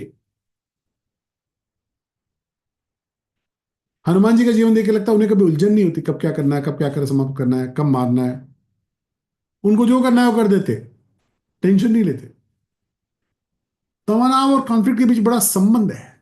जिसके जीवन में कॉन्फ्लिक्ट्स नहीं उसके तनाव नहीं, जिसका तनाव नहीं उसका कॉन्फ्लिक्ट्स नहीं। ये आपस में जुड़े जुड़े एक दूसरे पर निर्भर है। मतभेद होना एक शाश्वत सिद्धांत है। कॉन्फ्लिक्ट होना कोई गड़बड़ बात नहीं है, ध्यान रखिएगा। हम सबके डीएनए अलग है, हम सबकी सोच अलग, विचारधारा अलग, हमारी अपब्रिंगिंग अलग, हमारे एजुकेशन अलग, हमारी पारिवारिक परिस्थिति अलग, हमारे दोस्त अलग। इसलिए हम सबके विचारों में मतभेद होने स्वाभाविक है। आजादी के समय काम करने वाले नेताओं को हम देखेंगे तो नेहरू जी, पटेल जी, गांधी जी, सुभाष चंद्र बोस जी, ये सारे लोग जब बैठते थे तो अलग अलग बहुत सारे मतभेद होते थे, लेकिन लक्ष्य सबका एक होता था। लेकिन इस मतभेद के कारण आपसी तनाव नहीं होता था। कॉन्फ्लिक्ट्स आर इनएविटेबल, वो तो होंगे ही, क्योंकि हम सब जेनेटिकली अलग है, हमारे विचार अलग है, हमारे पर्सपेक्टिव्स अलग है, हमारे सर्कमस्टांसेस अलग है। इसलिए कॉन्फ्लिक्ट्स होने को गड़बड़ मत मानिएगा। उन कॉन्फ्लिक्ट्स के कारण भी हम दूसरा अलग है, मैं अलग हूं, ये समझना सीखे। और इसका बड़ा सूत्र है, दूसरे को गलत नहीं, अलग मानो। We should learn how agree to disagree. जब एग्री टू डिसएग्री होना सीख जाएंगे तब बात समझ में आ जाएगी। दूसरे की सोच अलग है इसलिए गलत नहीं है, वो अलग है। मैं अलग तरीके से सोचता हूं, वो अलग तरीके से सोचता है, इसमें क्या गड़बड़ वाली बात है? We can agree to disagree. और ये अग्री टू डिसएग्री वाला सोच जब आ गया तो जीवन के कॉन्फ्लिक्ट समाप्त हो जाते। अश्वत्थामा ने द्रौपदी के 5 पुत्रों को रात में सोते समय मार डाला, और भयंकर सवेरे पांडवों में कोलाहल हुआ। अर्जुन कहता है मैं अश्वत्थामा को मार डालूंगा। द्रौपदी जिसके 5 पुत्र मारे गए हैं, वो कहती है अश्वत्थामा ने कितना भी भयंकर कर्म किया हो, लेकिन वो गुरुपुत्र है, और गुरुपुत्र होने के कारण वो अबद्ध है, उसको मानना नहीं चाहिए। भगवान श्री कृष्ण वहां सामने खड़े हैं। दोनों की बहस थोड़ी बढ़ गई, द्रौपदी और अर्जुन की। अर्जुन कहते हैं उसको मैं मारूंगा ही, द्रौपदी कहती नहीं, उसको मारना नहीं चाहिए, क्योंकि वो ब्राह्मण है, गुरुपुत्र है। भगवान ने वहां पर एक लाइन कही है बड़ी अच्छी, कॉन्फ्लिक्ट्स को कैसे निपटाना इसके लिए बड़ा एक मार्गदर्शक। भगवान ने कहा अर्जुन सही कह रहे हैं, लेकिन द्रौपदी भी गलत नहीं कह रही है। अर्जुन भी सही कहते हैं, लेकिन द्रौपदी भी गलत नहीं कहती। और इसलिए अश्वत्थामा को इस कार्य के लिए मृत्युदंड देना चाहिए, सही बात है, लेकिन ब्राह्मण होने के कारण, गुरुपुत्र होने के कारण वो अबद्ध है, ये भी सही बात है। इसलिए एक तीसरा उपाय निकालना चाहिए, ब्राह्मण का अपमान करना भी उसके लिए मृत्यु के समान है। उसके मस्तक की मणि छीनो, उसके बाल मुंडाओ, उसको धक्के मार के निकाल दो, ये उसके लिए मृत्यु से बढ़कर है। अब तीसरा उपाय निकाल दिया भगवान ने, फिर यही किया, उसकी मणि छीनी, 3000 वर्ष तक तुम जीवित रहो, ऐसा दंड दिया, वो खून निकलता रहेगा, तुम्हारा बहता रहेगा, उसका कष्ट भोगो, और बाल मूंड कर वहां से उसको निकाला। ये भी सही है, वो भी सही है, ऐसा कहने से किसी का अहंग आहत नहीं होता, किसी का ईगो हर्ट नहीं होता, ना कोई हारता है ना जीतता है। कॉन्फ्लिक्ट्स में जरूरी नहीं कि एक हारे एक जीते, हम दोनों भी जीत सकते हैं। समय हो रहा है तो मैं थोड़ा तेज चलता हूं, अगली स्लाइड पे आते हैं। अंतिम बात, एडिक्शन।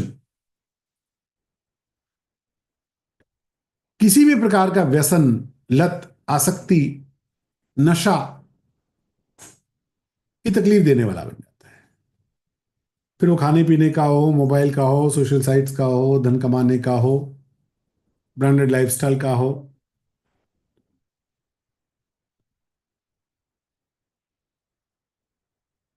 अगेन,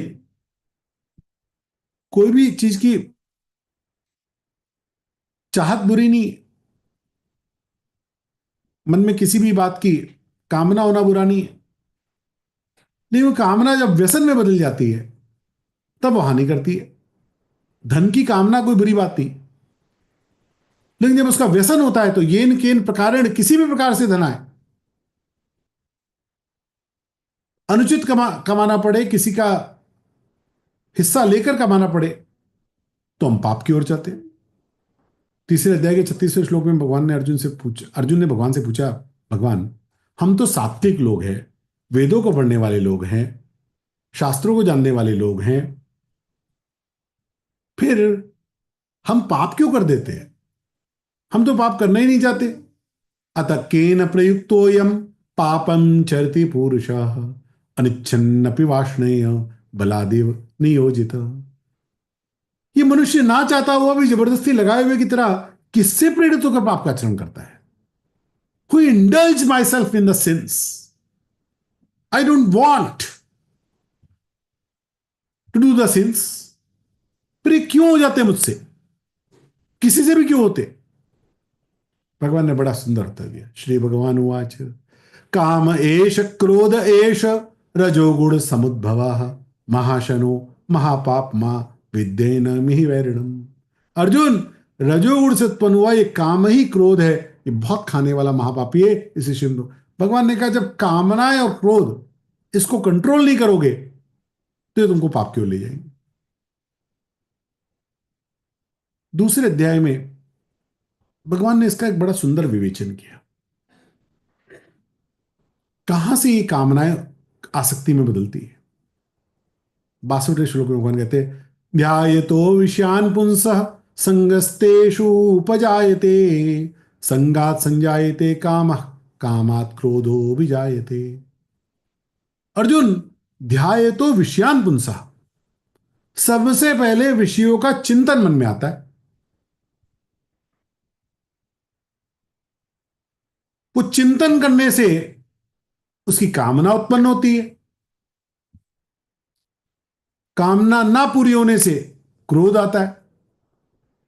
संगस्तेषु उपजायते संगात संजायते कामः कामात् क्रोधो विजायते। और क्रोध आने पर सम्मोह हो जाता है। सम्मोह से स्मृति वंशात बुद्धिनाशो बुद्धिनाशात प्रणश्यति। सम्मोह से स्मृति भ्रष्ट होती है, स्मृति से बुद्धि का नाश हो जाता है, और बुद्धि का नाश होने पर प्रणश्यति, मनुष्य का पतन हो जाता है। जो चीज हमें पसंद थी उसका अतिरेक करने लग गए तो लत में बदल जाती। आजकल ये मोबाइल की लत भी कितनी गड़बड़ है बताइए। 15 मिनट भी अपना व्हाट्सएप चेक नहीं किया, कुछ फेसबुक नहीं देखा, सोशल मीडिया नहीं देखा, इंस्टाग्राम नहीं देखा। अपने मोबाइल का यूसेज टाइम देखेंगे तो कितने घंटे हम किस पे रहे हो आजकल दिखाता है स्क्रीन टाइम। ये कितना खतरनाक एडिक्शन हो गया। स्थिति ये हो गई, बच्चों की पढ़ाई से लेकर खाने तक सब पर ही मोबाइल। क्या खाया वो पता ही नहीं क्योंकि मोबाइल में बिजी थे। आजकल माताओं को एक बड़ा आम फैशन हो गया, बच्चों के हाथ में मोबाइल पकड़ाओ और उसको खाना खिलाते जाओ। वो एक रोटी खा गया कि 2 रोटी खा गया कि 3 रोटी खा गया, उस बच्चे को भी पता नहीं।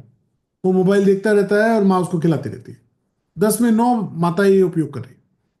लेकिन कितना भयंकर परिणाम उत्पन्न करेगी इसका विचार नहीं कर रही। वो भोजन विषाक्त है, वो भोजन शरीर पर सत्परिणाम नहीं करता है।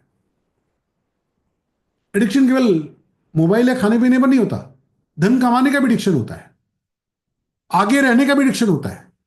मैं हमेशा जीतूं, मैं हमेशा आगे ही रहूं, मैं हमेशा फर्स्ट ही रहूं, ब्रांडेड लाइफस्टाइल का नशा। ये सारे नशे केवल केवल दुख देने वाले, ध्यान रखिए। रहीमदास जी ने कहा रहमन विपदा हु बली जो थोड़े दिन होए हित अनित या जगत के जान पड़त सब कोए। पूर्णतया गलत कुछ भी नहीं है। हमारी संस्कृति भोगों को भोगने की बात अलाउ करती है। भगवान ने गीता में कहा कामयुक्त तो भोग में हूं 10वें अध्याय में, लेकिन उसके डूज एंड डोंट्स पता होने चाहिए, विधि निषेध पता होनी चाहिए। एक बड़ा सुंदर भजन है। एक बार एक संत ने कहा कि मन की तरंग मार लो बस हो गया भजन। उसके गुरु जी आए, बोले नहीं मारो मत, मन की तरंग मोड़ लो बस हो गया भजन, आदत बुरी संवार लो बस हो गया भजन, आए हो तुम कहां से जाओगे तुम कहां, इतना ही बस विचार लो हो गया भजन, मन की तरंग मोड़ लो बस हो गया भजन। तो मोड़ने के लिए टूल्स क्या है?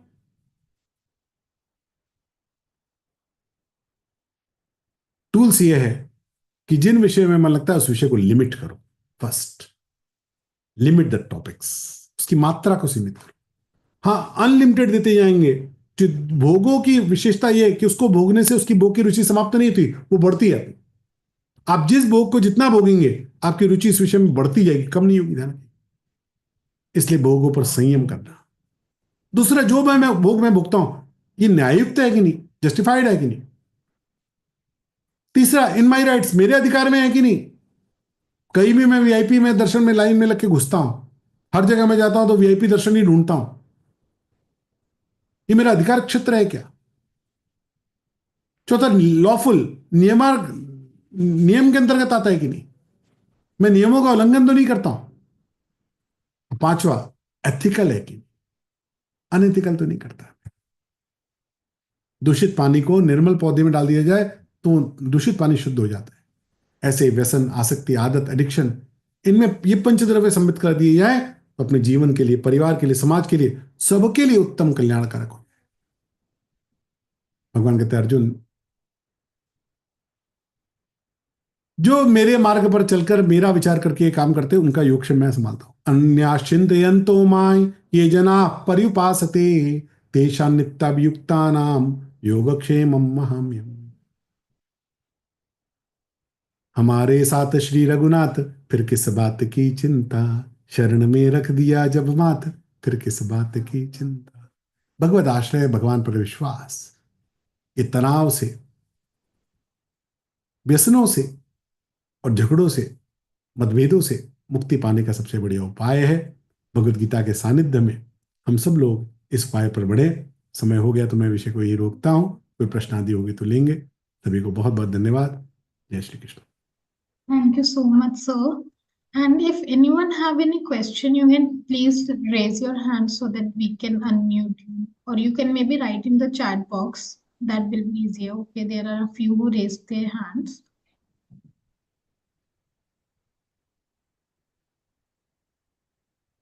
दिनेश पंडित जी का प्रश्न है।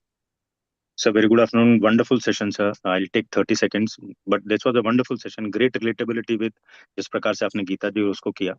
मेरा प्रश्न ऐसा है, मतलब जो मेरे साथ हो रहा है मैं वो आपके साथ बतलाना चाह रहा हूँ। प्रश्न भी वही है कि जैसे समझ में आता है क्रोधित हो रहे हैं तो क्रोध रुकना है, जज नहीं करना है, तो उस समझने से ही मन के अंदर ही एक द्वंद्व चलता जा रहा है, बार बार ऐसा नहीं करना है, फिर उस तरफ ध्यान जाता है। बस मतलब ऐसा लग रहा है जैसे बहुत कुंठित मन है, क्योंकि मैं सिर्फ ध्यान इस पर दे रहा हूँ कि कैसे रोकूं, मैं उस सब्जेक्ट की तरफ नहीं जा पा रहा। मतलब उस चीज से कैसे, उस द्वंद से मैं कैसे बाहर निकलूं? देखो, हमको रूट कॉज खोजना होगा। भगवान ने कहा काम एष क्रोध एष रजोगुण समुद्भव। ये कामना और क्रोध ये रजोगुण से उत्पन्न होता है और मुझे चाहिए। मैंने भी बीच में एक निवेदन किया कि प्रॉब्लम का समाधान मिलने में समस्या नहीं है, मेरे हिसाब से मिलना चाहिए, इसमें समस्या है। ये मेरा हिसाब छोड़ना पड़ेगा। ये मेरा हिसाब छोड़ दिया फिर मुश्किल नहीं आएगी। मेरा प्रॉब्लम के समाधान पे फोकस हो, मेरे हिसाब से हो, ये फोकस छोड़ना पड़ेगा। हमारी गड़बड़ क्या है, हमें प्रॉब्लम का समाधान बाद में चाहिए, मेरे हिसाब से पहला चाहिए। अब ये मेरा हिसाब ये दुख देता है, इसलिए अपने हिसाब को छोड़ दे और भगवान के हिसाब को, वेदांत को ऊपर रख ले, तो हम इस मुश्किल से निकल जाएंगे। जब तक मुझे सब कुछ मेरी दृष्टि से हो, मेरे हिसाब से हो, ये जितना चाहिए होगा उतना स्ट्रेस, उतना कॉन्फ्लिक्ट ये बढ़ता जाता है, जीवन में कम नहीं होता। ठीक है ना? Thank you sir, thank you, wonderful session, thank you. Anju ji बोलिए। तो प्रीति जी का जय श्री कृष्णा भैया। भैया मुझे ये पूछना था कि अकेलेपन को कैसे हैंडल करना चाहिए। जैसे अभी मेरा बेटा भी बड़ा हो गया है, हस्बैंड का भगवान भी मेरे दूरी। साथ है, फिर मैं अकेला कब हूं? एक बात। और दूसरी बात, जो व्यक्ति अपने को सेवा में लगाता है उसकी दुनिया अपने परिवार से बहुत बड़ी हो जाती है। हमारे परिवार में तो 2 3 4 लोग होते हैं, 5 लोग 10 लोग भी हो सकते हैं, लेकिन जब मैं सेवा के लिए जुड़ता हूं तो हजारों लोग मेरे अंतर्गत आ जाते हैं। इसलिए जब मेरे पास ऐसा समय हो गया कि बेटा भी बाहर है, कोई जिम्मेवारी भी नहीं है, तो अपने आप को सेवा में लगा देना। सेवा में लगाने से ये सब झंझट भी खत्म हो जाते हैं, अपना जीवन केवल अच्छी जगहों पर अच्छी बातों में लग जाता है। ठीक है। डॉक्टर नीरू जी। जी सर, सर नमस्ते। सर मुझे आपसे एक ये बात पूछनी है कि जैसे कि श्रीमद् भागवत गीता में श्री कृष्ण भगवान ने कहा, अर्जुन को बताया है कि अगर सामने आपके दुश्मन के रूप में आंधी है, आपका नेटवर्क थोड़ा वीक है शायद। आपका कैमरा स्टॉप करेंगे तो शायद आवाज आ जाए।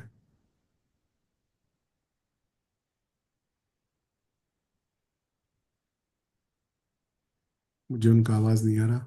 अगला प्रश्न। There are a few questions in the chat box as well. You can Maybe please. we can address one or two of them, and then we can go on a break and continue तब with मेरी the. बात तभी। हाँ बोलिए नीरू जी, आपकी आवाज आई। हाँ, तो सर वो जो सेम कंडीशन जिस समय उस समय अर्जुन के साथ थी, वो आज के समय में भी देखी जा रही है या हो रही है। तो ऐसी स्थिति में अगर हम प्रतिरोध करें या कुछ बदला लेने की भावना करें, या हम ये चाहें कि तो सामने वाले व्यक्ति ने परवाह नहीं। आपका प्रश्न समझ गया, उत्तर देता हूँ। व्यक्तिगत जी धर्म सर। अलग होता है, राजधर्म अलग होता है। व्यक्तिगत जी धर्म में झगड़ा करो बदला लो ऐसी आज्ञा नहीं है। हमारे जी भाई ने हमारी जमीन कब्जा कर ली, मुझे उसको जी छोड़, लेकिन पाकिस्तान ने भारत की भूमि कब्जा कर ली, मोदी जी उसको छोड़ नहीं सकते। जी जी राजधर्म अलग है, व्यक्तिगत धर्म अलग है। अर्जुन ने युद्ध किया है वो राजधर्म के लिए किया है, व्यक्तिगत धर्म के लिए नहीं किया है। व्यक्तिगत धर्म में अपने को सहन करना अच्छा है, तनाव के लिए झगड़ा छोड़ना अच्छा है, जमीन छोड़ना अच्छा, धन छोड़ना अच्छा, लेकिन राजधर्म में वो छोड़कर नहीं करना, उसको उसके लिए युद्ध करना पड़ेगा। राजधर्म से व्यक्तिगत धर्म को मिलाएंगे तो गड़बड़ हो जाएगी। बात पकड़ में आई आपके? सर पकड़ में तो आ रही है, लेकिन अभी भी एक संशय है। हाँ बोलिए। संशय, आप ये कह रहे हैं कि अगर व्यक्तिगत जीवन में हमें त्याग करना, तनाव से बचने जरूर है, लेकिन अगर आप मेहनत करके वही जमीन अर्जित करते हैं, आपका अपना निजी परिवार भी है, ऐसी स्थिति में क्या होगा? देखो, अगर अगर वो बात बहुत अधिक नाजायज है तो अपने घर के अपने परिवार के बड़ों को डालकर वो काम करना, वरना कानून की न्याय व्यवस्था है उसका उपयोग करना, और फिर जो होता है वो होने देना। अपने प्रारब्ध पर विश्वास रखना, भगवान पर विश्वास रखना। ध्यान में है ना? जी जीवन जी में तनाव, देखो 60 70 80 साल की जिंदगी है, आप एक जमीन के लिए झगड़ते हुए क्यों गुजार देना चाहते हैं उसको? क्या उस जमीन में सारा आनंद है जीवन का? नहीं है। उस जमीन के बिना भी जीवन उतना ही आनंद पूर्वक हो सकता है। ध्यान में है ना? जी सही जी के चक्कर में हम अपने जीवन का नाश कर देते हैं, उसकी आवश्यकता नहीं। ठीक है। जी ठीक है। So maybe we can take a 15-minute break, and after the next part of the session, we can continue with the question answers. So we'll get back together in 15 minutes. Thank you. So.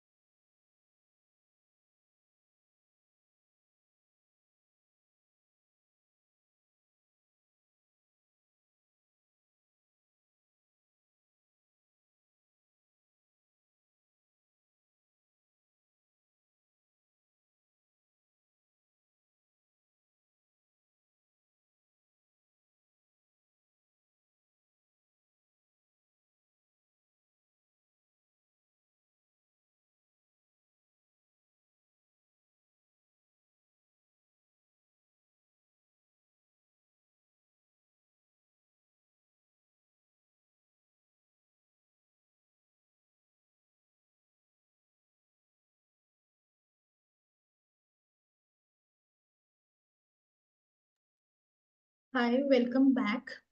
I think we can resume the session again. And after this, we can do the question answers. That will probably be better. It's okay with you, sir. Yeah, it's okay. Okay, sir.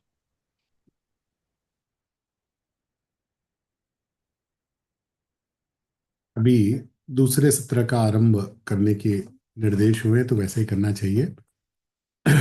Vasudev सुतं देवं कंसचाणूरमर्दनं देवकी परमानन्दं कृष्णो वन्दे जगद्गुरुम् योगेशं सच्चिदानन्दं वासुदेवं व्रजप्रियं धर्मसंस्थापकं वीरं कृष्णो वन्दे जगद्गुरुम्।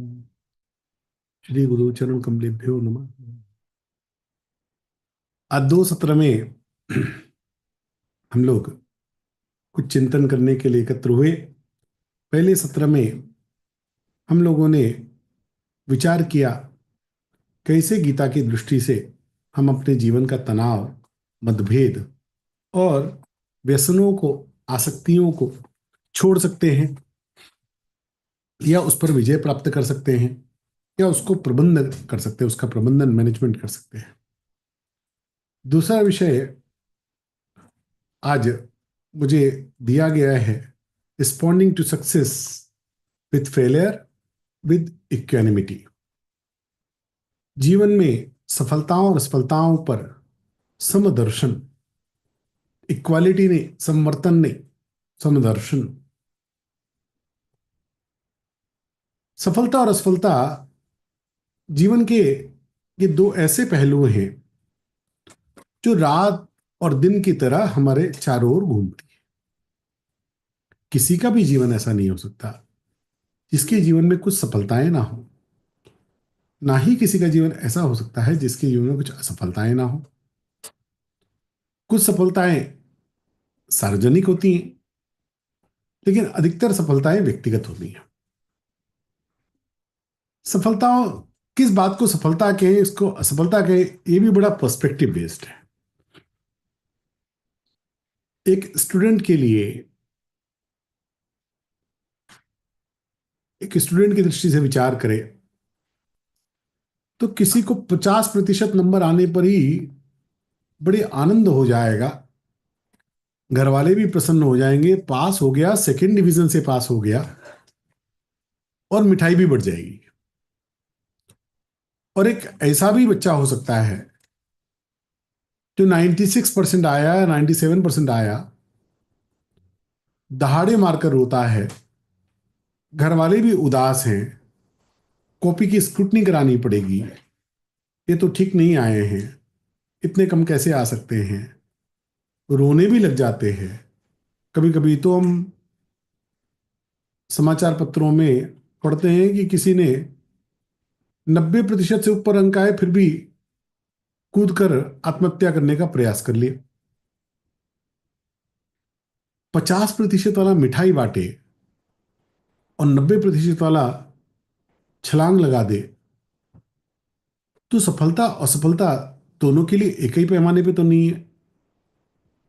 एक के लिए 50% अत्यंत सफल हो गया और दूसरे के लिए 90% भी असफल हो गया। इसका कारण क्या है?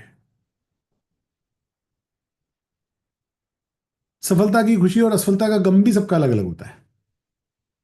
मैं यह नाम नहीं लेता क्योंकि सार्वजनिक मंच है, लेकिन क्रिकेट देखते होंगे जो लोग, उनको पता है, साउथ अफ्रीका का स्पिनर था, किसी को आउट कर देता था तो उसका जश्न ही बड़ा लंबा होता था, लंबा चक्कर लगाता था, जमीन में घुसा चला जाता था, सबसे हाथ मिलाएगा और ऐसा ऐसा, बस पूछो मत। एक विकेट लिया तो उसका सेलिब्रेशन ही 5-7 मिनट चलता था। और एक और, मैं उसी के कंपैरिजन में एक वेस्टइंडीज के स्पिनर को याद करता हूं, कितना ही बड़ा महत्वपूर्ण विकेट ले लिया, एक क्रॉस बनाता था और आगे चल देता था, दूसरा कोई बात ही नहीं, दूसरे लोग हाथ मिलाने आते थे तो भी इग्नोर कर देता। ज्यादा अच्छा किसको माना जाएगा, विचार करिए। जिसने अपने सेलिब्रेशन को बहुत लॉन्ग किया या जिसने अपने सेलिब्रेशन को समराइज किया। अच्छा उसे ही माना जाएगा जो खुशी और गम दोनों का प्रदर्शन कम करता है, न्यून करता है। जो खुशी और गम दोनों को ज्यादा प्रदर्शित करता है वो दूसरों को अच्छा नहीं लगता। वो उसके लिए भी अच्छा नहीं होता। इन दोनों को बर्दाश्त करने की ताकत, इन दोनों को सहन करने की ताकत। नथिंग न्यू अंडर द सन। कोई भी सफलता या असफलता किसी को पहली बार थोड़ी मिलती है। ज्यादा रोना या ज्यादा इतराना दोनों ठीक नहीं। एक शायर ने कहा, जो थोड़ी पीकर बहक गया उसे मैकदे से निकाल दो। सफलता असफलता दोनों को सहजता से स्वीकार करना चाहिए। दोनों में समान स्थिति तो बड़ी ऊंची बात हो गई, सम स्थिति तो बहुत ही ऊंची बात हो। लेकिन भगवत गीता की समता आज विचार करने के लिए हम देखेंगे, और 7 सूत्रों के आधार पर, भगवत गीता के 7 श्लोकों के आधार पर हम सफलता और असफलता में समदृष्टि कैसे हो इसका विचार करें आज। ऐसा भगवत प्रेरणा से, गुरु कृपा से मैं प्रयास करूंगा। तो पहला सूत्र, 7 सूत्र होंगे। 7 सूत्र का स्लाइड लगा। पहला, द काउंट मैटर्स। दूसरा, कभी खुशी कभी गम। तीसरा, योगी भव। चौथा, फॉलो द प्रोटोकॉल। पांचवा, तेरे फूलों से भी प्यार, तेरे कांटों से भी प्यार। पांचवा, फैक्टर्स बिहाइंड रिजल्ट्स। और सातवां, द अल्टीमेट गोल। पहला विषय, द काउंट मैटर्स। संख्या, नंबर्स। दूसरे अध्याय के 14वें श्लोक में भगवान कहते हैं, मात्र स्पर्शास्तु कौन्तेय शीतोष्ण सुख दुखदाह आगमापायिनो नित्यांश तांस्तितिक्षस्व भारत। तांस्तितिक्षस्व भारत। ये श्लोक बड़ा महत्वपूर्ण है, आई ओपनर है। सामान्य दृष्टि से इसको पढ़ते तब इसका अर्थ उतना ध्यान में नहीं आता, लेकिन महापुरुषों की दृष्टि से, संतों की दृष्टि से, चिंतकों की दृष्टि से इसका विचार करते हैं तब ध्यान में पड़ता है कि जीवन में सारे सुख दुख का कारण मात्रा है। भगवान कहते हैं, इंद्रियों के जो विषय है ना, शीत अनुकूलता है या उष्ण प्रतिकूलता है, उसके सुख दिखने वाले, या आगमापायिनो, या आने जाने वाले नित्य है। अर्जुन, तां तितिक्षस्व, इसको सहन करो, तितिक्षा। सफलता और असफलता वास्तव में एक नंबर है। कोई 10,000 का मोबाइल का बजट बनाकर मोबाइल खरीदने गया, और खरीदते खरीदते उसको 12,500 का 13,000 वाला मॉडल पसंद आ गया। तो जब वो 13,000 वाला मॉडल लेके लौटता है तो कहता, पैसे तो लगे लेकिन चीज बहुत बढ़िया मिल गई,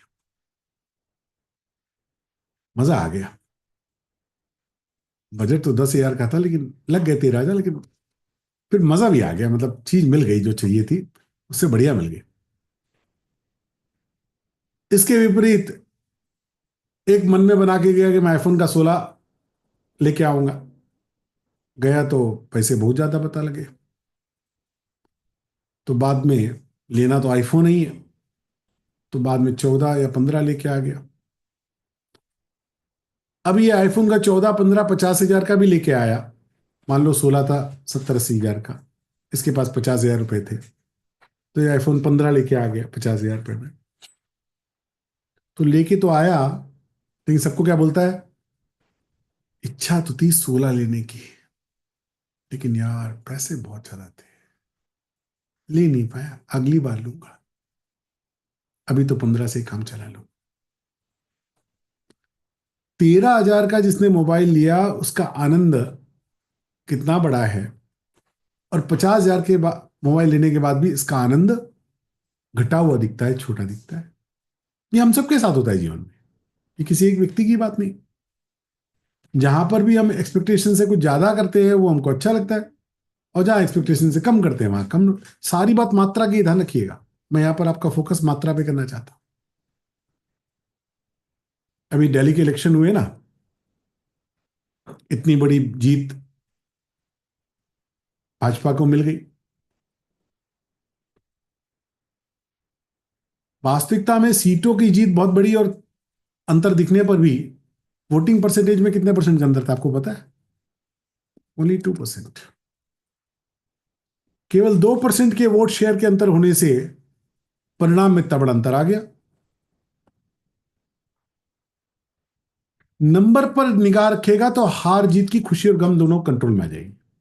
हमारी 5 इंद्रियां हैं ना, 5 ज्ञान इंद्रियां, आंख, कान, नाक, जीभ और त्वचा। जरा सा नमक ज्यादा हुआ तो सब्जी अच्छी लगेगी नहीं, जरा सा कम हुआ तो भी अच्छी लगेगी नहीं, जरा सी गंध तेज हुई तो वो खुशबू बदबू में बदल जाती है। तापमान 20 डिग्री है तो ठंड, तापमान 30 डिग्री है तो गर्मी।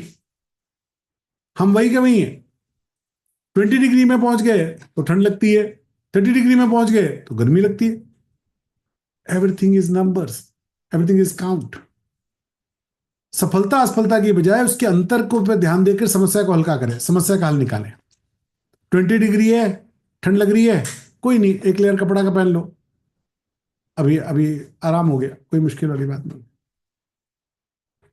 लेकिन हमेशा कपड़ा पहनने को भी नहीं मिलेगा, इसलिए भगवान अर्जुन से कहते हैं, अर्जुन सर्दी गर्मी की तरह अनुकूलता प्रतिकूलता को पहले तो ये मानो कि हमेशा रहने वाला नहीं है।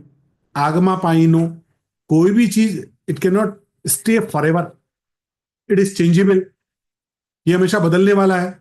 कोई भी परिस्थिति हमेशा रहेगी नहीं, ठंड भी हमेशा रहेगी नहीं, प्रतिकूलता भी हमेशा रहेगी नहीं, गर्मी भी हमेशा रहेगी नहीं, अनुकूलता भी हमेशा रहेगी नहीं। Everything is changing for ever, संसरती थी संसारा, हर क्षण सरक रहा वही संसार। तुलसीदास जी से भगवान ने कहा कुछ मांगो, तो तुलसीदास जी ने हाथ जोड़ निवेदन किया, कहा मांगू कुछ स्थिर न रहे। मैं मांगू क्या, कुछ ऐसा बताओ जो स्थिर हो, सब तो बदल जाता है, तो मांग के करूं क्या। और इसलिए भगवान ने कहा तांस तितिक्षस्व, अर्जुन तितिक्षा लाओ, प्रतिकूलता को सहन करो। गीता में जो तितिक्षा शब्द है, विवेक चूड़ामणि में भी षट संपत्ति में तितिक्षा आता है। कष्टों को प्रसन्नतापूर्वक सहन करना, यह है तितिक्षा। बिजली चली गई, लाइट चली गई, गर्मी लग रही, थोड़े पसीने आ रहे, कोई बात नहीं, सहन करो। नहीं नहीं, हम उतनी देर में तो पावर स्टेशन फोन भी लगाते हैं, फिर मोदी सरकार को गालियां भी दे देते हैं, ये क्या करती है सरकार, ये तो किसी काम की नहीं है, इतनी लाइट चली जाती है, इतना मुश्किल हो जाता है। थोड़ा सहन करने की आदत है। थोड़ी भूख प्यास अपमान निंदा स्वाद बेस्वाद, कुछ देर खड़े रहना पड़ा तो, कुंभ में गए थोड़ा चलना पड़ गया तो, उसको सहन क्यों नहीं कर सकते हम। हमारी सहन शक्ति समाप्त हो गई और इस कारण हमारा दुख बहुत बड़ा हो गया। और बड़ी सुविधा मिल जाए तो सुख बहुत बड़ा हो जाता है।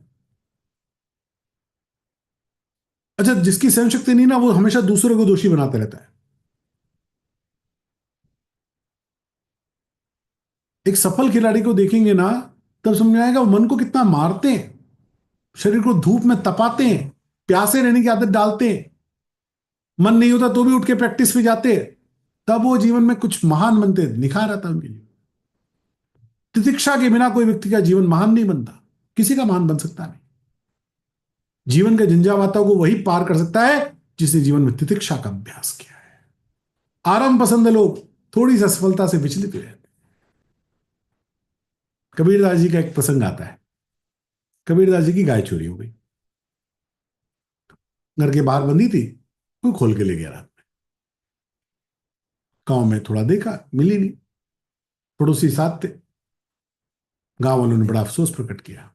बड़ी अच्छी गाय थी, बड़ा नीच आदमी है, आप जैसे भले आदमी की गाय खोल ले गया, अब तो दूध दही की समस्या हो जाएगी। उस जमाने में दूध दही बेचा नहीं जाता था, अपने घर का ही होता। कबीरदास जी ने बड़े मुस्कुराते हुआ, कोई बात नहीं, थोड़ी दूध दही की समस्या होगी, लेकिन मच्छरों से और कंडे थापने से छुटकारा भी तो मिला। अभी ये समस्या का विचार करने की अलग ही दृष्टि है कि दूध दही नहीं मिलेगा तो ठीक है, लेकिन अब कंडे भी तो नहीं थापने पड़ेंगे, गाय का गोबर भी तो उठाना पड़ेगा, और गाय का गोबर नहीं होगा तो मच्छर भी नहीं आएंगे। पहले वो मच्छर भी बहुत आते थे। गांव वाले बोले पागल ही,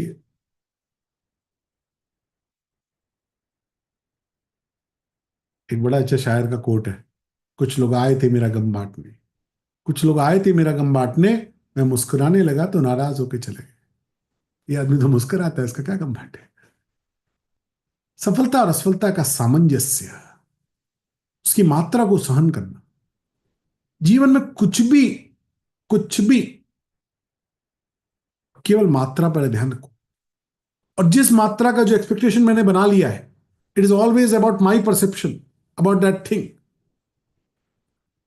किसी की आदत हो गई 17 डिग्री पे 17 टेम्परेचर पे एसी को रखने की, उसको कोई आके 22 पे 23 पे एसी कर देना तो उसको गर्मी लगने लगती है।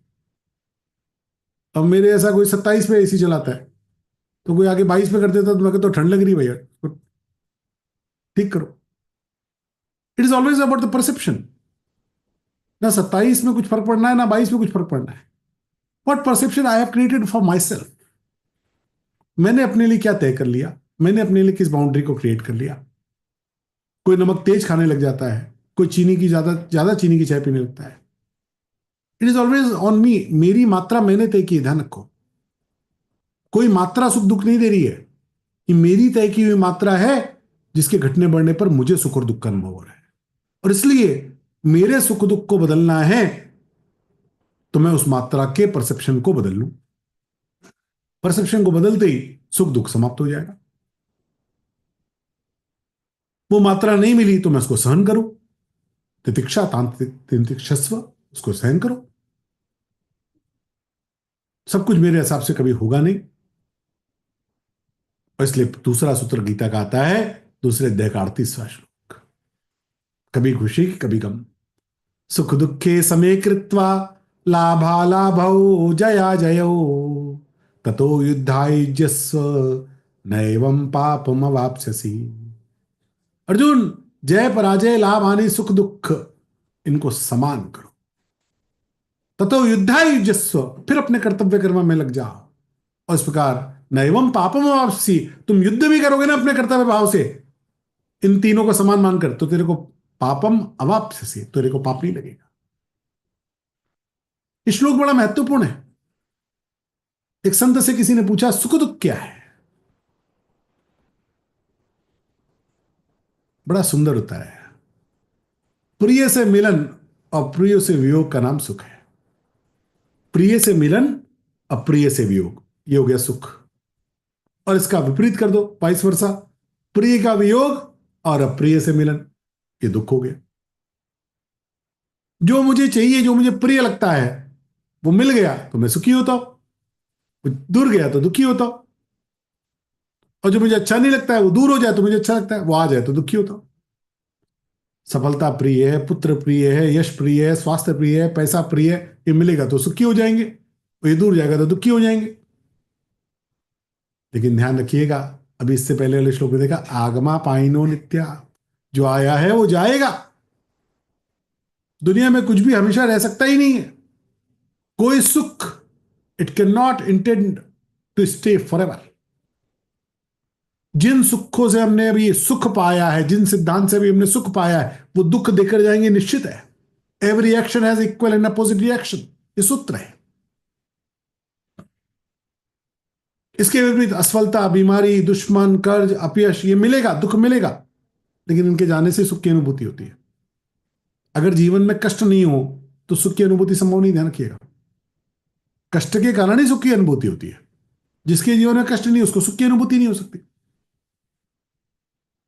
हमने पढ़ी है ना बुद्ध की कहानी, वो गौतम को इतने सुख दिए उसके पिता ने, 20 वर्ष तक उसने कोई दुख देखा ही नहीं, तो उसको सुख की अनुभूति ही नहीं हुई उसमें। उसके पिता ने इतने सुख दे दिए, दुख होना ही नहीं चाहिए इसका विचार करके, तो गौतम को उसमें सुख की अनुभूति होना समाप्त हो गई।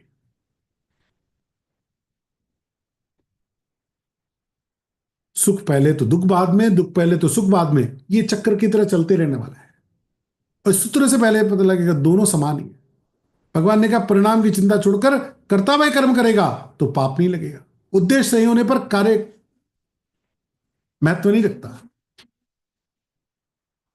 एक व्यक्ति ने गोली चलाई, उस पर हत्या का मुकदमा चलेगा, और एक व्यक्ति ने गोली चलाई, उसको शौर्य चक्र मिलेगा। गोली वही है।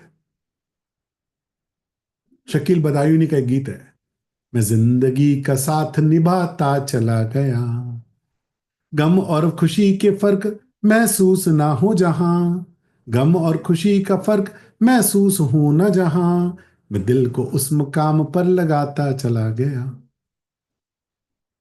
गम और खुशी में फर्क महसूस ना हो जहां, मैं दिल और को उसी मुकाम पर लाता चला गया। बस यही करना है, खुशी और गम में महसूस ना हो फर्क।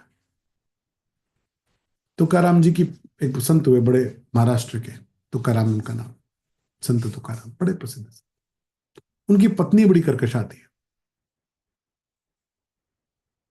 कोई कसर ना छोड़ती उनका अपमान करने में। ये बेचारे बड़े भगत, भजन में लगे रहते हैं।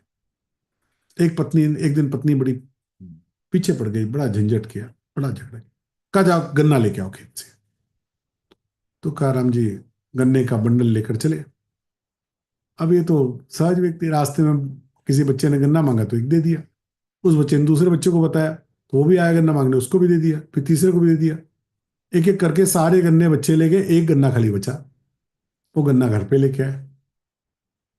तो पत्नी ने कहा तेरे को तो पूरा बंडल लाने को भेजा था, एक गन्ना क्यों लेके आया? तो उन्होंने कहा वो तो बच्चों ने ले लिया। पत्नी को इतना गुस्सा आया, वो एक गन्ना लिया, उन्हीं की पीठ में मारा जोर से, जो इतनी जोर से मारा कि वो गन्ना बीच से टूट गया। तुकाराम जी एकदम खुशी से नाचने लग गए। तो पत्नी ने बोला मैंने मारा, तू नाच क्यों रहा है? बोले मैं सोच रहा था एक ही गन्ना है, मैं खाऊं कि तू खाऊं, अब तूने तोड़ के दो कर दिए, एक तू खा एक मैं खाऊं।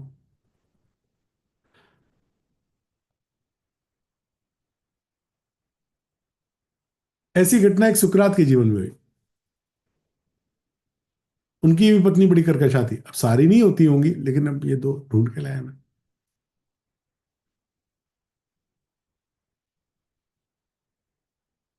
एक तो इतने कुरूप थे सुकरात, तो इनको कोई अच्छी पत्नी मिलती भी कहां से? वो हमेशा झंझट करती है, ये बेचारे अपने शिष्यों के साथ प्रवचन करते, सत्संग करते हैं, वो हमेशा आके एकदम झंझट करती है। तो एक दिन इनके कुछ शिष्य आए थे, प्रश्न उत्तर चल रहे थे, बातचीत कर रहे थे, और पत्नी अंदर से चिल्ला रही। शिष्य बेचारे हैरान हो रहे कि इतने बड़े विद्वान हैं, हम तो इनको इतनी दूर दूर से सुनने आए, कोई 200 किलोमीटर से आया है, कोई 500 किलोमीटर से आया इनको सुनने के लिए, और वो पत्नी इनके ऊपर चिल्लाई जाती, चिल्लाई जाती। फिर चिल्ला, एक तो खुद निकट्टू, ऊपर से पता नहीं इतने निकट्टे चेले कहां से आ जाते हैं इनको सुनने के लिए। दिन भर बैठ के किसी को काम नहीं, ये बोल रहे वो सुन रहे। जल्दी बंद करो इसको, मुझे बाहर की धुलाई करनी है। सुकरात बोलते रहे, पत्नी की बात कौन सुना करते रहे। आखिरी में जब सुकरात ने पत्नी की बात पे ध्यान ही नहीं दिया, तो जो पोछा लगा रही थी, वो पोछा लगाने का जो गंदा पानी था, वो लाके सुकरात के ऊपर डाल दिया। बोले निकलो यहां से, मैं कहती हूं सुनते क्यों नहीं तुम?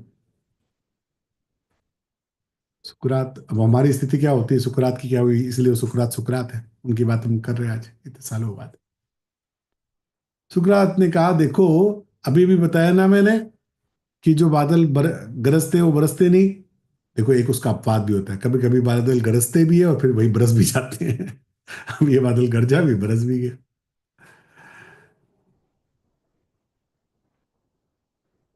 मुद्दा ये है कि जिन बातों के कारण जीवन में बड़ा क्लेश व्याप्त हो सकता है, उसको भी हंसी से टाला जाए।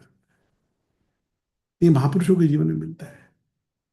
जीवन की असफलता असफलता, ये हमारे दृष्टिकोण पे किस बात को मैं सफलता मानता। मैं बहुत बड़ा प्रीचर हो गया तो मेरी पत्नी को मेरा बड़ा आदर करना चाहिए, ये पैमाना मैंने तय किया है। मैंने ना तय किया तो कोई झंझट नहीं है। तीसरा सूत्र, दूसरे अध्याय का 48वां श्लोक, गीता का अद्भुत श्लोक है। योग कैसा हो? भगवान अर्जुन को कहते 6ठे अध्याय में, योगी भव तब अर्जुन। तो कैसा योगी बनना? योगस्थः कुरु कर्माणि संगं त्यक्त्वा धनंजय सिद्ध सिद्ध्यौ समो भूत्वा समत्वम योग उच्यते। अर्जुन आसक्ति का त्याग करके सिद्धि असिद्धि में सम हो जाओ। सिद्ध सिद्धयो, सिद्धि असिद्धयो, सिद्धि और असिद्धि समो भूत्वा, इसमें सम हो जाओ। सफलता और असफलता इसमें सम हो जाओ। इस समत्व को योग कहा। योग का अर्थ ये टांगे ऊपर उठाओ, नीचे करो, और आसन ऐसा लगाओ और वैसा करो, ये योग का अर्थ नहीं है। वो योग का एक भाग है। अष्ट सोपान में योगासन उसका एक भाग है, चौथा भाग, चौथा सीढ़ी है उसका। हम लोग उस योगासन को योग समझ लेते। भगवान ने गीता में कहा समत्वम योग उच्यते, balancing is the best yoga. Sunday का दिन था, एक व्यक्ति अपने वॉशरूम में शेव कर रहा है, इतने में ड्राइंग रूम में टीवी की आवाज आई, आउट। आउट की आवाज आती, इसको याद आया, अरे आज तो मैच है, भारत पाकिस्तान का है, मैं देखना कैसे भूल गया। आउट हुआ। अब आउट हुआ तो गम मनाओ की खुशी है, पता नहीं, क्योंकि आउट किसका हुआ ये नहीं पता, इंडिया का हुआ कि पाकिस्तान का हुआ। इंडिया का आउट हुआ तो थोड़ा मुंह उदास होना चाहिए, पाकिस्तान का आउट हुआ तो मुझे खुशी मनानी चाहिए। कान लगाया फिर भी समझ में नहीं आया। ठीक है, अब जो भी हुआ, अब यहां जो काम मजबूरी में हुआ ना, वही सहज हो जाए। वो सहज हो गया तो जीवन में सारी झंझट खत्म हो जाएगी। डेंसिटी का प्रभाव कम हो। देखो, दो बातें हैं, सफलता असफलता मेरे हृदय में कितनी गहरी डेंसिटी से जाती है और उसका ड्यूरेबिलिटी कितना रहता है, मैं कितने दिन तक उस नशे में रहता हूं, सफलता का भी असफलता का भी। ये दोनों कम किए जा सकते हैं। उसका डेंसिटी कम करो, उसका ड्यूरेशन कम करो। प्रभाव नहीं होगा ऐसा संभव नहीं, लेकिन वो प्रभाव का गहराई कितना होगा मेरे भीतर में, उसका इंटेंसिटी कितना होगा और उसका ड्यूरेशन कितना होगा, इट इज माई कंट्रोल। बचपन में कोई खिलौना टूट जाए तो कैसा आसमान सिर पर उठा लेते थे हम। बड़े होकर अपने बच्चों का टूट गया तो क्या लगता है, 100 रुपए का नुकसान हो गया, 200 रुपए का नुकसान हो गया। अब खिलौना टूटने का गम नहीं है, 100 रुपए जाने का गम है। समझ में आना चाहिए कि बचपन में उसी खिलौने के लिए जान देने को तैयार थे हम। आज इस खिलौने का मूल्य केवल 100 रुपए लगाते हैं, जानवन कोई बात नहीं।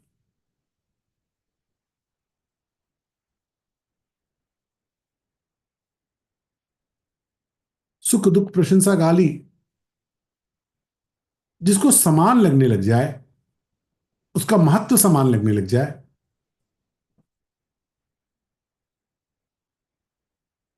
जब ये स्थिति आएगी ना, अगले प्रोटोकॉल को भी फॉलो कर लेंगे। चौथा सूत्र है फॉलो द प्रोटोकॉल, तीसरे अध्याय का 7वां श्लोक। यस्त्विन्द्रियाणि मनसा नियम्यारभते अर्जुन कर्मेन्द्रिय कर्मयोगम असक्तः स विशिष्यते। अर्जुन, जो मनुष्य मन से इंद्रियों पर नियंत्रण करके आसक्ति रहित होकर निष्काम भाव से समस्त इंद्रियों द्वारा कर्मयोग का आचरण करता है, वो श्रेष्ठ है। अब ये श्लोक थोड़ा मुश्किल है, आसान कर देते हैं, एक रूपक देता हूं। एक रथ है जिसमें एक राजा बैठा हुआ है, उस रथ को एक सारथी चला रहा है, 10 घोड़े जुटे हुए हैं। जब 10 घोड़े होते हैं या 4 घोड़े होते हैं तो आगे वाले 2 घोड़े, आगे वाले 5 घोड़े उस रथ को, पीछे वाले जो घोड़े होते हैं वो रथ को खींचते हैं, और जो आगे वाले रथ होते हैं, आगे वाले घोड़े होते हैं, वो उसकी दिशा को तय करते हैं। सारथी के हाथ में 2 लगाम होती है, एक लगाम से वो आगे वाले घोड़ों को निर्देश देता है किधर मुड़ना, किधर जाना, और पीछे वाले घोड़ों को चलने या रुकने का निर्देश देता है कि वो रथ को खींचते हैं। जो सारथी ये काम बढ़िया से करता है उसका रथ उतना बढ़िया चलता है।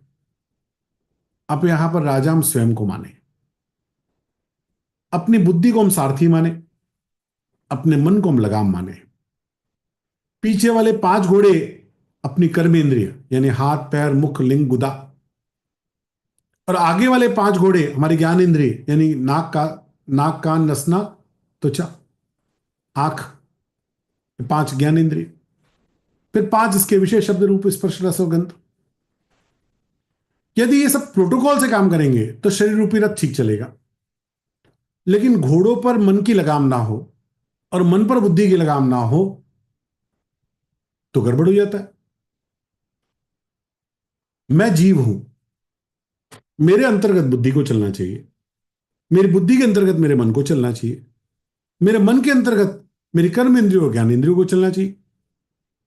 यह प्रोटोकॉल जितना फॉलो होगा उतना जीवन सदा हुआ होगा। लेकिन प्रोटोकॉल का पालन नहीं होता और वो घोड़े जहां जाते हैं वहां रुक जाते हैं। इंद्रिया इतनी चटोरी हो गई, भोगों में आसक्त हो गई कि बुद्धि की सुनती नहीं। जलेबी देखी, बुद्धि बोल रही है शुगर बढ़ी हुई है, खाना नहीं, लेकिन आंख मन को मजबूर कर देती है। बुद्धि से कहो चुप रहे, कल 1 किलोमीटर फालतू चल लूंगा, अभी तो जलेबी खाने दो। और प्रोटोकॉल का पालन का उल्लंघन किया और व्यक्ति फंसा, व्यक्ति गया। जितना व्यक्ति प्रोटोकॉल का पालन करेगा, प्रोटोकॉल क्या, मेरा नियंत्रण बुद्धि पर है, बुद्धि का नियंत्रण मन पर है, और मन का नियंत्रण कर्मेंद्रियों ज्ञानेंद्रियों पर है। This is the optimum phase, this is the protocol. When we follow the protocol then we win. तब जीवन में सफलता और असफलता में दोनों में मुश्किल नहीं आए, वरना फिर हम दूसरों को दोष देते। 5वां सूत्र, तेरे फूलों से भी प्यार, तेरे कांटों से भी प्यार। भगवान ने 6ठे अध्याय का पहला श्लोक का, बड़ा सुंदर श्लोक, अनाश्रित कर्म फलं कार्यं कर्म करोति यः स सन्यासी च योगी च न निरग्निर्न चक्रियः। अर्जुन, जो कर्तव्य फल का आश्रय न लेकर, मेरी भूल हो गई, कर्म फल का आश्रय न लेके कर्तव्य कर्म करता है, वही सन्यासी और योगी है। जो अग्नि का त्याग करता है, भगवा वस्त्र पहनता है, क्रियाओं का त्याग करता है, भगवान कहते मैं उसको योगी नहीं मानता। सफलता या असफलता कर्मफल है। जो कर्तव्य कर्मों के लिए उद्यत रहता है वो कर्मफल से प्रभावित नहीं होता। अयोध्या कांड के मंगलाचरण में तुलसीदास जी भगवान राम का स्तवन करते हैं। अद्भुत स्तवन है वो, वैसा स्तवन शायद ही कहीं पर और हुआ है। दूसरा श्लोक है अयोध्या कांड का, प्रसन्नताम यनागताभिषेक तस तथा नमम्ले वनवास दुखता मुखाम्बुज श्री रघुनंदनस्य में सदास्तु सा मंजुल मंगल प्रदा। मैं रघुकुल का आनंद करने वाले श्री रामचंद्र जी के मुखारविंद की, उस मुखारविंद की कल्पना करके उनको प्रणाम करता हूं जिनके मुखारविंद की शोभा राज्याभिषेक की बात सुन के प्रसन्नताम ज्ञानगताभिषेकता, जो अब राज्याभिषेक की बात सुनकर जिनका मुखारविंद कोई प्रसन्नता से खिला नहीं, और नान ममले वनवास दुखता, और जिनका मन वनवास की खबर सुनकर जिनका मुख मलिन नहीं हो। जब उनको राज्याभिषेक का समाचार मिला तब भी उनका मुख वैसा ही था, और जब उनको वनवास का समाचार मिला तब भी उनका मुख वैसा ही। राम जी केवल वो करते जो उनका करना कर्तव्य है। अभिषेक का समाचार मिला तो ये भी मेरा कर्तव्य है, वनवास का समाचार मिला तो भी मेरा कर्तव्य है। तू जो भी दे दे करतार, तेरे फूलों से भी प्यार, तेरे कांटों से भी प्यार, जो तुम दे दे मुझे उससे प्यार है। राम जी शिकायत नहीं करते कि कल रात में मेरे राज्याभिषेक की बात हुई और आज सवेरे मुझे वनवास पे जाना पड़ रहा है। इज टू काम, एवरीवन इज सरप्राइज्ड। ये व्यक्ति काम कैसे हो सकता है, इस वक्त शांत कैसे हो सकता है, ये रो क्यों नहीं रहा है, ये चिल्ला क्यों नहीं रहा है, ये क्यों नहीं बोल रहा है कि अन्याय हो रहा है मेरे साथ, ये क्यों नहीं बोल रहा है कि गलत है ये, ऐसा कैसे हो सकता है, क्यों हो सकता है, मैं राज्य का अधिकारी हूं, मैं बड़ा बेटा हूं, मैं क्यों जाऊं वनवास पर, ये मेरे अधिकार है, ये मैं सही हूं। ये तो कुछ भी नहीं बोल रहा, तो उल्टा बोल रहा है। पिता की प्रसन्नता के लिए जाना है तो मैं वन में जाऊंगा, पिता मना कर रहे हैं मत जाओ। वाल्मीकि रामायण में प्रसंग आया है जब सुमंत्र जी राम जी को बैठाकर घोड़े को लेकर चले, पीछे से दशरथ जी ने आवाज दी, सुमंत्र रुको, राजाज्ञा देता हूं, राजाज्ञा है, सुमंत्र रुको। दशरथ जी ने पीछे से आवाज दी, दशरथ जी ने घूम के राम जी की ओर देखा, सुमंत्र जी ने घूम के राम जी की ओर देखा, क्या करना है। राम जी ने क्या कहा आपको पता है? राम जी ने कहा आप चलिए, रुकिए मत। सुमंत्र जी ने कहा राजाज्ञा है। राम जी ने कहा आप कह देना कि घोड़ों की टापों की आवाज में मैंने सुनी नहीं। आप कल्पना कर सकते हैं क्या? हम तो इस राजा का बहाना बनाकर वनवास से रुकने को तैयार हो जाएंगे, कितना बढ़िया काम हो जाएगा। लेकिन राम जी अपने कर्तव्य को कैसे पालन करते हैं? तेरे फूलों से भी प्यार, तेरे कांटों से भी प्यार। कभी जीवन में सुख आएंगे, कभी दुख आएंगे, कभी सुख है कभी दुख है, इसी का नाम जीवन है। जो दुखों से ना घबराए उसे इंसान कहते हैं, पराया दर्द अपनाए उसे इंसान कहते। पथिक जी महाराज का बड़ा सुंदर है। छठा सूत्र, फैक्टर्स बिहाइंड रिजल्ट्स। 18वें अध्याय की 14वें श्लोक में भगवान सूत्र देते हैं। कोई कर्म सिद्ध करना हो, सफल करना हो, तो उसके लिए 5 हेतु भगवान ने बतलाए। अद्भुत सूत्र है, ध्यान रखिएगा। ये एक सूत्र पकड़ लिया जीवन में तो बहुत सारी समस्याओं का निदान हो जाएगा। एक कॉन्सेप्चुअल सूत्र है। अधिष्ठानं तथा कर्ता करणंच पृथक विधम विविधाश्च पृथक चेष्टा दैवं चैवात्र पंचमम। अर्जुन, कोई कर्म सिद्ध करना हो तो उसके 5 हेतु हैं। There are 5 sectors for success of any karma. 5 बातें होंगी तो ही कोई कर्म सिद्ध हो सकता है। पहला, उसमें अधिष्ठान होना चाहिए, उसका उद्देश्य होना चाहिए। मैं क्या कर रहा हूं, क्यों कर रहा हूं, यह मुझे पता होना चाहिए। What is the purpose for my this कर्म। जब पर्पस उत्तम होगा तो कर्म सिद्ध होने की संभावना बनी। दूसरा, पर्पस तो बहुत बढ़िया है लेकिन करने वाला कोई नहीं है तो कर्म सिद्ध नहीं होगा, करता चाहिए।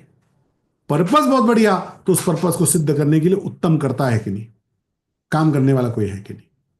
तीसरा, पर्पस भी है, करता भी है, लेकिन कोई साधन ही नहीं है। उसके लिए जो उद्देश्य पूर्ति के लिए जो साधन चाहिए, साधन नहीं है तो भी काम नहीं होगा। तो तीसरा, करणम, साधन चाहिए।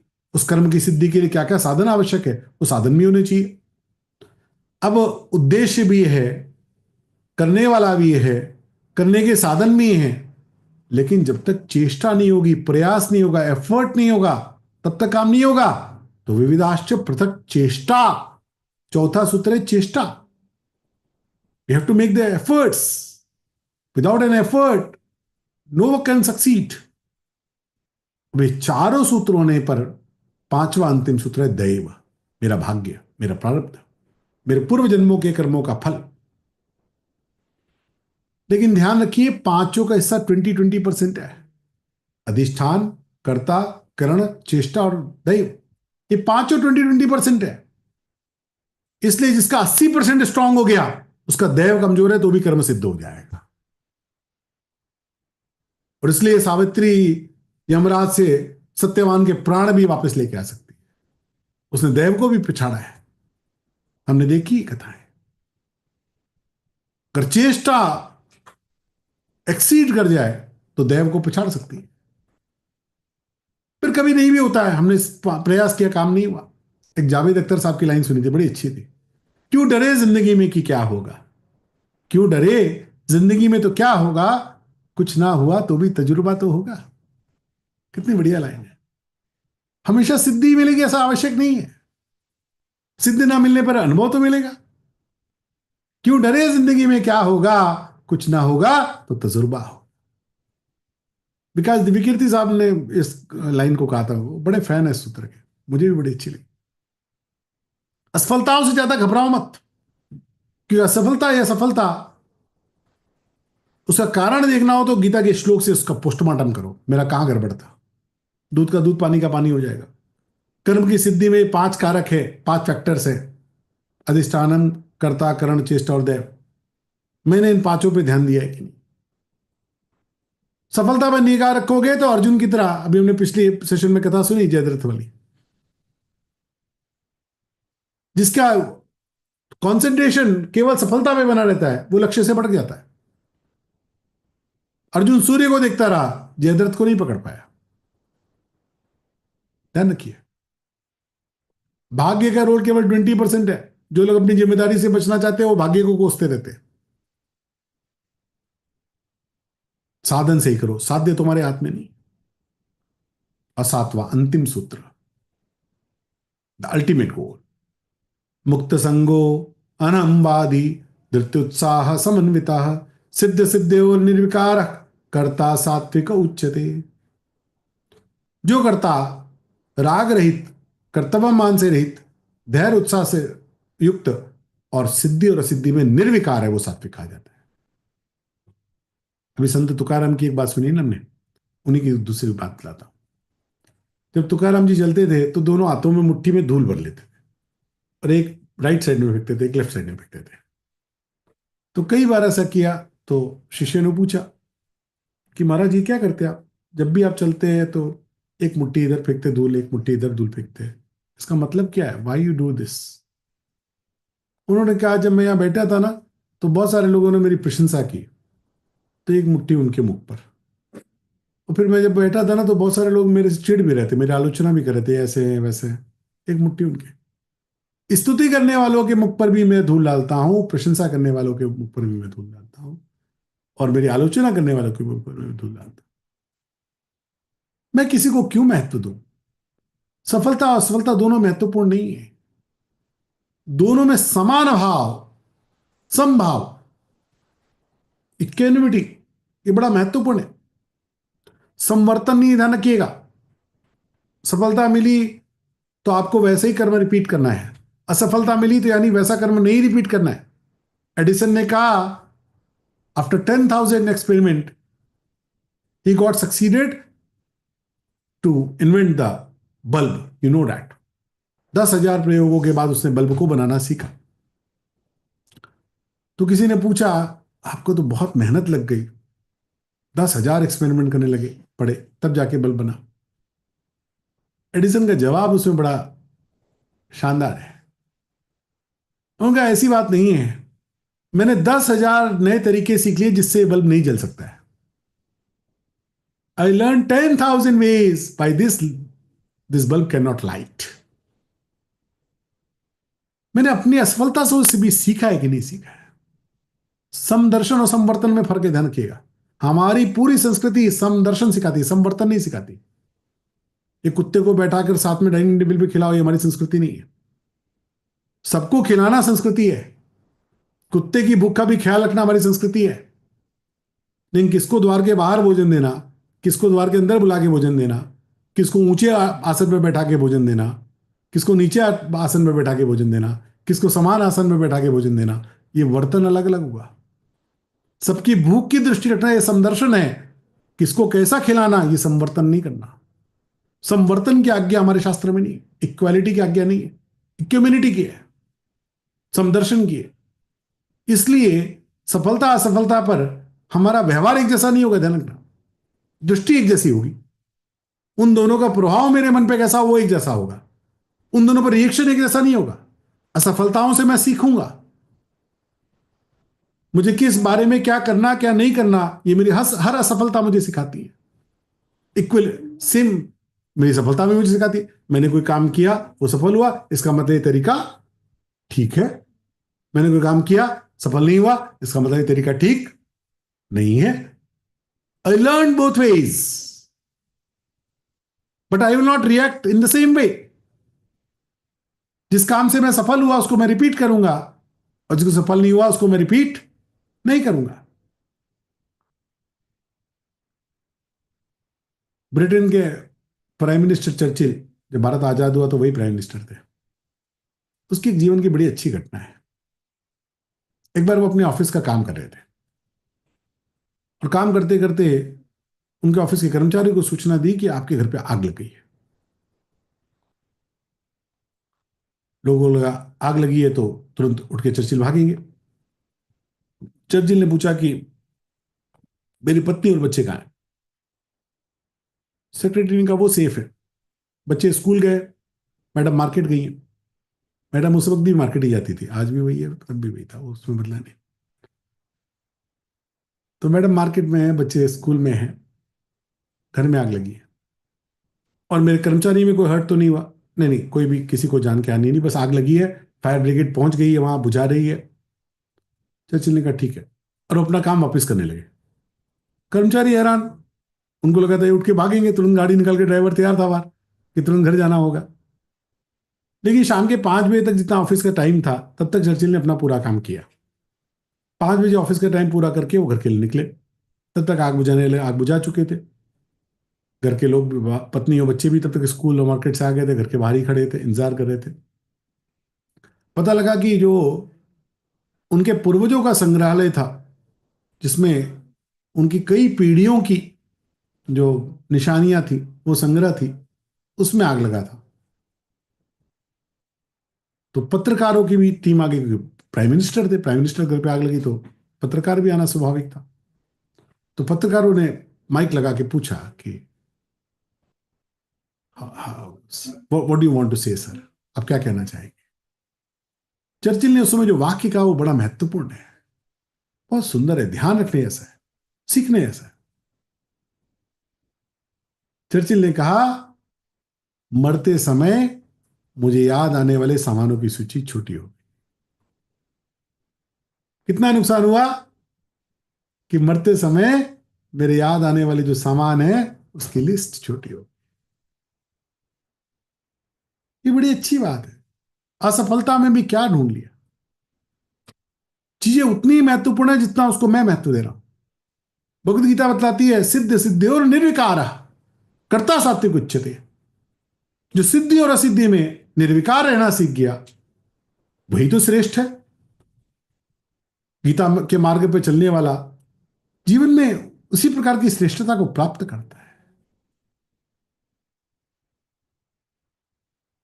सिद्धि और असिद्धि में जो बहक गया, थोड़ी सी सिद्धि मिली और पागल हो गया, थोड़ी सी असिद्धि मिली और डिप्रेशन में आ गया,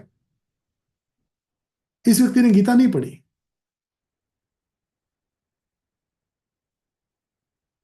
सिद्धि मिलने पर भी उसका नशा नहीं चढ़ा, और सिद्धि होने पर भी मैं उससे बहका नहीं। यही जीवन का मूल सूत्र है। जितना जितना ये जीवन में आता जाएगा, उतना उतना जीवन श्रेष्ठता की ओर बढ़ता जाता है। सफलता और असफलता ये केवल हमारे पर्सपेक्टिव्स पे निर्भर करेगी। मैंने जो अपने पर्सपेक्टिव सेट कर लिए, वही मेरी जीवन की सफलता असफलता होती है। जो बच्चा पढ़ाई में कमजोर है, वो पास होने को सफलता मानता है। जो थोड़ा तेज है, वो टॉप 10 में आने को सफलता मानता है। और तेज है, टॉप 5 में आने को सफलता मानता है। और एक बच्चा वो हो जाता है, फर्स्ट के अलावा कुछ भी आया तो असफल हो जाता है। ये पैरामीटर्स मैंने ही सेट किए अपने जीवन में, ये किसी और के नहीं है। क्योंकि यथार्थ तो यह है कि क्लास में 40 बच्चे हैं, तो क्लास रैंक 1 से रैंक 40 ये आनी आनी। Nobody can change that equation. Not every child in the class can score the first rank. एक बच्चा फर्स्ट रैंक पे होगा, एक बच्चा 40th रैंक पे होगा। It is the only truth.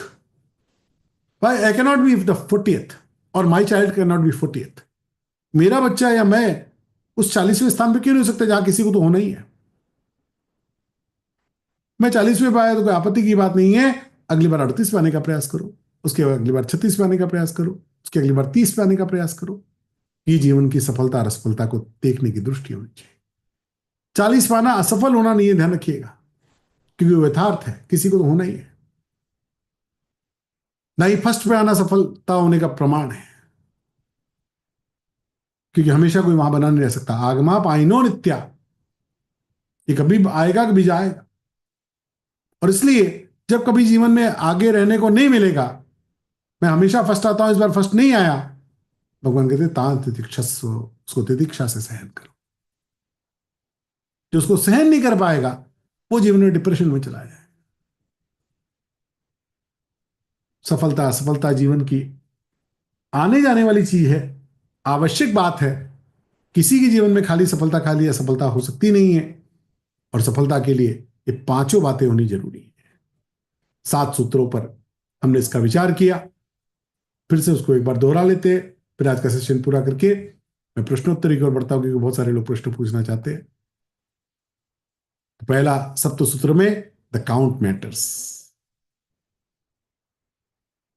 मात्र स्पर्शास्तु कौन्तेय शीतोष्ण सुख दुखदा।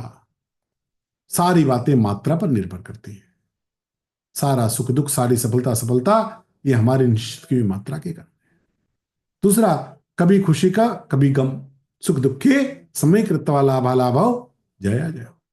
तीसरा, योगी भव, योगस्था कुरकर्माणि संगम त्यक्त्वा धनंजय, सिद्ध सिद्धयो समो भूत्वा, सिद्धि और सिद्धि में सम रहना। चौथा, फॉलो द प्रोटोकॉल, हम अपनी बुद्धि का नियंत्रण करें, बुद्धि मन का नियंत्रण करे, मन कर्मेंद्रिय और ज्ञानेंद्रिय का नियंत्रण करे। Follow the protocol. पांचवा, तेरे फूलों से भी प्यार, तेरी कांटों से भी प्यार, अनाश्रिता कर्म फलं कार्यम कर्म करोति यः। सन्यासी च योगी च न निरग्न चक्रिय। भगवान राम का वो मुखारविंद याद करना जो राज्याभिषेक के समाचार से और वनवास के समाचार से एक जैसा रहता है। छठा, फैक्टर्स बिहाइंड रिजल्ट्स, 18वें अध्याय का 14वां श्लोक, अधिष्ठान तथा कर्ता करणं च पृथक विधम विविधाश्च पृथक चेष्टा दैवं चैवात्र पंचमा। और सातवां, अल्टीमेट गोल, सिद्ध सिद्धि और निर्विकारा, 18वें अध्याय का 26वां श्लोक। जितना जितना हम इस सिद्धि और सिद्धि में निर्विकार होते जाते हैं, उतना उतना मेरा जीवन अर्थपूर्ण बनता जाता है। और फिर थोड़ी छोटी खुशी पर मैं स्टेटस लगा के नहीं घूमता हूं, और छोटे गम पर फिर शायरियां लिखता नहीं घूमता हूं। ऐसा जीवन नहीं बनता है।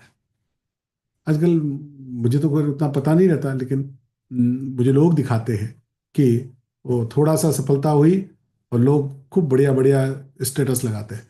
फिर स्टेटस को किसने किसने लाइक किया वो देखते हैं, फिर उसमें किसने किसने कमेंट किया वो देखते हैं, फिर जिसने कमेंट किया उसको थैंक यू लिखते हैं, फिर जिसने लाइक किया लेकिन कमेंट नहीं किया उसका भी नाम याद रखते हैं कि उसने लाइक तो किया लेकिन कमेंट नहीं किया, वो भी देखते हैं। फिर किसने किसने मेरा पेज विजिट किया लेकिन लाइक भी नहीं किया, वो भी देखते हैं। अब अपनी खुशी को भी गम में बदलते हैं कि वो आया तो 3 बार आया, 3 बार ऑनलाइन हुआ है, लेकिन 3 बार ऑनलाइन होकर भी उसने मेरे स्टेटस पे कमेंट नहीं किया है। देखो, जानकर मुझे इग्नोर कर रहा है। अभी अपनी खुशी में गम ढूंढ रहा है व्यक्ति, कितना महान है सोचो। अपनी सफलता में भी असफलता ढूंढ रहा है, कितना महान है सोचो। और एक व्यक्ति अपनी असफलता पे ऐसे विचार करता है, वो बढ़िया बढ़िया शायरी लाता है, मुकेश के गीत लाता है, दर्द दर्द भरे गीत, और दर्द भरे गीत लगाता है। फिर देखता है किसने किसने देखा, किसने किसने, फिर इंतजार करता है कोई तो पूछे क्या हुआ भाई। ये बिना वजह अपनी पागलपन को बढ़ाना है। We need to come out of it. सिद्धि और असिद्धि में निर्विकार होना। सफलता मिल गई तो भी पागल होने की जरूरत नहीं, और थोड़ी असफलता आ गई तो भी जीवन में कुछ चला नहीं गया। There is always next time. We have to wait for our turn. We have to correct our mistakes. We have to correct our actions, correct our course. 5 सूत्रों में अपने कोर्स को करेक्ट करना।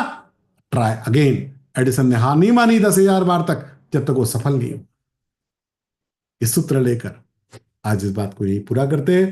सभी को बहुत बहुत धन्यवाद, रामानुजन कॉलेज का और ये सारे आयोजकों का मैं विशेष रूप से धन्यवाद करता हूं जिन्होंने मुझे इस चिंतन के लिए अवसर दिया।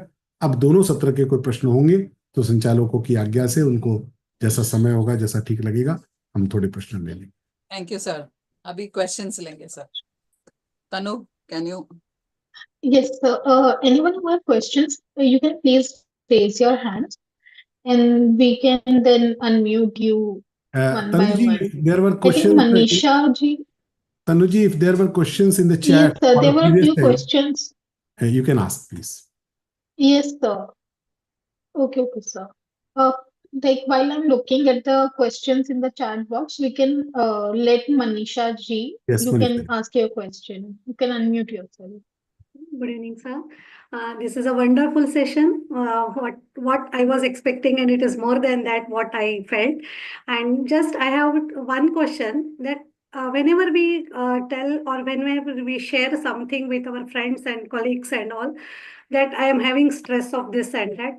Most of the people they tell that ध्यान करो या जाप करो तो तनाव से दूर हो जाओगे, and they send a link of guided meditation. So that time what happens, we just हमारा ध्यान वो सिर्फ गाइड क्या कर रहे हैं उनके आवाज की तरफ जाता है, और जो ध्यान लगना चाहिए वो तो होता ही नहीं, और ज्यादा टेंशन हो जाता है कि मेरे से ये क्यों नहीं हो रहा है। तो हम कैसे करें? ऐसा नहीं है। देखो, टेम्पररी उपाय के रूप में वो ठीक होता है। कारण ऐसा है कि प्राणों की गति से मन की गति स्थिर होती है। ध्यान में और प्राणायाम में हम प्राणों की गति को स्थिर करते हैं, अपने श्वासों की गति को स्थिर करते हैं। श्वास से ही मन की गति चलती है। जैसे जो ऋषि मुनि आपने पढ़ा है कि तपस्या करते थे हजारों वर्षों की, अपने प्राणों को रोक लेते थे, अपनी श्वास को रोक लेते थे। पार्वती जी के बारे में भी आपने पढ़ा है। प्राणों को रोकने से मन रुक जाता है, मन की गति निर्बाध हो जाती है। मन को चलने के लिए प्राण की गति चाहिए। इसलिए ध्यान में जब आप प्राणों का संयमन करते हैं तो आपका मन कुछ क्षणों के लिए ठहरता है। तो आप जो इधर उधर बहुत परेशान दे भाग रहे थे, उसको थोड़ा रिलीफ मिलता है। But it is always the temporary relief, it is not the permanent relief. The permanent relief goes on the root cause. वो कहाँ से आ रहा है? हम आग को बुझाने का उपाय करें कि आग लगे ना, उसका विचार करें। देर इज प्रिवेंटिव मेडिसिन ना, आजकल प्रिवेंटिव मेडिसिन चलता है कि हम ऐसा ऐसा काम करें कि हम बीमारी ना पड़े। बीमार करने पे कौन सा गोली खाना, ये कम अच्छी बात है। मैं बीमारी ना पड़ूं ऐसा लाइफस्टाइल करूं, ये उत्तम बात है। तो हमने जो आज का सेशन किया उसमें बीमार कैसे नहीं पड़ना उसकी बात करी। बीमार पड़ गए तो ये भी ठीक है कि थोड़ा ध्यान कर लो, थोड़ा मुट्ठी बांध कर 10 तक गिनती कर लो कि गुस्सा ना आए, थोड़ा अपने को कंट्रोल कर लो। ये बातें सब ठीक है, इसमें गड़बड़ कोई नहीं है। ठीक है Anju ji. JP Pandey sir, you can ask your question. Anju Sharma ji is also on screen. हाँ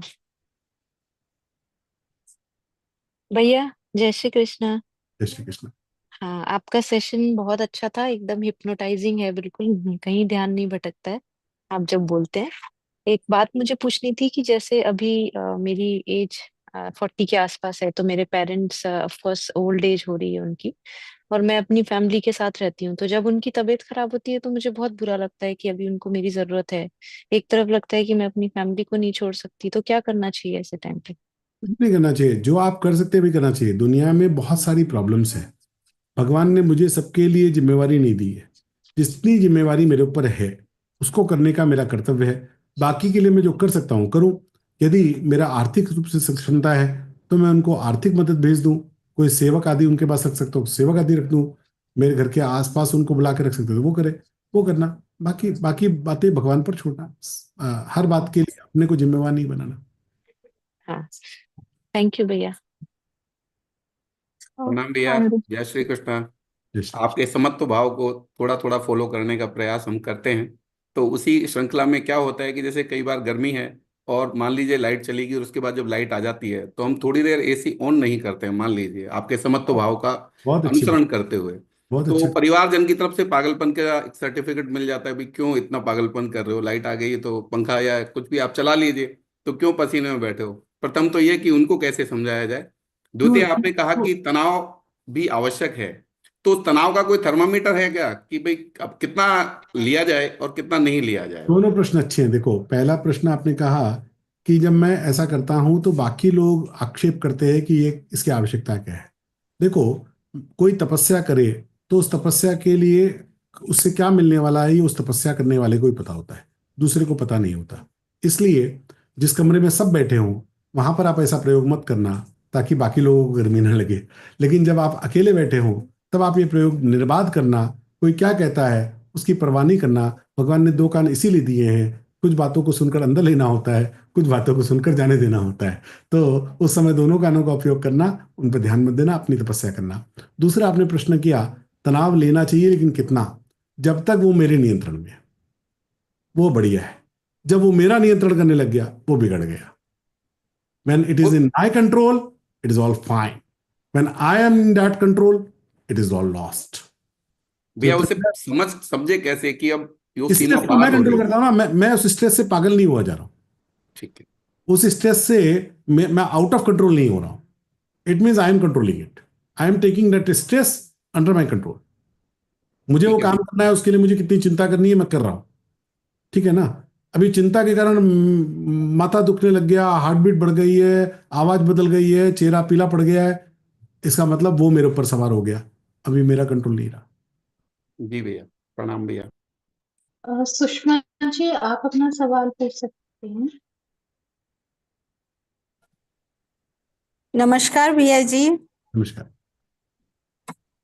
आपको सुन के बड़ा अच्छा लगता है और काफी सारे प्रश्न उमड़ते हैं, पर जी। मैं एक प्रश्न पूछना चाहूंगी कि जैसे आपको सुन सुन के काफी कुछ समझ में आ गया, अपने आप में हम मस्त हो गए, हमें और कुछ। लेकिन आसपास वाले जब कहते हैं कि आप मेरी तरफ से लड़ो, उसका मुकाबला कैसे करें? देखो, सब बातों को लोग लोग तो बहुत कुछ मुझसे अपेक्षा करते हैं। हर अपेक्षा को पूरी करने की जिम्मेवारी भगवान ने मुझे नहीं दी है। इसलिए उसमें सही और गलत, डूज एंड डोंट्स का पैमाना लाना चाहिए।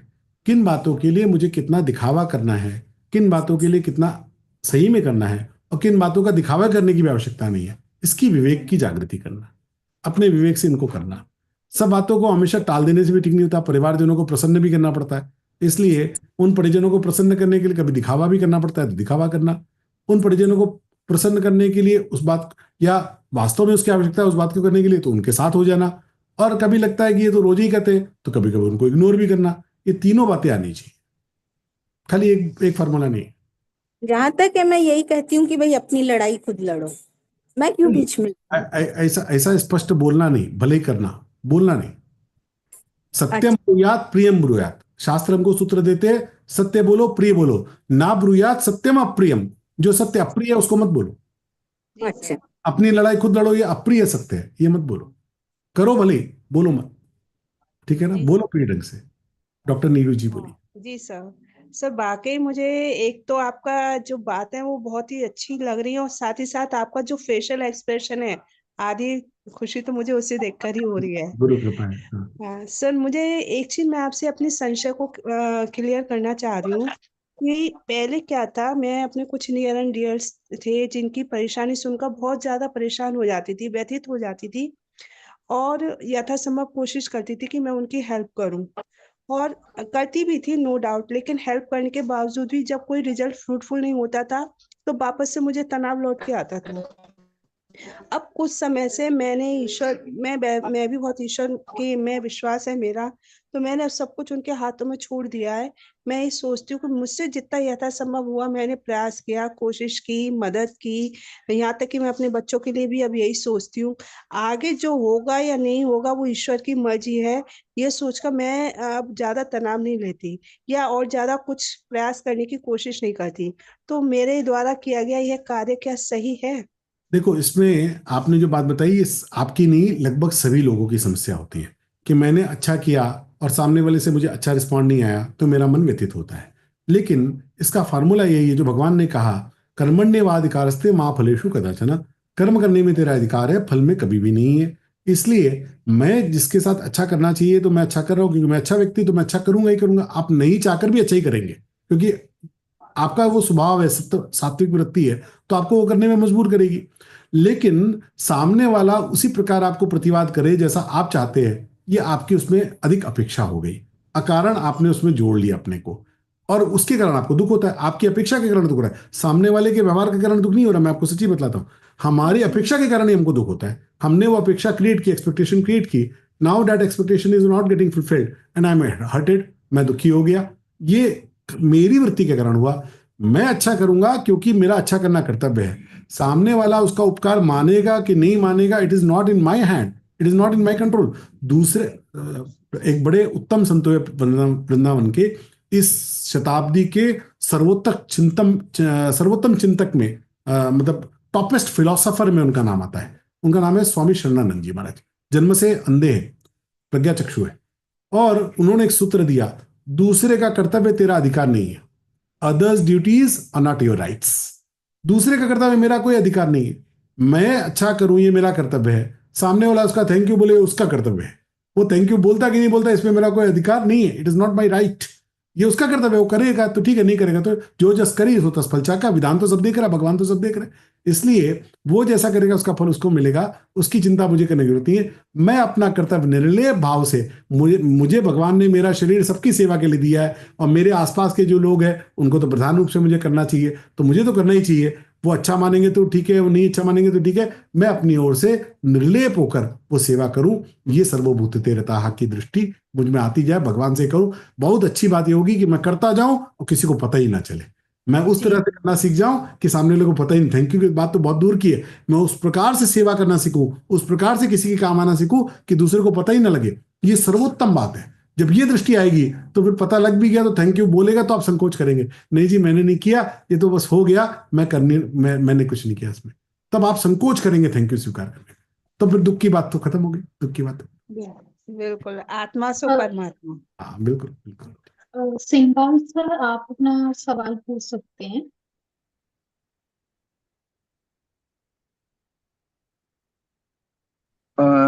श्री कृष्ण भैया जी, मेरा सवाल ये है, अगर ये मुझे हु एम आई से मुझे ये कंसेप्ट क्लियर हो गया कि मैं ना ये शरीर हूँ, न ये तन हूँ, न मन हूँ, न ये अहंकार हूँ, और अगर मैं आध्यात्मिक ज्ञान से ये अनुभूति कर पाऊं कि मैं ये तन मन और अहंकार नहीं हूं, तो जो इस तन और मन के कारण जो मेरे कर्म बने हैं, क्या उनसे मुझे मुक्ति मिलके मैं मोक्ष की प्राप्ति कर सकता हूं? यही तो भावना है, जब तक हम अपने आप को ये शरीर मानते हैं तो इस शरीर से जुड़े हुए कर्मों से मेरा जुड़ाव होता है, उसका फल मुझे भोगना पड़ता है। और जिस समय मैं ये शरीर नहीं हूं मानना सीख जाता हूँ, ज्ञानाग्नि दग्ध कर्माणम, तब उस ज्ञान की अग्नि से वो सारे कर्मफल दग्ध हो जाते हैं, नष्ट हो जाते हैं। यही तो करना है, उसी को मोक्ष का, उसी को आत्म साक्षात्कार का, उसी को कैवल्य का। लेकिन ये सोचना, बात करना, आप पूछ सकते हैं, मैं बतला सकता हूँ, ये करना तो सिद्धों की बात है, बड़ी ऊंची बात है, अनुभूति की बात है, ये अनुभूति होती रहेगी ज्ञान के साथ साथ। स्थिति है, बहुत आगे पहुंचने की स्थिति है, अंतिम बात है। सच्चिदानंद। अर्चना जी, जी सर आप बोलिए। अर्चना जी बोलिए। जी भैया, एक सवाल मेरा है जो मैंने अनुभव किया, मैं पूछना चाहती हूँ। जैसे दुख और सुख में समभाव रखना चाहिए, ठीक है, तो ये जब वो हो जाता है घटित, दुख में मैं दुखी हो जाऊंगी, सुख में एकदम खुश हो जाऊंगी, बाद में मुझे अनुभव होता है कि नहीं ऐसा नहीं होना चाहिए, तो ये कैसे दूर करें भैया? मैंने कहा कि ये नहीं होगा, ऐसा नहीं है, सुख और दुख की अनुभूति नहीं होगी, या सफलता पे असफलता पे हर्ष और शोक की अनुभूति नहीं होगी, ऐसा नहीं है। इसकी इंटेंसिटी और ड्यूरेशन ये कम किया जा सकता है। मैं कितना गहराई से खुश होऊंगा या कितना गहराई से दुखी होऊंगा और कितना देर तक खुश या दुखी रहूंगा, ये मेरे हाथ में है कि नहीं, बोलिए। हाँ हाँ हाँ, ये तुरंत हट करता है कि नहीं, नो, ओके, ऐसे। हाँ, तो ये देखो, हम सिद्ध योगी नहीं है, इसलिए मन पे प्रभाव आएगा नहीं, ऐसी बात नहीं है। लेकिन मन पे आए हुए प्रभाव की इंटेंसिटी कितनी हो और ड्यूरेशन कितना हो, ये मैं कंट्रोल कर सकता हूँ। इसको घटाते जाओ, सुख का भी दुख का भी, दोनों। कोई बात मन की नहीं हुई तो कितनी देर उदास रहना, पहले हम दिनों तक रह जाते थे, अब घंटों तक करो, फिर घंटों में उसको और मिनटों तक करो, कितना कम कर सकते हैं। कि ऐसे किसी कोई बात मन की हो गई तो अब मन की बात हुई, किसी ने माला पहनाई स्टेज पर, रात को लेटे मुस्कुरा रहे, कोई पूछ रहा क्यों मुस्कुरा रहे, वो याद आ रहा कि दिन में माला पहनाई गई थी, तो वो माला तो दिन में पहनी थी और रात में भी मुस्कुरा रहे, फिर करते बाद में मुस्कुरा रहे कि वो व्यक्ति बड़ा अच्छा था, मुझे माला पहनाई थी। तो ये सुख से चिपक जाना है, ये आसक्ति है, यही वासना है, ये चिपकना है, इसी को छोड़ना है, ठीक है ना। माला पहनते हुए खुशी होगी, इसमें कोई बड़ी बात नहीं, लेकिन माला पहनने के बाद वो खुशी पकड़े हुए, इसमें गड़बड़ है। बहुत बहुत धन्यवाद भैया, जय श्री कृष्ण। सर अब मैं कुछ सवाल चैट बॉक्स से भी लेना चाहूंगी। Please please. तो इसमें प्रोफेसर पूजा देवी जी का सवाल है कि sir please tell me that why people don't understand others but when it comes to themselves they want to be understood. Actually nobody can understand others. भगवान ने सिर्फ हमको अपने को समझने की शक्ति दी है, अपना रिमोट कंट्रोल दिया है। आप एयर कंडीशनर का रिमोट टीवी पे चलाएंगे तो चलता है क्या? ऐसे ही मैं अपना रिमोट कंट्रोल दूसरे पे चलाना चाहता हूं, मैं दूसरों को समझना चाहता हूं, उनको समझाना चाहता हूं, उनको अपने बात उनके मन में बैठाना चाहता हूं, और वो होती नहीं है, और नहीं होने के कारण मैं परेशान होता हूं। जो स्वयं को समझना सीखता है उसको सब समझ जाते हैं, लेकिन हम स्वयं को समझते नहीं है, अपने बारे में तो हमारी बात के लिए इग्नोरेंट हो जाते हैं। एक बड़ा अच्छा उदाहरण आता है कि जज और वकील दो रोल होते हैं ना, अपने बारे में हम वकील बनते हैं, मेरे से गलती हुई, कोई बात नहीं, इस बार हो गई, हमेशा तो मैं ठीक ही करता हूं, अभी गड़बड़ हो गई। दूसरे के बारे में हम जज बन जाते हैं, कितनी बार माफ करें, एक बार हो गया, दो बार हो गया, 10 बार हो गया, कितनी बार माफ करते रहेंगे। दूसरे के बारे में जज बनते हैं, अपने बारे में वकील बनते हैं, इसलिए सारा दुख है, सारा झगड़ा है। इसको पलट दो, अपने बारे में बन जाओ जज, नहीं नहीं, एक गलती भी तुमसे कैसे हुई, इसका दंड दो, अपना प्रायश्चित करो, एक गलती भी उसका प्रायश्चित करो, अपने बारे में जज बन जाओ, और दूसरे बारे में वकील बन जाओ, कोई नहीं, हो गया होगा, उसका मन खराब रहा होगा, उसके कारण रहे होंगे, कोई उसकी बात होगी, हमको पता नहीं है, उसके बारे में वकील बन जाओ, तो सारे दुखों का निदान हो जाएगा। सर नेक्स्ट क्वेश्चन है तेजस चौधरी जी की तरफ से उन्होंने पूछा कि in today's world, the one who is going in straight direction has to experience a lot of stress and loss of money, etc. So what should be done in such situation? मुझे स्वामी जी महाराज एक बड़ा सुंदर सूत्र देते हैं। वो कहते हैं कोई भी मनुष्य अपनी सज्जनता से नहीं हारता है, मनुष्य हारता है अपनी असावधानता से। हम अच्छे हैं इसका मतलब हम असावधान हो जाएंगे ऐसा नहीं चलेगा। भगवान श्री कृष्ण अच्छे हैं, कभी हारे? भगवान राम अच्छे हैं, कभी हारे?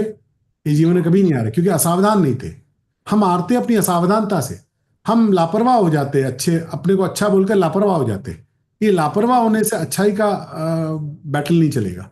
जीवन में सावधानता से ही युद्ध जीते जाएंगे। संघर्षों में विजयी होना है तो सावधानता रखनी पड़ेगी। If you are not alert enough, you are going to lose, always lose, whether you are good और बैड। ऐसा थोड़ी केवल अच्छे लोग हारते, बुरे लोग भी हारते। जो भी असावधान है वो हारेगा, और जो सावधान है वो जीतेगा, भले ही बुरा व्यक्ति हो। जीत और हार ये जीवन में सावधानता से आती है, अच्छाई बुराई से नहीं आती। अच्छाई बुराई से उसकी सस्टेनेबिलिटी आती है।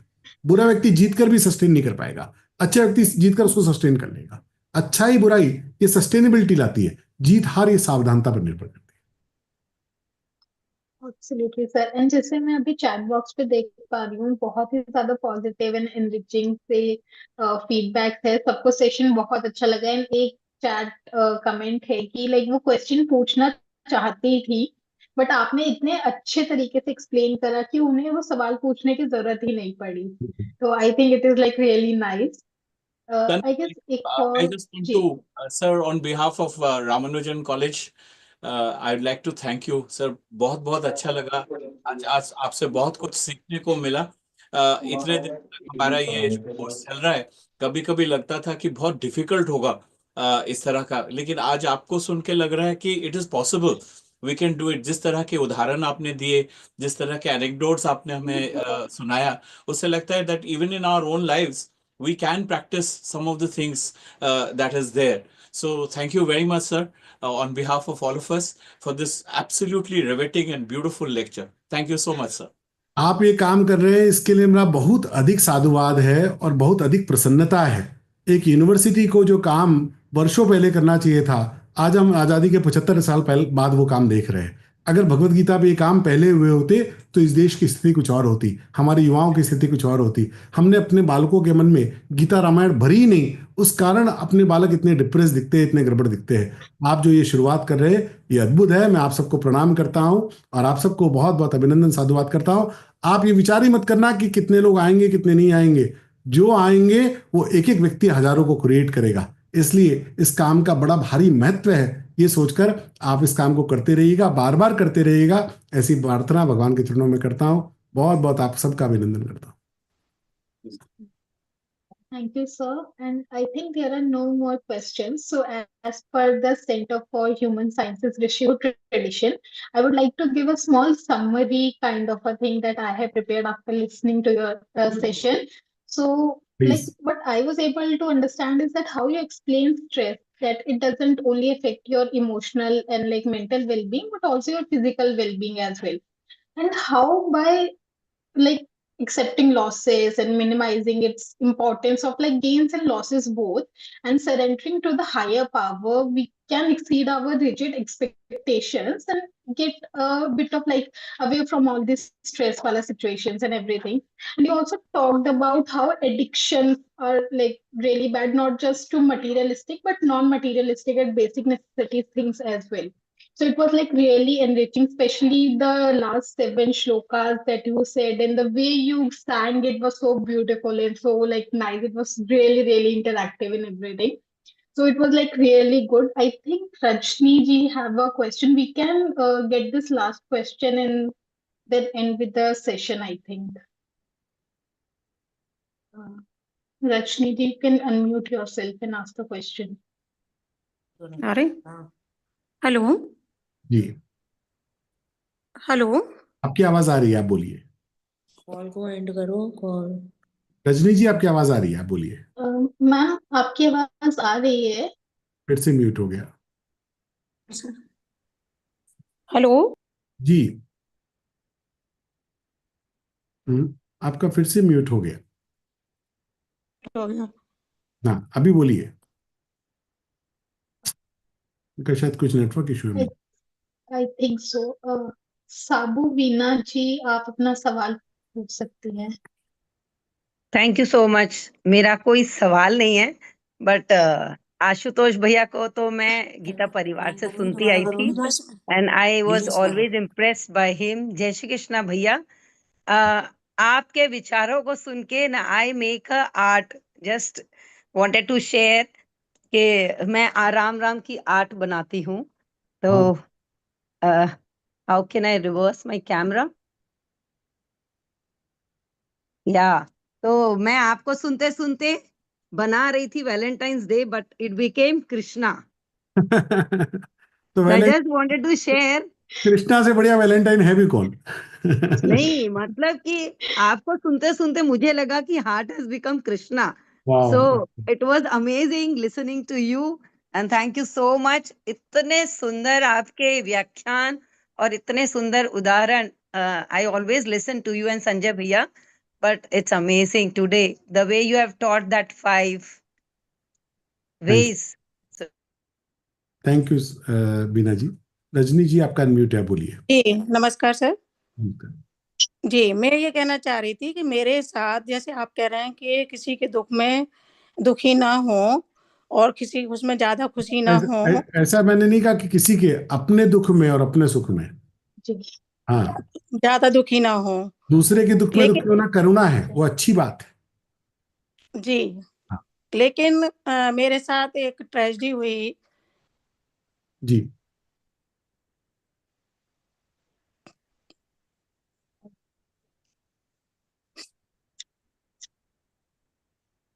मैं आपकी भावनाएं समझ गया। देखो, हम किसी अपने को खोते हैं तो इस प्रकार का दुख मन में आना ये स्वाभाविक है।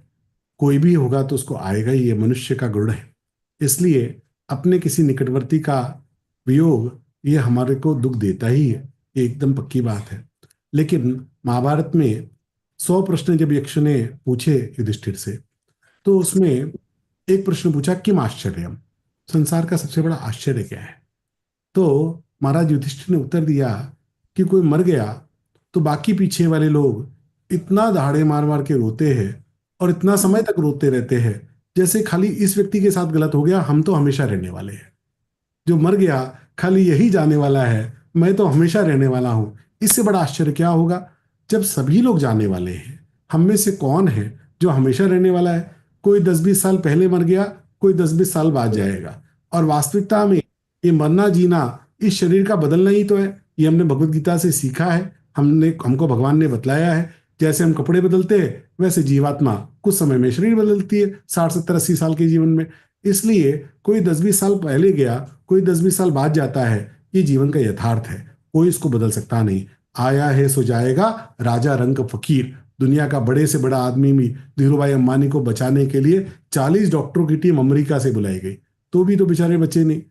करोड़ों अरबों रुपए लगा तो भी तो बचे नहीं तो माँ के सामने बेटा जाए। मैं आपकी बात समझ गया, आपका दुख भीषण है, मैं आपके दुख में साथी हूं। लेकिन सत्य यही है कि क्या पहली बार ऐसा हुआ? एक बुद्ध तो वो के किसके पास, करनी से जाएगा? आप मेरी बात सुने, आपको कहानी सुनाता हूं। बुद्ध के पास एक माँ आई, बदहवास, 8 साल का बेटा, हाथ में शव लेके भागती आ रही, घुसती चली गई मठ के अंदर। शिष्य रोकते रहे, रुको रुको माँ, कहाँ जाती हो तुम? लेकिन वो स्त्री मानने को तैयार नहीं, बदहवास भागी जा रही और बोली कोई मुझे रोक दे। और शिष्यों ने थोड़ा पकड़ना भी चाहा, लेकिन वो इतने आवेश में थी, रुकी नहीं, सीधे आके तथागत के पास पहुंची और तथागत के सामने अपने बच्चे को रख दिया। कहा कि बुद्ध, मैं कोई उपदेश सुनने नहीं आई हूं, मुझे पता है तुम भगवान हो और मेरा ये इकलौता पुत्र है। मैं जानती हूं तुम इसको जिंदा कर सकते हो, तुम इसको जिंदा करके दो, मुझे कोई प्रवचन मत देना, कोई उपदेश मत देना। थोड़ा शिष्यों ने समझाने की कोशिश की। बुद्ध तथागत शांत भाव से उसको देखते रहे। स्त्री की विरह बड़ा था, अकेला पुत्र था, 8 वर्ष का, चला गया और उस कारण से वो बड़ी दुखी थी। तथागत सुनते रहे। वो स्त्री बार बार कहती, तुम बताओ तुम कर सकते हो कि नहीं कर सकते हो, तुम मुझे बतलाओ तुम कर सकते हो कि नहीं कर सकते हो। आखिरी में तथागत ने बोल दिया, मैं कर सकता हूं। सारे शिष्य हैरान हो गए, बुद्ध ने कभी कोई चमत्कार किया नहीं था, तो आज क्या तथागत इस मरे हुए बालक को जीवित करेंगे? ये क्या पहली बार होने वाला है? ये हो सकता है क्या? सारे लोग हैरान हो गए। तथागत ने कहा मैं जीवित कर दूंगा, तुम बस इतना काम करो, 5 घर से एक एक मुट्ठी चावल लेके आओ जहां कोई मरा नहीं है।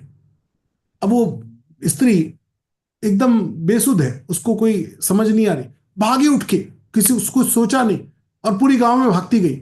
घंटे भर बाद, पहली बार आई थी तो बड़े आवेश में आई थी, घंटे भर बाद चाल निढाल थी, थोड़ा धीरे धीरे चल के आ रही थी और खाली हाथ दोनों लेकर बुद्ध के पास आकर बैठी। बोली तथागत आपने मुझे क्यों भेजा?